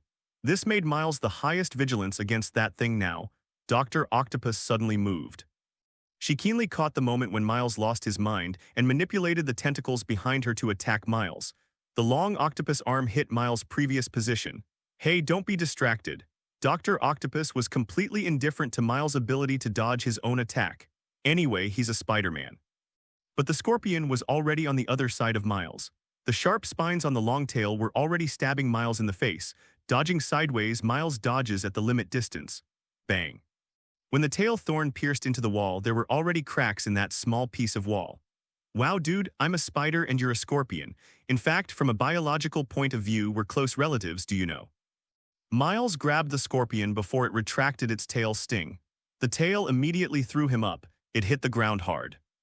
He has already transformed himself into a scorpion that is neither human nor ghost. Even if he was attacked by this kind of attack, he did not suffer any major injuries. But the appearance of a figure at this time made Miles stop his attack directly. That was the black figure that disappeared before. At this moment, he was holding a figure that was very familiar to Miles in his hand. His father, Jefferson Davis, was being tightly controlled by that guy. It seems that our Spider-Man is a little surprised by your arrival. The guy lowered his head and said to Officer Jefferson in his hand. The reason he went out before was because this guy appeared outside the scene. Although the Prowlers didn't explain everything, they were not fools. Of course, the guy with the scorpion might not be very clever. However, both Dr. Octopus and he have figured it out. Say hello to our good neighbor. The guy controlled Jefferson's hand and waved at Miles. Jefferson could only glare at the guys around him now, as well as the criminals who had already robbed the bank. It seems that our police officer is still quite conscientious. The guy's jet black combat uniform slowly flowed at this moment. He seemed to have flowing ink piercing his body. However, officer, don't you want to know who that spider opposite is? The guy leaned close to Jefferson's ear and spoke to him in an extremely curious tone. Jefferson was naturally curious about Spider-Man's identity, but at this time, he knew that he couldn't show his cowardice. Although he had always wanted to arrest Spider-Man, Spider-Man was doing the right thing anyway. Miles wanted to say something, but now that he was disturbed by this sudden incident, he didn't even realize that the Scorpion had already come behind him. When the big man jumped down, the spider sensed frantically warning Miles. Too late. When Miles was directly pressed under the feet of the Scorpion, and an indescribably ugly smile appeared on his ferocious face. Oh, it seems that our little spider is no longer a friendly neighbor. He is just a little kid. Perhaps in order to let Miles hear his sarcasm more clearly, Scorpion did not continue to use Spanish speak. Instead, use English. Miles' limbs were already tightly suppressed by the Scorpion's 4 legs. At this time, the other guy opened a big mouth, with sharp fangs lined up in it. He seemed to be silently mocking Miles, who was already under control. Dr. Octopus even used his octopus arm to come to Miles. To be honest, I also really want to see what the guy under this mask looks like. Seeing the light green octopus arm getting closer and closer to him, Miles really didn't know what he should do. His father was under control, and his identity would be directly exposed. Suddenly, a burst of light flashed through the windows of the bank lobby, but no one inside thought it was anything. At most, the current New York Police Department uses helicopters. The next moment, the window had already reflected the appearance of a bat. Bruce kicked the guy controlling Jefferson out. When this kick went down, Bruce even saw a little ripple on the guy's battle suit. There is a problem with that thing. At this moment, when Miles saw his father getting out of trouble, he exploded with all his strength and flew the guy off of him. 3 steps and 2 steps came to Jefferson's side. After seeing that his father had no major problems, he also stood by Bruce's side. It's obviously a game between us and the spider. Why did someone come here who doesn't know the so-called? The guy who was kicked out by the bat was directly stuck to the wall. It's like being Spider-Man. Jessica's voice suddenly screamed when she saw the guy sticking to the wall. I remembered, that thing is very similar to the symbiote that S.H.I.E.L.D. gathered at that time. Codename Venom. Bruce didn't say anything, he just touched his armor lightly. Even at this time, his gaze was still on the monster in front of him, chilling and sharp. It's just that Bruce now knows that the things that can be contained by S.H.I.E.L.D. definitely have something special about him. In the Batcave, the information Bruce sent back was displayed on the big screen. After seeing Bruce's message, Jessica immediately started taking action. Why did you come here to find trouble with us? We are just here for Spider-Man, and we don't want to have anything to do with you. Dr. Octopus spoke with a smile. For them, one more superhero will cause completely uncontrollable variables. And this uncontrollable variable makes them less likely to completely control Spider-Man this time. Although they know that it is useless to say such things to these heroes, at least they have to try. It doesn't take much time. I think what you are doing has something to do with me. Bruce stared at the 3 people in front of him without any thought of moving. It's naturally related to me that you commit such a crime in New York. Bruce's voice remained unchanged. Do you regard New York as yours? Dr. Octopus saw the shadow of an old friend in Bruce. Although that guy is currently in jail, he has always wanted to dominate New York from the beginning to the end. Wilson Fisk seems to have the same mentality as the man in front of him. The last person who considered New York as his own was still having a party in prison. Dr. Octopus knew that it would just be a war of words. The best way now is to play a good game. Venom and Scorpion have already found the current Spider-Man immediately. As for Bruce, Dr. Octopus controlled his tentacles and already attacked Bruce. The strength and speed of the mechanical tentacles are far beyond ordinary. Although Bruce has always focused his attention on Venom, it does not mean that he is not on guard against others. The first time Dr. Octopus attacked, he had already made his own reaction. While turning over to dodge, the batarang was shot out by Bruce. The angle was quite tricky, bending in the air and flying towards the back of Dr. Octopus. No, this little trick can't do anything. Dr. Octopus shook his head and already controlled his tentacles to interrupt the batarang. But when the tentacles touched the bat dart, it exploded directly. The powerful electric current paralyzed that tentacle immediately. The same current is also being passed to Dr. Octopus, but after a burst of electric sparks flashed across her body, there was no more to come. Obviously, for Dr. Octopus, this attack has no effect at all. I thought you would come up with some kind of electromagnetic pulse. Dr. Octopus didn't care about her tentacles that had been paralyzed by the electric current at all, because in just a few seconds, her tentacles had recovered. I think you should have added EMP protection. Bruce was not surprised. When he first saw Peter Parker's various spider suits in the spider cave, he already understood that Spider-Man could be said to have used various methods to fight against his enemies. Dr. Octopus in front of him must have tried the taste of electricity. Very smart. If you were not my enemy, I think I would have a good date with you. Dr. Octopus did not stop his attack when he spoke. Tentacles began to rain down on Bruce. Although Bruce was able to fight back while dodging it the first time, it was obvious that Dr. Octopus completely ignored Bruce's current attack. She has 4 tentacles. Just when Bruce once again avoided the attack of one of Dr. Octopus's tentacles, another attack came in front of him. Dr. Octopus grabs an ATM and throws it straight in Bruce's face. This time Bruce surrounded himself with his cloak, lowered his head, and used the strength of the cloak to resist this attack. Wow, I said that Spider-Man can also have a cloak. At this moment, Miles was a little embarrassed when facing these 2 guys, but at least he was stronger than before. This allowed him some time to observe the battle between Bruce and Dr. Octopus. This one glance gave him the defensive stance of Bruce using his cloak. Can't help talking with some excitement. Better worry about yourself, Spider-Man. Scorpion was really furious at the fact that Miles almost ignored himself. Venom's response was simple and direct. He threw out a symbiote tentacle, wrapped it around Miles' neck, and smashed Miles against the wall. There were even some cracks in the wall. I can feel its love for you and the emotion that wants to devour you. I don't know why Spider-Man seems to have always been the chosen one. Venom said to Miles, now with his mouth open, talking. While speaking, the long tongue kept stroking Miles' mask. It's like a pervert is doing something that people don't want to see. Oh, tilde, dude, to be honest, your tone is a bit heavy.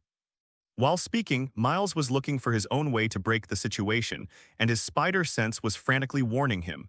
The guy in front of him really wanted to eat him directly.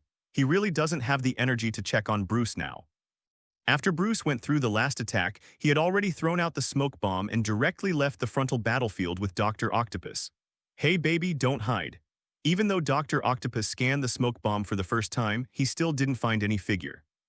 Various examples in his memory have already told Bruce that there are too many improvements that can be made to things like smoke bombs.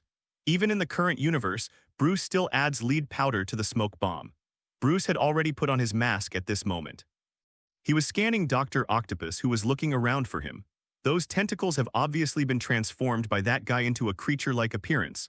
Although there are still electronic devices inside, that guy has already taken all precautions. EMP may not be useful for a while. But one thing is that there will be no change from beginning to end, even though the tentacles used by Dr. Octopus are no longer purely mechanical. But she still needs the chip implanted in her spine for supply. Moreover, in order to make himself more compatible with the chip, the current Dr. Octopus specially created a suit to make every movement of his limbs on the tentacles. Also, in order to get closer to the state of the octopus, she also performed additional neural processing on the storage position of the octopus tentacles on the back, so that she can control them to perform different operations at the same time. Hey, Bat, I found you. At this time, Dr. Octopus found the bat in the shadows and immediately rushed towards Bruce. Coincidentally, that's what Bruce wanted too.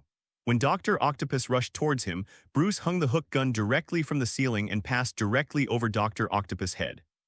After landing lightly, Bruce had already turned to look at Dr. Octopus, who had turned his direction again.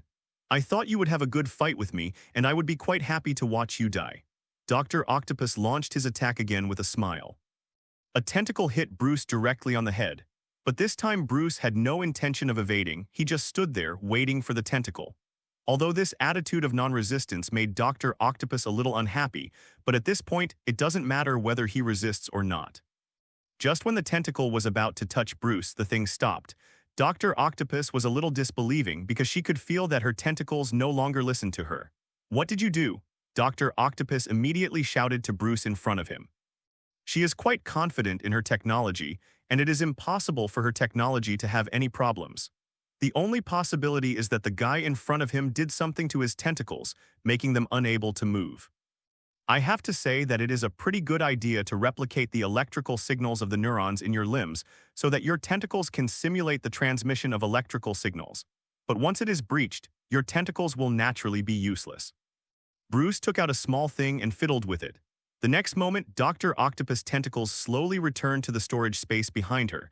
I have no intention of coming out at all. Even if Dr. Octopus wanted to do something, he couldn't do it.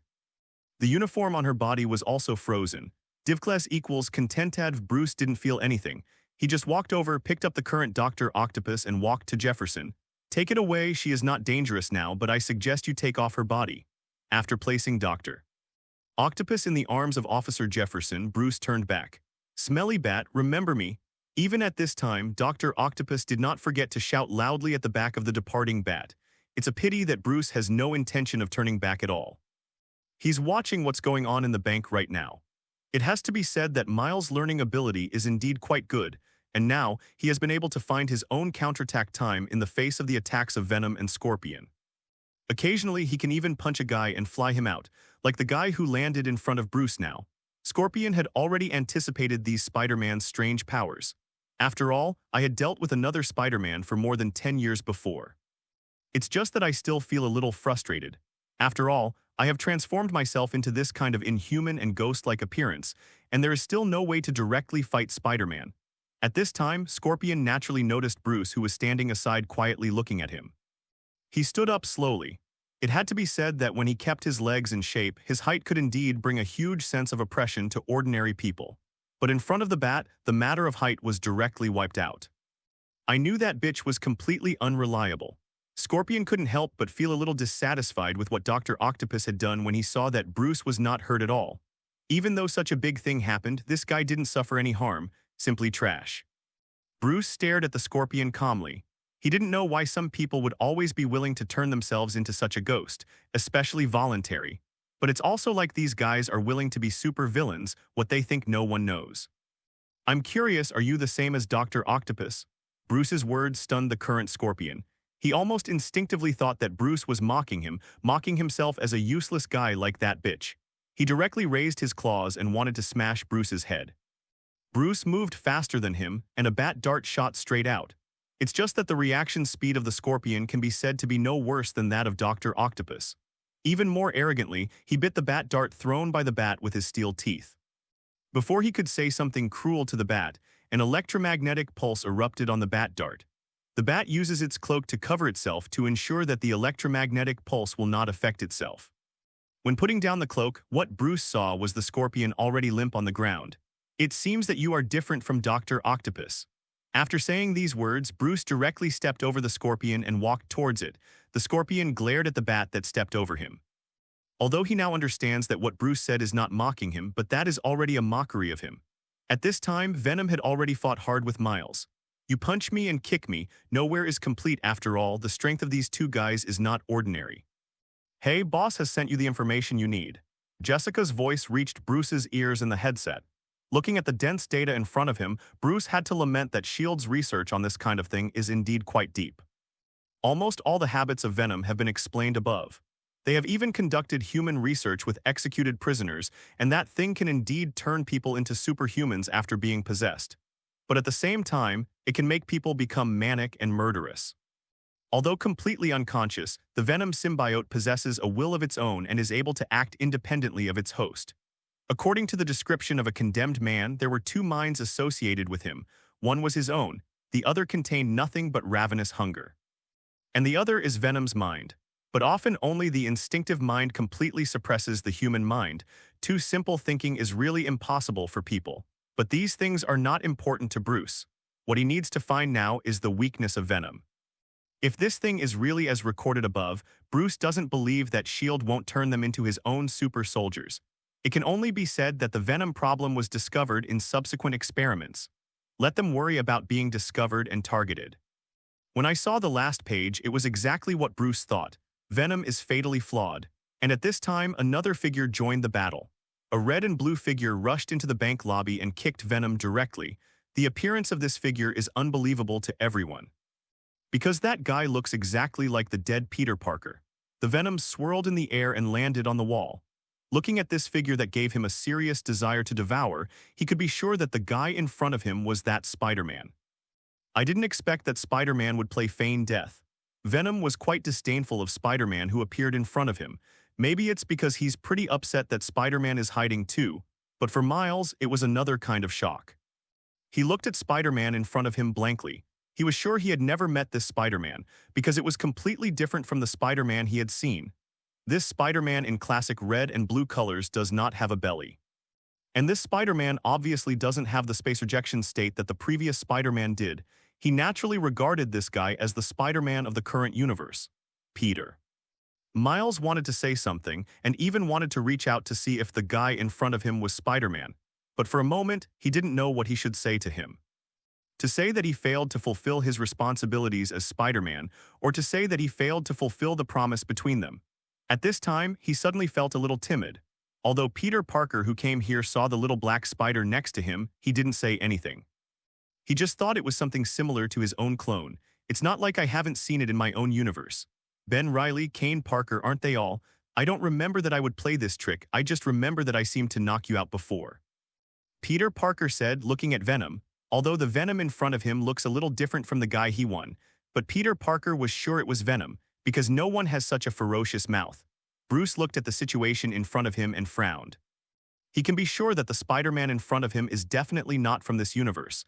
Things were getting more and more confusing. Really? Venom smiled. Peter Parker made his own attacking gesture, looking at Venom seriously. Yes, although I don't know what deal you made with the mysterious guest or who you found as your host, but rest assured, I will let you go to jail honestly. Peter Parker spoke with considerable confidence. Then I can only eat you. The Venom threw itself directly at the present Peter Parker. A pair of sharp claws made of symbionts left deep marks on the wall. If they were caught by these claws, no one would imagine what it would be like, because it must have been quite a tragic scene. When Venom attacked, Miles and Peter Parker could be said to have dodged at the same time, giving Venom no chance of succeeding at all. But Venom also knows that there may not be much benefit in fighting these two guys by himself now. But he can be said to be quite angry with his two allies. Neither of the two guys is useful. To be brought down by another guy who doesn't seem to be a superhuman. This should have been completely impossible, but it actually appeared in front of him like this. All because of that sudden guy. Venom threw his attack directly at the two Spider-Men.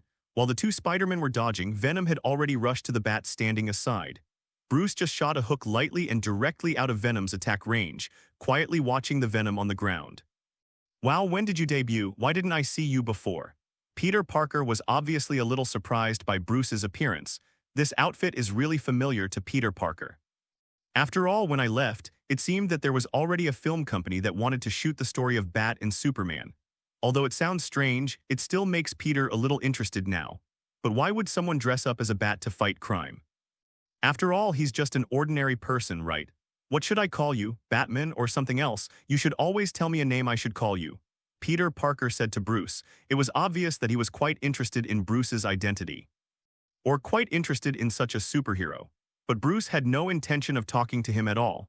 He already understood that when facing these Spider-Men, the best way to deal with it is to keep himself silent and let these Spider-Men solve themselves.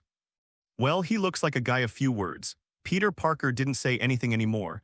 Although he really wanted to know Bruce's identity, he could do it afterwards. I still have time. So let's start dealing with this guy. Peter Parker made his own move first, shooting out the spider silk and swinging directly towards the Venom. But the more important job now is to completely subdue this guy. Obviously, you have changed your skin. Although I know that you can change this skin at will, I don't know if my method is very effective for you now. Peter Parker kicked the Venom directly, just looking for a position where you can make your plan succeed. After all, his sonic attack is in this kind of place, so he must have something to help him. As for other methods, they are obviously not possible here. Can't be distracted. Venom's recovery ability is obviously much faster than Peter Parker thought. He has recovered his ability to move and began to charge towards Peter Parker in front of him. But Miles blocked Venom's movement. Let the current Peter Parker have time to do his job well. Although I don't know if you are my clone or something, I can sense that you are my kind and you are doing the right thing. Peter Parker didn't look back at Miles, but what he said really surprised Myers. From the beginning to the end, he had countless questions that he wanted to explain to Peter Parker, let him know his situation, and let him understand that he was trying to shoulder the responsibilities that a Spider-Man should do. But in this case, he seemed to have nothing to say, because Venom has already started its own attack. Man, I think you might need to give yourself a good rest. The dark circles under your eyes are really too heavy right now, Miles said to Venom. But the Venom didn't respond. He opened his mouth wide and wanted to bite Miles' head. Wow. Immediately after Miles screamed, he was out of the range of Venom's attack. It was at this time that Peter Parker finally found a device that could release noise. Put your own gadgets into the device in front of you, and the extremely explosive heavy metal music inside has already been played through the radio in the bank lobby at this moment. But the expected situation did not happen. The venom still firmly occupied the man's body without any trace of falling off. This made Peter Parker a little puzzled. He remembered quite clearly that he used this method when he got out of the venom, but why his noise attack now has no effect on the venom? Logically speaking, the symbiote has no resistance to this attack, but the current venom is indeed immune to his noise attack. Could it be that this thing has evolved? Peter Parker was a little confused. But for Miles now, the voice from Peter Parker is definitely a kind of devastation for him. It has to be said that the heavy metal music that Peter Parker chose to restrain Venom is definitely the kind of thing that only experienced heavy metal music fans will listen to. It's just that this music to other people's ears is nothing more than howling ghosts and howling wolves. Just when Peter Parker was confused, Bruce had come to him. "That guy needs your help, go over and help, and I'll take care of the rest." Bruce had already given his instructions to Peter Parker as soon as he arrived. Although he didn't know where this bat came from, Peter Parker instinctively believed in this bat.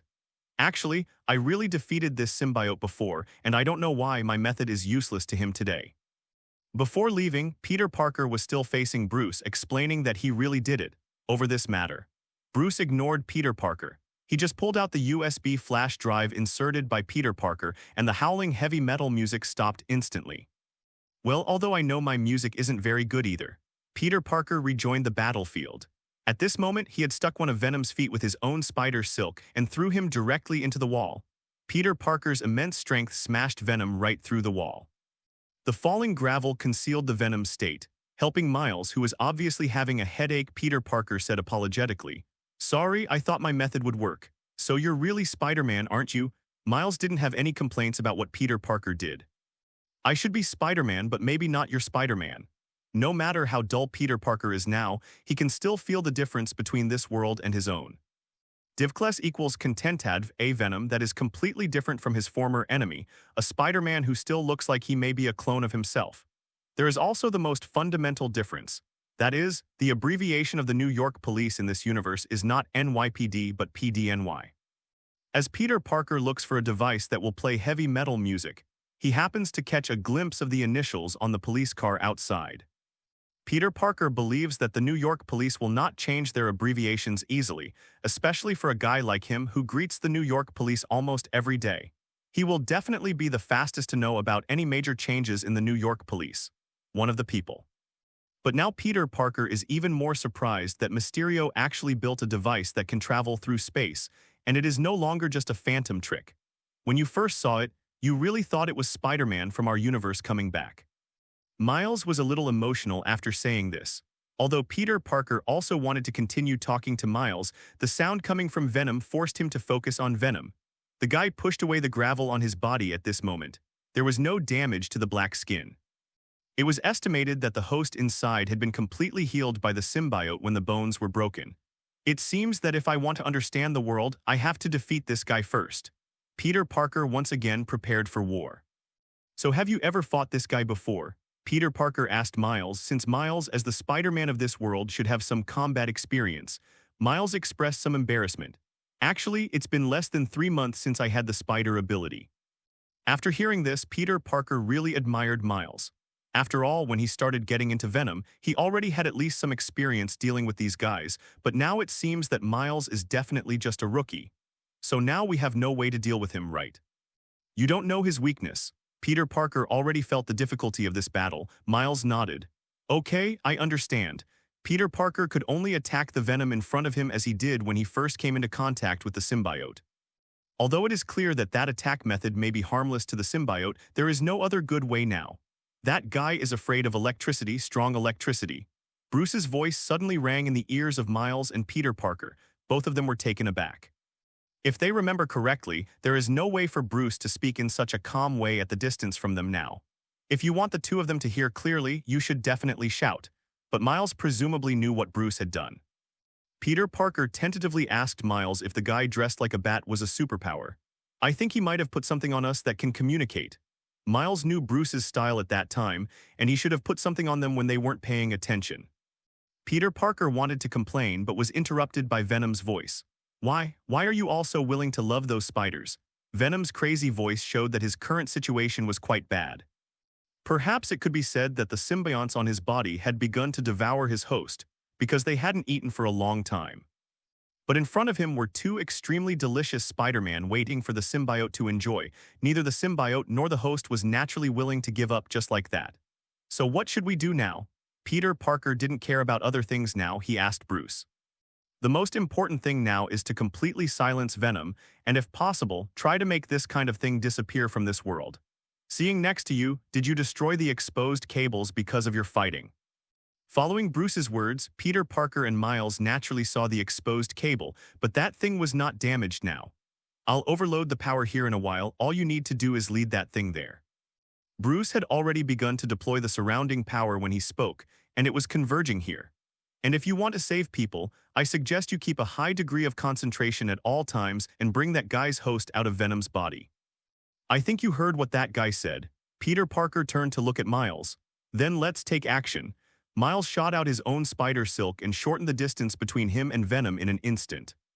A heavy kick directly hit Venom's jaw, but this attack was just a slight stagger for Venom. But that's enough for Spider-Man. Peter Parker had rushed to Miles' side in the shortest time, but his attack was not aimed at Venom's upper body, but kicked directly at Venom's calf. How could Venom be easily fell to the ground by this kind of attack? The symbiote slime it shot directly pulled itself out of the attack of the two Spider-Men. How could Spider-Man let this guy get what he wanted? Almost at the same time, he used the spider silk to keep up with the current Venom. The spider and the Venom dragged their spider silk and symbiote slime in midair and began to fight in a roundabout way. The spiders have not forgotten their original goal. They are carrying the Venom towards the exposed place of the cable. Perhaps it was because Venom had always wanted to devour the two Spider-Man in front of him, so even if he felt something was wrong, Venom still followed the Spider-Man stubbornly. When the two Spider-Men lightly crossed the exposed cables, Venom behind him just wanted to follow up, and a bat dart had already shot him. Bruce grasped the timing quite accurately, directly interrupting the Venom's action when the old power of the Venom was gone and the new power was not yet born. A strong electric current erupted from the batarang, making the Venom unable to control itself and the host's body for an instant, and fell straight down.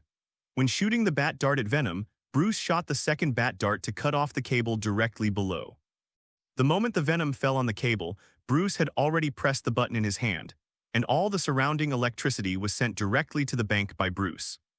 At this moment, black smoke suddenly emitted from all the electrical appliances in the bank, which was obviously directly burned through by the overloaded current.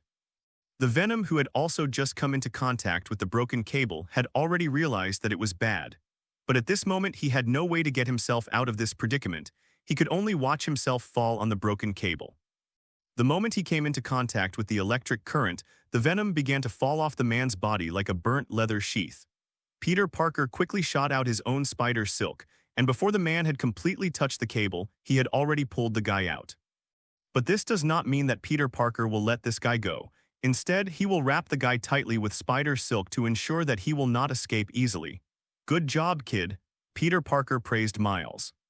Although Miles may not have been Spider-Man for a few days, his reactions and skills are already pretty good. At this time, the bat could use the hook gun to shoot the hook and slowly landed in front of the two Spider-Man. Wow, man. If I didn't know that I'm living in the real world of another universe, I really thought you came out of the comic book world. Peter Parker looked at Bruce in front of him and tapped lightly. He tapped Bruce's shoulder armor and even wanted to touch the bat logo on Bruce's chest. I think we can have a good talk next. Why are you here? Bruce slapped Peter Parker's hand away unceremoniously. You're right, Peter Parker nodded. It is true that this world is another real universe, but this is not his place and he will go back after all. A roar sounded outside. The Batwing searchlight was shooting in through the window that Bruce had smashed before. Wow. Peter Parker really couldn't control his expression when he saw Batwing. He was really not sure what kind of guy he was next to. I think you should be able to keep up with me. After saying this to Peter Parker, Bruce said to Miles, you still haven't written 2 papers tonight. Hearing this sentence, Miles was numb. He had already put this matter behind him. Miles left. He was quite aware of the importance of those 2 papers to him. If something goes wrong, then his 2 courses are likely to fail, especially Spanish. My mother would be pissed off if she found out that Miles had failed his Spanish class. He could only say hello to Peter Parker and Bruce, and finally rushed out of the bank building and disappeared into the night. It looks like he's just a child. Peter Parker mercilessly gave such an evaluation of Miles' action, but Bruce had no intention of talking to him. Let's change places. When Bruce said this, he had already used the hook gun to return to his Batwing. He's really a guy who just walks away. Peter Parker shrugged but quickly followed Bruce's lead. When he really sat on the Batwing, he was so excited that he couldn't help himself. He looked around at every spot in the Batwing, every button, but he knew very well that he couldn't move any of them. No one knows what the functions of the buttons in the Batwing are. If any of the buttons were for emergency escape, wouldn't they be ejected? Cool. Man, I really want to see the Batman v Superman movie now. Bruce just fastened his seat belt silently and didn't remind Spider-Man of anything. Controlling the Batwing, he accelerated directly and flew out. Peter Parker's adrenaline rush was soared by the huge pushback, and he loved it so much. Whoa. As Spider-Man, Peter Parker was not in a hurry or embarrassed. He just adjusted his sitting position as quickly as possible and fixed himself with a seat belt. To be honest, bro, you should tell me in advance so that I can be mentally prepared, otherwise others will be caught off guard by your sudden attack. Even at this moment, he can already sit still, his mouth didn't stop, he was chattering at Bruce. Perhaps this is the reason why Spider-Mans talk about tuberculosis. It seems that they are wearing a mask, but they are actually letting themselves go. How many days have you been in this universe? Bruce interrupted Peter Parker directly, just got here today.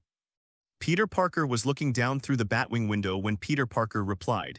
He had already seen the Kane Manor that had been completely burned down at a glance. That's your Wayne Manor, right? But why has it been burned? By the way, did you also travel through time? It's just that you should have traveled longer than me, otherwise there is no way to explain why you own such a good manor. Peter Parker had already started asking Bruce when he saw the ruins of Kane Manor. But Bruce just gave Peter Parker a look and made no other moves. When the Batwing landed slowly in the Batcave, Peter Parker jumped out as soon as the hatch was opened. You really have a Batcave. When Bruce took Peter Parker back to the Batcave, the big boy seemed quite excited. As a kid reading Batman comics, he always wondered how Batman was able to keep so many things in his cave. It is estimated that in the hearts of children who have read Batman comics, having a Batcave is definitely the happiest thing in the world. And now Peter Parker has realized his childhood dream. Although he failed to have his own Batcave, he came to a Batman's Batcave. Peter Parker. Jessica frowned, looking at the red and blue Spider-Man who appeared in the Batcave. As someone who had worked with Peter Parker for a while, Jessica certainly recognized the guy's garrulous quality.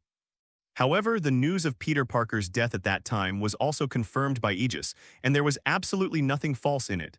But now the Peter Parker who pops up seems a little strange. Where did you find the clone? Jessica could only treat Peter Parker who appeared here as the same existence as herself, come from other universes. Bruce jumped off the plane and just said such a simple sentence, which already made Jessica a little bit from ear to ear. It's not that they haven't been to other universes, nor have they brought back things from other universes. By that time, everything will be dominated by Aegis alone. With Aegis behind him as a backer, he can naturally do a lot of things. But such a one-person time travel drama is really surprising. But think about it, didn't Wilson Fisk build a collider in the underground of Brooklyn before, trying to find people from other universes? It seems that there is an extra Peter Parker now, and it is not a problem.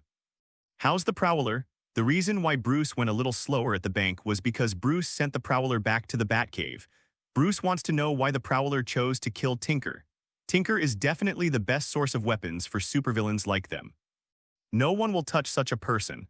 In your meditation room, you don't speak or move, and you feel like a dementia patient.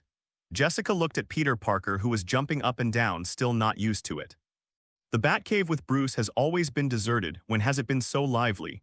Then I'll go and ask, please keep an eye on this guy first. Bruce said this and walked towards his meditation room. Jessica nodded instinctively. But when Jessica realized who Bruce was letting herself see, Jessica really felt that her head was a little big. Can anyone look at Peter Parker? Of course there is one person who can watch over Peter Parker, and this person also walked out at this moment. Peter. Although Aunt May couldn't believe that a red and blue Spider-Man appeared in front of her again, Aunt May recognized him immediately. He was Peter Parker. Hearing that familiar voice, Peter Parker felt that his ears were ringing for a moment. Otherwise, why would anyone in this world know his true identity? The person who even knew his true identity was Aunt May. But when he really turned his head to see that familiar figure, he knew that he was not hallucinating because Aunt May was really standing in front of him. In other words, there is Peter Parker in this world. Has its own parallel universe peers. You're much healthier than the last Peter I saw. In any case, Aunt May is also a person who has experienced parallel universes and naturally accepted Peter Parker's appearance here calmly. Listening to Aunt May's words, Peter didn't know what to say. And this old man should have seen himself in another universe. It seems that this universe has experienced many things. Just when Aunt May was holding Peter Parker's hand, Bruce had already come outside his meditation room. The door opened slowly, and the Prowler was sitting on the ground at the moment, closing his eyes and resting his mind. Didn't even look up to see who was in this time. I want to know why you killed the Tinker. Bruce walked in front of the Prowler, his burly body covered the meditation room and the dim light at this moment. The Prowler didn't speak, but just opened his eyes and glanced at Bruce, whose face was hidden in the darkness. Finally, he closed his eyes again. It was obvious that he didn't want to talk to Bruce, and he didn't want to tell Bruce why he wanted to kill the Tinker. Divclass equals Contentad Bat has always had its own way of dealing with such stubborn people who are unwilling to speak. Bruce lifted the Prowler by the collar and threw him directly against the solid wall beside him. The huge force even caused the chandelier hanging from the ceiling to shake slightly. But this was nothing to the Prowler. He still stubbornly kept his mouth shut. But this time Bruce walked up to him, grabbed the back of his head and smashed his face directly against the wall. Even in such a gloomy environment, you can see the blood flowing down from the wall, not to mention the Wanderer's own face. I know you think you are a tough guy, I know you think you will never speak, and you think you know all the pain in the world. At this moment, Bruce was tugging on the Prowler's collar, staring at the Prowler with his eyes. But I know pain. I know pain, so sometimes I share some with people like you. The shadow completely shrouded the Prowler's face, and at this moment he felt the fear from that darkness for the first time. What? A painful wailing echoed in the meditation room. The darkness may have been the Prowler's protective color in the past, but from now on, there will always be bats in the darkness watching him eagerly. And the darkness no longer sheltered him. When Bruce walked out of the meditation room, it was completely different from the dim lighting before. The current meditation room is full of bright lights. The bricks and tiles of this huge meditation room are reflected extremely thoroughly, and outside the meditation room, Jessica is waiting for Bruce. Shouldn't you be looking at that guy? Bruce didn't feel much surprised that Jessica appeared here. Someone has already watched him, and he is as well behaved as a baby. Jessica spread her hands, indicating that this matter was no longer within the scope of her work. How could Bruce not know who caught Peter Parker's little spider that went up to the sky? No one else in the Batcave could do it except Aunt May. Did that guy speak? Jessica was a little curious as to what happened inside to make the Prowler change from an indifferent state at the beginning to now turning on the lights inside. Yeah, Bruce nodded. During the interrogation just now, he already knew everything from the Prowler. It has to be said that Tinker is a pretty amazing guy who can make anything. So why did he kill that guy? 2 reasons.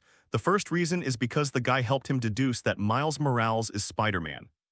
When Bruce said the first reason, Jessica couldn't dare trust your ears.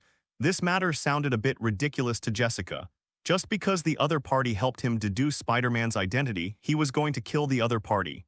Why? That guy doesn't want other people to know Spider-Man's identity, not even the slightest chance, and his goal is to turn Spider-Man into his criminal helper. If Spider-Man shows up at the door of a bank, do you think he's doing something good, or is he doing something bad? Bruce asked this question, and when Jessica was about to answer that it was a good thing, she was already stunned.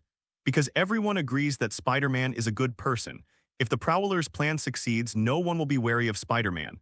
What about the second reason? When Jessica asked this question, Bruce and she had already walked to the center of the Batcave, where Peter Parker was talking with Aunt May. The second reason has to do with Peter Parker. Bruce walked up to Peter Parker. At this time, Spider-Man also stood up and looked at Bruce. Although he didn't know what he was talking about, Peter Parker instinctively felt that it might be related to his coming into this world. Prowler is one of the people who has experienced parallel universe events and has seen so many Spider-Mans. When it comes to parallel universe events, Jessica is a little confused.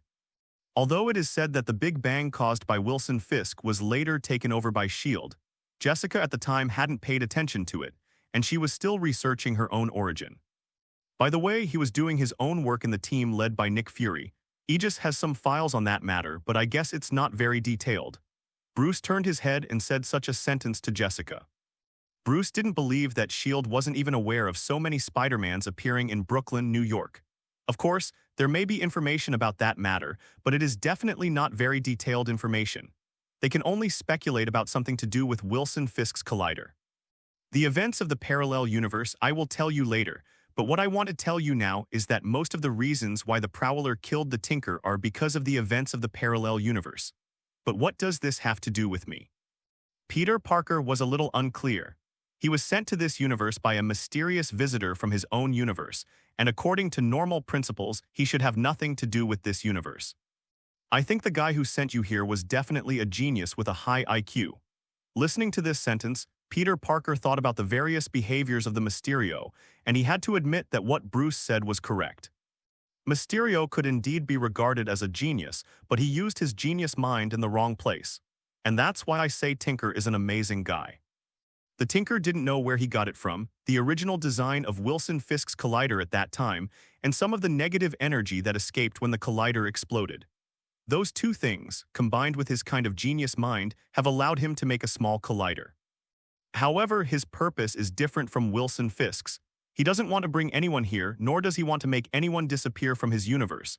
He just wants to expand his business to the entire multiverse. He's quite an enterprising guy. Hearing this, Jessica couldn't help complaining about the Tinkerer's thoughts. Another guy who wants to expand his weapons business to the entire multiverse, he is probably the only one. So just because of this extremely nonsensical reason, the Prowler killed the Tinker. Jessica really couldn't understand the brain circuit of the Prowler now. It does sound like bullshit, but the Tinker at the time was doing business with someone from another universe. Bruce set his sights on Peter Parker, mysterious guest from my universe. Peter Parker couldn't believe that the culprit who brought him here turned out to be someone from this universe.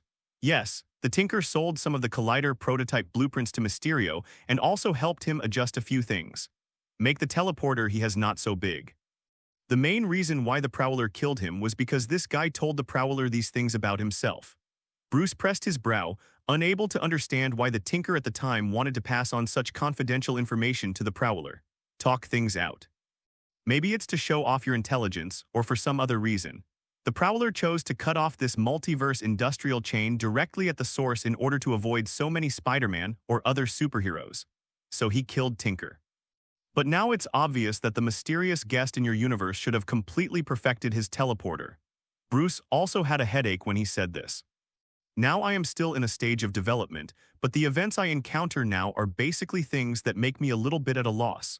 First, there were the Spider-Men of the alternate universe, and then there was chaos in America. And now Spider-Man from another universe is brought before him once again.